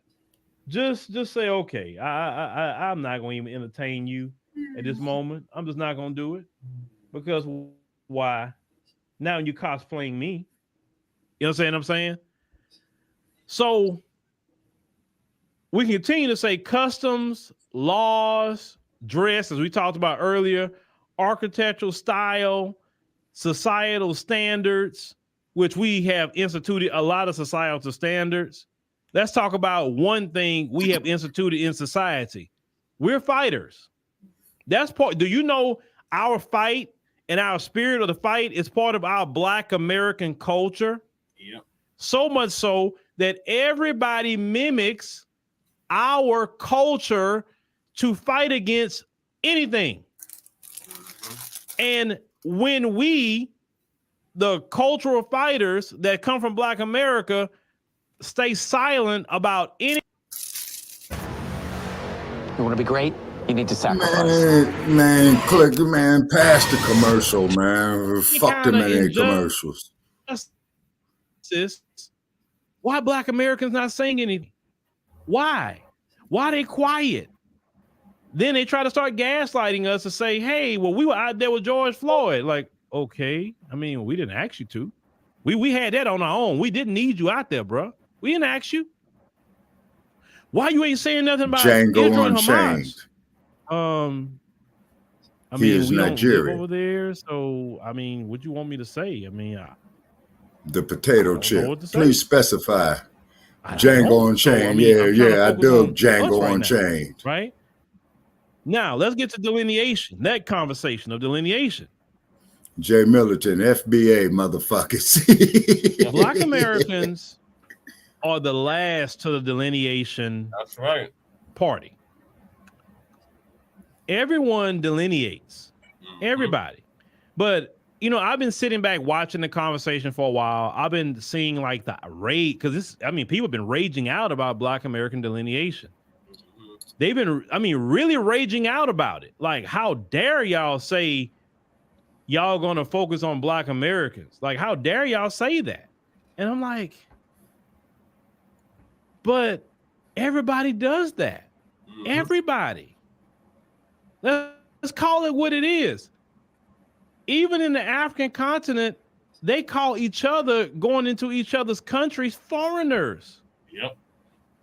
You're not my people, you're foreigners. Now, that's in our neocolonialism. mindset, well, no black person should be calling each other a foreigner in a black nation. If we all black, then we ain't no doggone foreigner. We come from different lands, but we're not a foreigner. But in these different homelands, they say, you not me. I'm from Barbados. You're not Jamaica. You know, y'all Jamaicans, we from Barbados. You Trini, which was a colony of all y'all England. delineate. But when it comes to Black Americans, what I'm noticing is that Black Americans are like basically being bullied into flat blackness to a point, but everybody else don't have to practice flat blackness.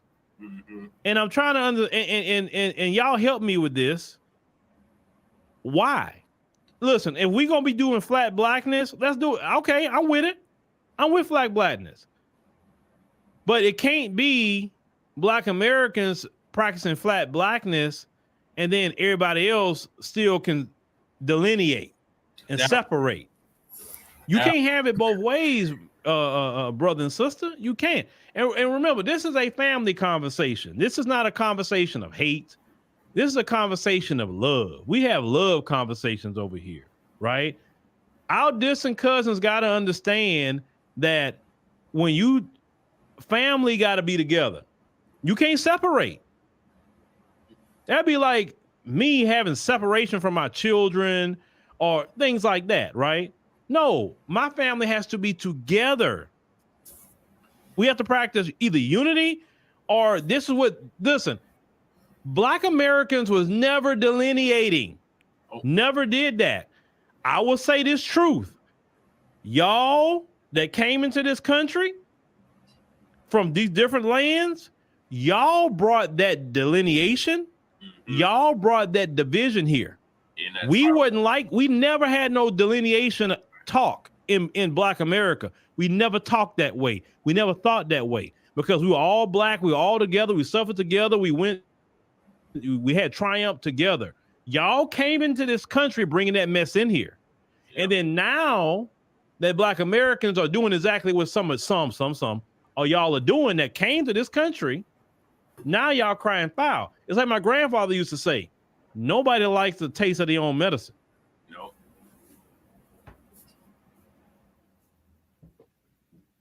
And you know how I feel. I believe Black people should work together globally. And I do work together with Black people globally. I have Black people working with me from several countries. And I'm good with all of them. But in America, this is a different conversation, listen, that's why I tell y'all, don't judge the people that came here as a representation of the continent. I'm always going to tell you that because you're going to see something totally different. And then they'll tell you over there, hey, them that went over there, they wasn't right here either. They'll tell you that. When I hear a person say, well, Africans don't like us, I know you didn't go to the continent. I already know the moment you say it, I know you didn't go. I know you didn't go. Now, Cameron saying Yankees, I was never called a Yankee in the continent. Not one time. Not once. The moment I spoke, they say, you Black American? Oh, man, I'm glad you're here. And they just want to start talking to me about everything. They want to hear everything. They want to hear the stories. You know, they are the ones asking Black Americans, why don't we come back to the continent? Why don't we, build something over there? The people are doing that, not the governments, but the people. Now, I know some people say, well, what about all the people that got scammed in Ghana? Do you know how people be getting scammed? Like, this is the thing. Just because you go to a different country and these supposed to be Black folks, right?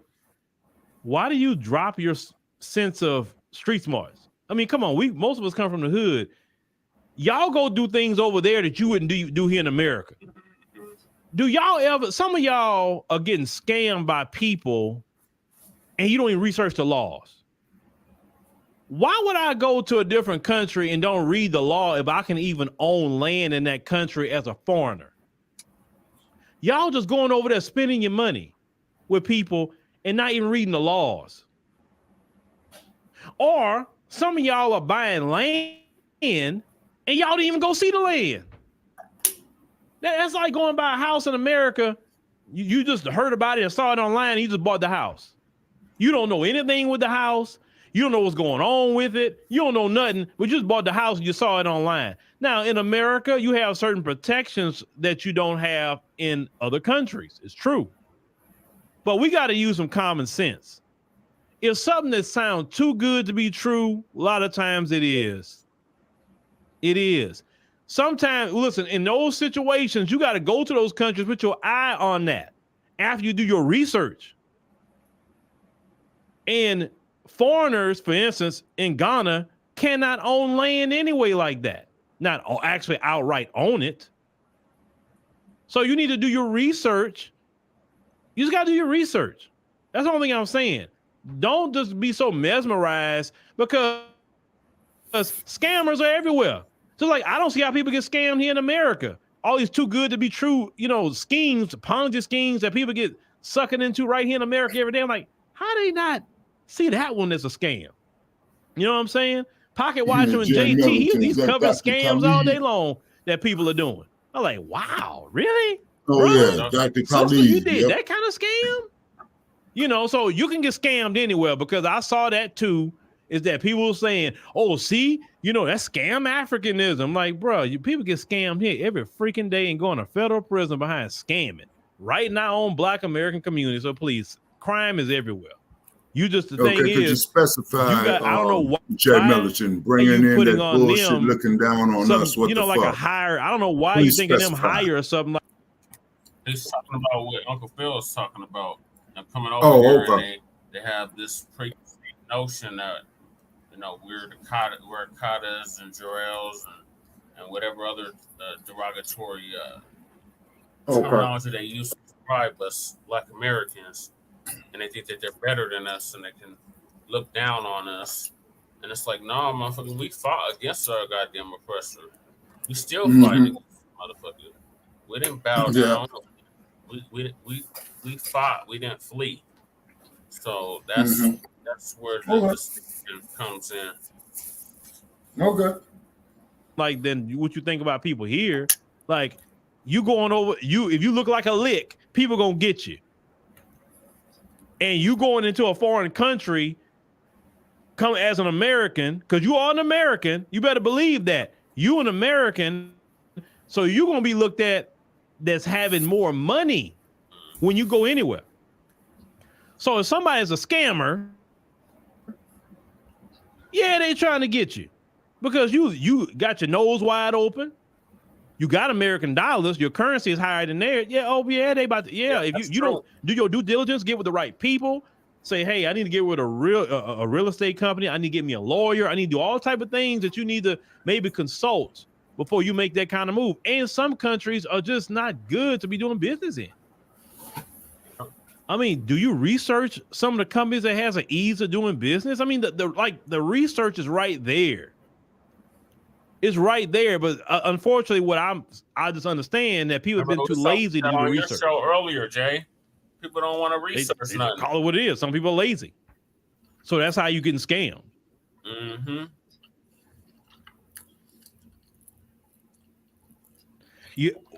Panic Sell Poppy said you better know the language or pay. You say also I'll pay what in local currency. That's another thing about the language. That's why I always tell people that you want to go visit, go to an African country that speaks English. They don't. There's 26 nations on the continent. Skip the commercial. Skip the commercial. Speaks English. I will always tell you the best country, go to Johannesburg. Start there. It is easy for you to be acclimated there. You can use your credit cards and all the stuff you kind of used of. The people, you can vibe with them real quick. It's not hard to vibe with South Africans at all. I always say start there, but some of y'all want to Nigeria. You want to go to Nigeria as your first country. Nigeria is one of the hardest countries to travel to unless you experience traveler. Then Nigeria wants all this, your bank statements and all. Like, what? Yeah, he do got a point on that because I was getting a whole lot of scam mail from you just show up, give them your passport, immigration, let them know how much how long you're gonna be there. They give you 90 days or whatever. You can stay 3 months, and then you know what I'm saying. You can go right on in. And South Africa ranks number 4 on the continent as the ease of doing business. Now, I'm gonna tell y'all something. And maybe if I say something, maybe they'll hear me and some will move a little faster. I was trying to hold this off, but I'm gonna go ahead and tell it. So No, that is me coughing, man. You know what I'm saying? Well, you remember when I talked about the government is one thing, yeah, I and just the put people out a are cigar. another, and I can easily separate the people from the government, kind of like this country. Most Americans that I run into, black, white, Hispanic, Asian, whatever, are mostly good people. They really are. But our government sucks. Our government do things all over the world that most citizens would never agree with. Stealing resources, bombing people, displacing people, doing all kinds of things that most Americans would never agree with or never even advocate for. It's like the migrant crisis.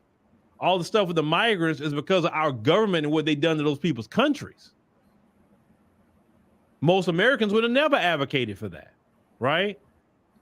So we ended up setting up like at least a division of African Diaspora News Channel in Kenya, right? And we did that through Worldviews. They had this thing where they help you set up business over there, right? So after a time, I say, okay, well, we're going to kind of just, kind of separate from that and just kind of do a business transfer on our own. And we just kind of have it there and we build some things like that just on our own. I mean, there was a way in, great, but now we're going to do a transfer. So we paid a lawyer, And then I'm like, okay, what's taking so long? Versus I've done this in the States and all you got to do is put a change, give the percentages, pay your fee, and you get your paperwork. Just like this. It's been so many months. Well, this happened, talk to another lawyer and say, well, it's not really much. You got to wait and wait. What's and the like, word, why are you playing around with paperwork? All right, Jay I'm saying, but that's a government thing. That's not the people. Them nasty motherfuckers are mentioning me half naked pics talking about they want me to come home, people brother. Playing like that. Hell See, no, I ain't got time to play. Shit. So when I see people play or hee-haw around, when it comes I've to got business, bullshit like that there I get too, turned Jay. off and I say, okay, look, whenever you get done with it, you can fine, but I'm going to look elsewhere because I have a thing about the ease of doing business, right? I just have a thing about that. Or I saw another brother recently, and O'Shea Du Jackson showed this video, this Jamaican brother wanted to invest $100,000 in Kenya. And he's having problems with it, right? And I'm like, what? You having a problem with paperwork? So once again, it's the government. So what I would say to people in Kenya, because some of y'all are watching, fix your crap with the government in Kenya because y'all are holding potential investments, business back versus countries like South Africa. I asked Mark and Dr. Latasha about, hey, how is for setting up business? And it's like that to do it. So, and I'm the type of person, how I've always operated in business. If I keep running into a brick wall somewhere, then I turn away from it and I go maybe somewhere else and use it as what works. Because I say, well, maybe God don't want that. He may want it over here.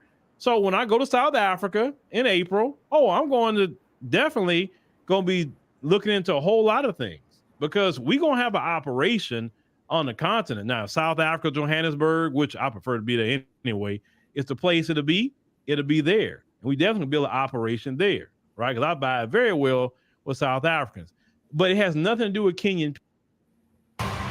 There is electromagnetic energy. Well, man, old Dr. Phil there, man, he must be a millionaire, man. Once again, the people are great in Kenya, but the government and the things they do and the hee-hawing around and taking their time 2 million subscribers versus, let's say, a country like the United States, they move real quick.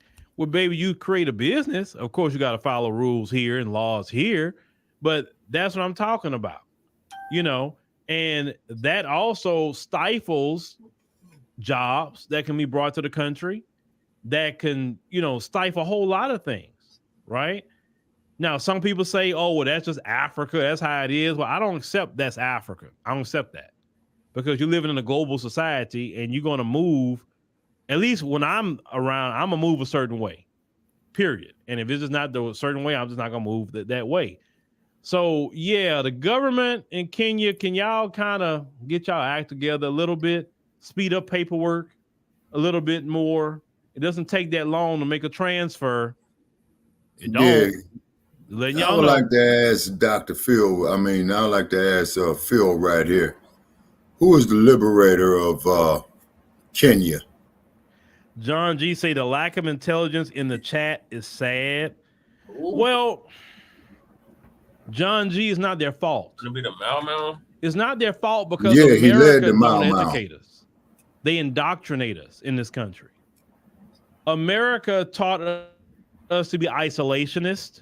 His And name what I was mean Jomo by that Kenyatta. is America's taught us like we're the only people in the world that exist. So since they haven't taught us about other people and other cultures, they don't even encourage us to get passports. They don't. Only 32% of Americans have passports. A passport is only $130. People waste that at a restaurant. They don't even encourage us to world travel. They don't.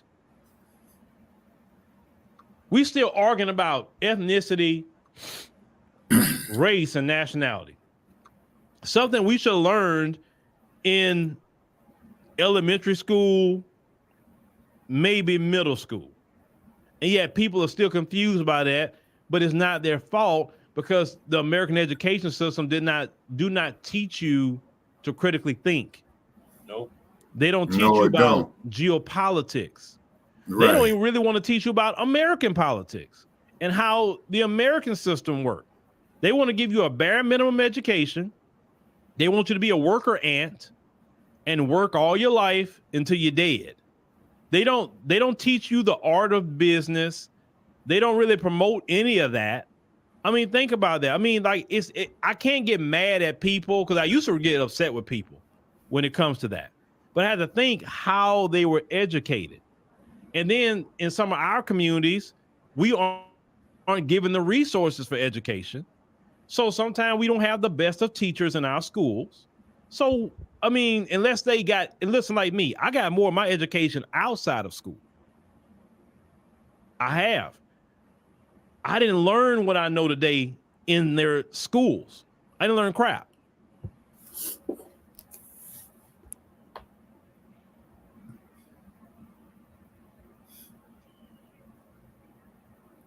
Okay, I think I'm gonna stop it there. Okay. Yeah, Zoria Lyons said America taught us to be self-centered and think about ourselves as individuals instead of a unit. Yeah, he's just going up with questions now in the chat.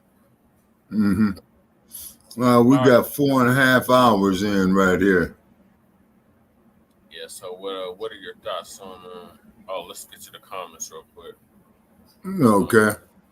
Okay, let's see. Jay Militant, okay, 49er fan, and let me know, Jay Militant, how they doing, man, because I might hit one of these casinos, man, and try to parlay $50 into 200. We fought against this beast through an African mindset, all due respect to our African wars, but we needed the FBA, Foundational Black American mindset, as you see. Foundational Black Americans moves the needle. Yep. All right, Jay Militant. Okay. Yep. No, in how's San Francisco, Jay Militant? I know you guys are cold over there, man, by that water because we 40 degrees here. Slave South Africa, they love white supremacy. Yeah, the Boers. You know what I'm saying? This is why I'll never call a motherfucker like Elon Musk an African. He's a goddamn Boer. He right about that they is slow on that paperwork. Okay, Jay Militant. Okay. Oh, we play next week. Who y'all playing next week, man? I think they're still waiting. Oh, okay. All righty. Yeah, because they will be hosting. Okay. They're waiting to see who they're going to be hosting. Okay.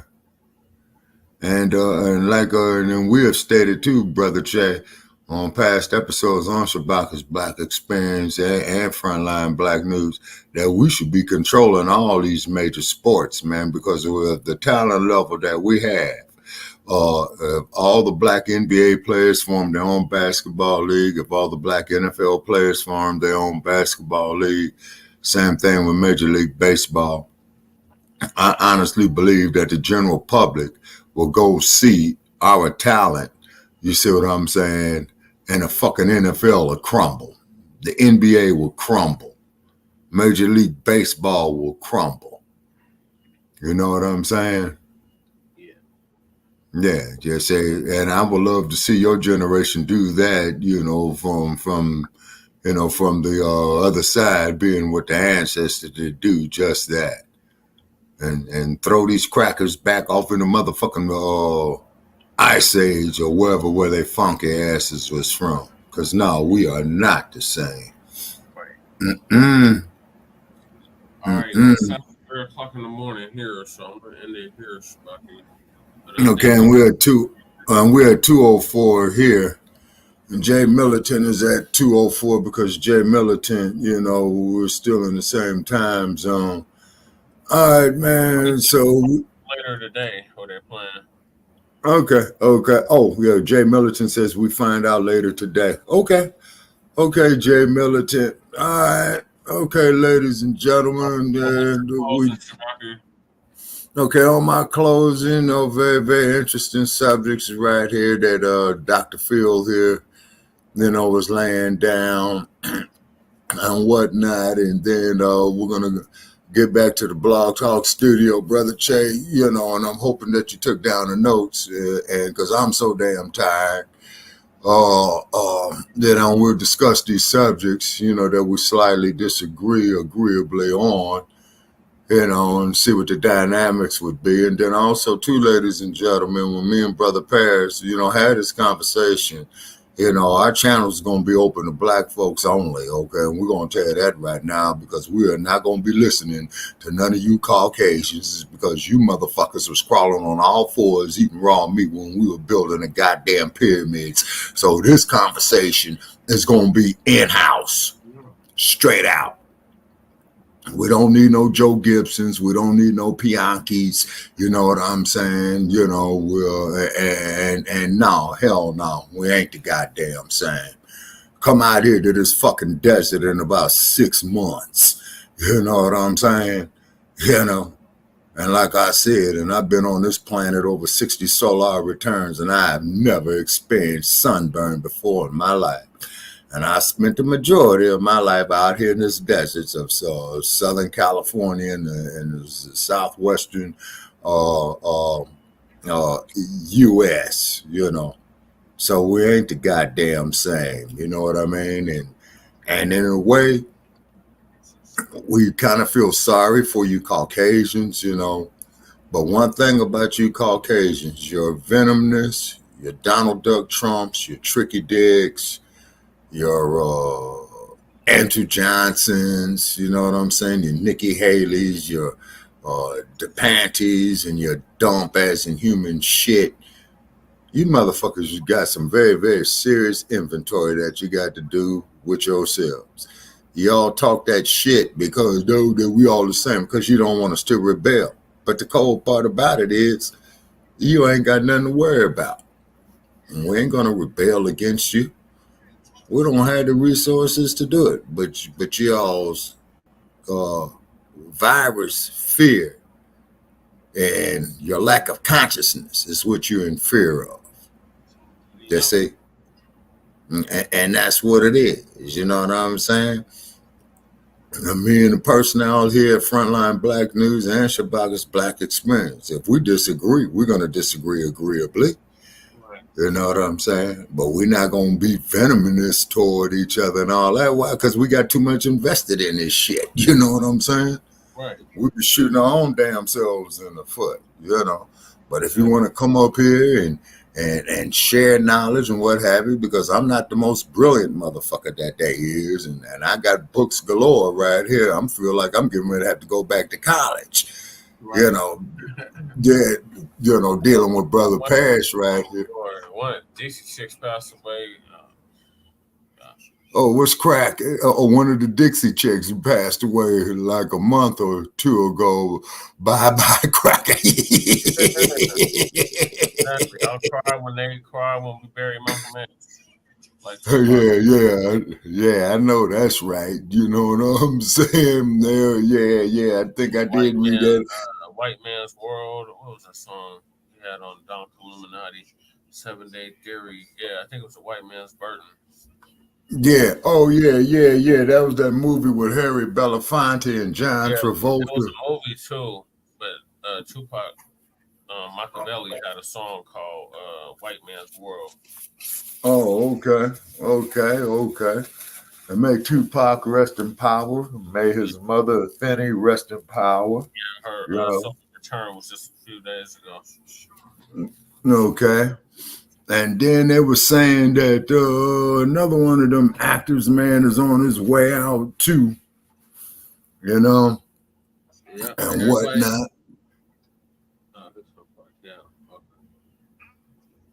Yep, that's right, Jay. All right, so is that it for your closing, Shabaka? Yes, sir. That's it, man. I'm so damn tired, man. Yeah, and we've been here 4.5 hours.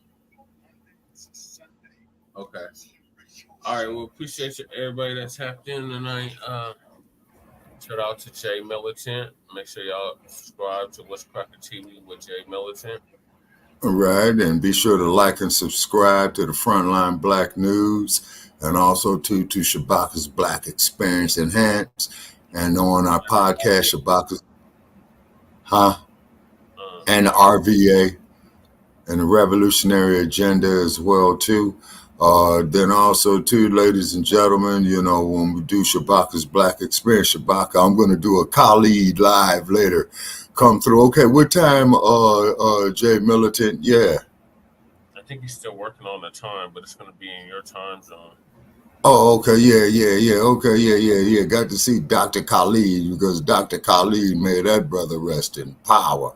And I really did appreciate how Dr. Khalid told white America about their stinking asses. I appreciated the way, and I appreciated the way that Malcolm X told white America about itself.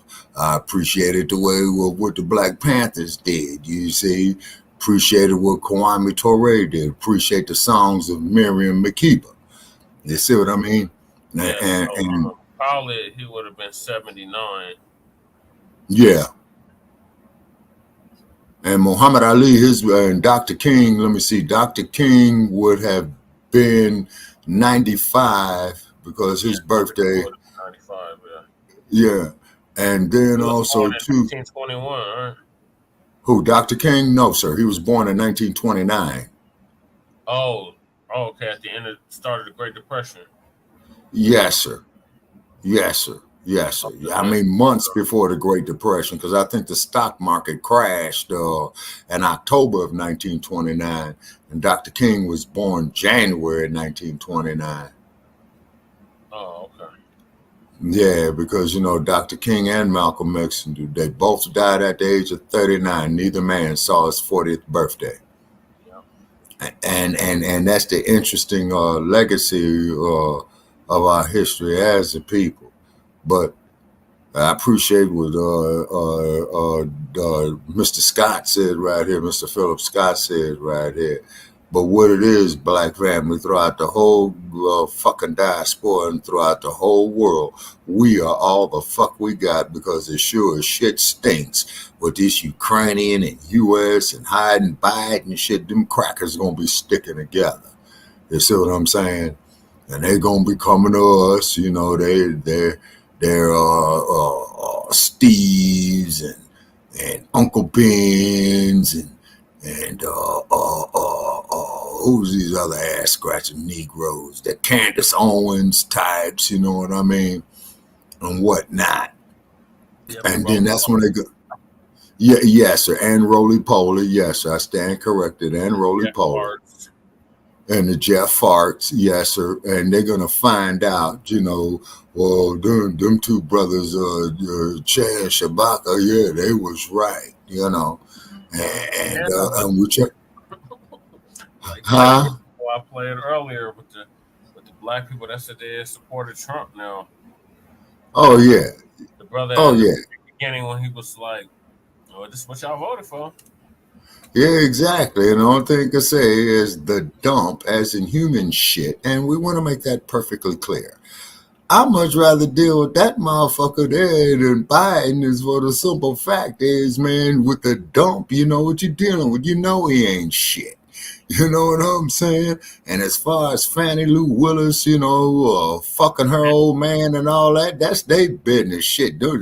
That's hard ass work they do, and particularly dealing with a crazy motherfucker like Trump. So shit, maybe them two black people turn to each other, you know, to rest up and rejuvenate each other. I mean, how the fuck you gonna hold it against this black woman for having a love affair? Well, at least Trump, she ain't went there to some raggedy like Stormy Daniels, where your raggedy ass had to pay that heifer, what was it, $250,000? You know what I'm saying? Yeah, $500,000 or some shit like that. Trump, you's crazy. But the thing about you, Dump, is that you stating of how you feel and how white America feels, man. I don't have a problem with it, man. But I don't sing "We shall overcome." No, I don't sing "Yes, boss, hey, Mr. Benny." No, man, we don't get down like that there, Dump. And you, the panties, you're sick as hell too. You know what I'm saying? And then when them hurricanes come through the panties, I hope they tear all the clothes off your ass, showing your pink panties that you wear. That fell on his house. Oh yeah, like the tree fell down on your house. Yeah, and what have you? Because you all did some vicious shit to our people down there in the great state of Florida. When I was down in that motherfucker, man, you know, when I go to sleep, man, them spirits will speak to me. I would hear the crying, the moaning, the little black babies being thrown, alligators and all kind of shit down there, man. I could not wait to get up out that goddamn state, you know? And then when I went through places like Georgia, Louisiana, Alabama. Yeah, Mississippi, Alabama, man, and Billie Holiday going through my mind. Southern trees bear strange fruit. So therefore, for all you people out there that know me over the years that say, Shabaka, you ain't never been south, well, motherfuckers, I've been down south. I don't dig it. I'm an old ass bastard. I'm on my way out right now, and I'm gonna be out here in this fucking desert. And white folk, when you come here next summer, please leave your sunscreens at home, okay? And you have to give us some first aid remedies for it, because we ain't gonna leave you out there in that damn desert. I wouldn't do that to my worst enemy. But one thing I know about you whiteys, you motherfuckers are damn sure leave me out there in your blizzard in Iowa, wouldn't you now? You damn sure leave me out there in 50 degrees below zero up there in the Dakotas and Montana. And that's why I appreciate old Stagecoach Mary doing her thing up there. You know, she delivered the mail. And Stagecoach Mary, when she got that joy juice in her and you went off into a restaurant and didn't behave yourself, Stagecoach Mary had no problem whooping your motherfucking ass. That's real talk. And may that sister rest in power. You know what I'm saying? Yeah, and she referred to them 6 guns on her as her lemon squeezes and kept that damn street sweeper with her delivering that mail. Yeah, she sure did. I traveled over the land. I saw it, and Montana is spectacular, but it is so isolated out there. And you do not want to be having stranded out on the side of the road in that motherfucker, and that's for damn sure. Yeah, no Montana. Yes, sir. Hell no. Hell no. And then one little city, I go through there, you still had motherfuckers riding on horseback and in little buggies. Mm-hmm. Yeah. You know what I'm saying? And I'm saying I forgot what the fuck I was in, but I know when it got sundown, oh yeah, I was getting the fuck up out of there real quick. Gasoline tank on full. You feel me, Jay Militant? You know what I'm saying? And I got the fuck up out of there real quickly. You know what I mean? And then, folks, I remember one time I had to drive, man, in the middle of the fucking, below up here right now. Yeah, 50 degrees below zero. And I remember one time, man, where I had to drive from the great state of Texas, okay, and I think it was El Paso, all the way up there to Salt Lake, not Salt Lake City, but some city in southern Utah I had to drive to. And I'm going on these back-ass country roads, and I'm the only motherfucker out there. And then I saw these red lights flashing behind me for about 3 miles, and I'm damn near pissed on myself. St. George. Huh? It was either St. George or Cedar City you had to go to. Yeah. That's what it was, Brother Che. Yeah, St. George, man. And I had to take them backward ass highways and shit like that, man. And it was just starting to snow and whatnot, man. And I'm out there on that damn highway, man, by myself. Now get a load of this here, people, to really add insult to injury. The speed limit was only 50 miles an hour. And I kept that motherfucker at 49. You know what I mean? Yeah. All right. So is that your closing, Shabaka? Yep, that's my closing, Brother Che. Okay. And I should see all you good folks tomorrow, and hope everybody is well and stay warm. And then I know Jay Militant, I know the Bay Area is cold too, man, because you're getting ready to get that rain coming through. Yeah, coming out to PMW, okay, and I think San Francisco will probably get down to probably about the same temperature here in Las Vegas. We're at 40 degrees now, you guys. You know what I'm saying? So we're 8 degrees above the freezing temperature of water, okay? And we are 37 degrees below the water temperature. You all are 30. Wait a minute, Brother Che, it's 37 below? No, 32 degrees is the freezing temperature. It's 9 below right now. And okay. Right. Okay. I was about to say, man, what happened, man? Y'all moved to the North Pole, man, getting that cold? So you did say that there was a vortex coming through, right? Yeah, polar vortex. Ooh, shit. That means the cold from the North Pole is coming all the way down to the continental United States. Right. Okay. So most definitely we wish all our well wishes out there in Buffalo and Cleveland and what have you, and Chicago and Detroit. Wish you all the best. Gonna definitely be praying. Huh? It's 5 below in Chi-Town right now. Ooh, shit. It's 15 in Des Moines, Iowa. Okay. Well, just outside of Omaha. It's 20 Okay. below in parts of Nebraska. It's 20, 30 below in parts of the Dakotas. It's 30 below in Montana. So, yeah, it's very cold. So, stay warm, brother. Yeah, yes, sir. Yeah, most definitely. Especially okay, lady. Yeah. East of Sierra Nevada.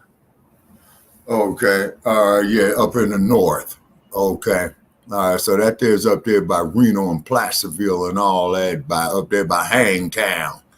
That's another thing they used to call Placerville. They used to call it Hangtown. And I showed you that historical landmark they had up there, Brother Che, that motherfucker hanging up there by the window. Yeah, Jay Militant know about that. Now, I know you know about that, Jay Militant, because I'm sure in your travels, man, up through there, yeah, you've been up there, and what have you. I'm going to close this out. So thank y'all for tuning in to Frontline Black News Season 3, Episode 42, Part 1 of the Frontline Black News. We'll be back later on today for Part 2. All right. Stay tuned for that. In the meantime, make sure you like and subscribe to all of our platforms, Frontline Black News on YouTube and Facebook, The Revolutionary Agenda on YouTube and Facebook, the Black Experience Enhanced on Facebook and X, formerly Twitter. And also yes, subscribe to What's Cracking TV with Jay Militant. So Keep Absolutely. thoughts and prayers. Absolutely. We will see Absolutely. y'all later. So peace, love, light, reparations and separations and Black empowerment. Indeed, indeed. The grand risings from the Mile High Income City. All right. Okay. All right. Good night here from Sin City, y'all. Everybody stay warm, stay safe. Yes, I'm out. All right. Always. Okay.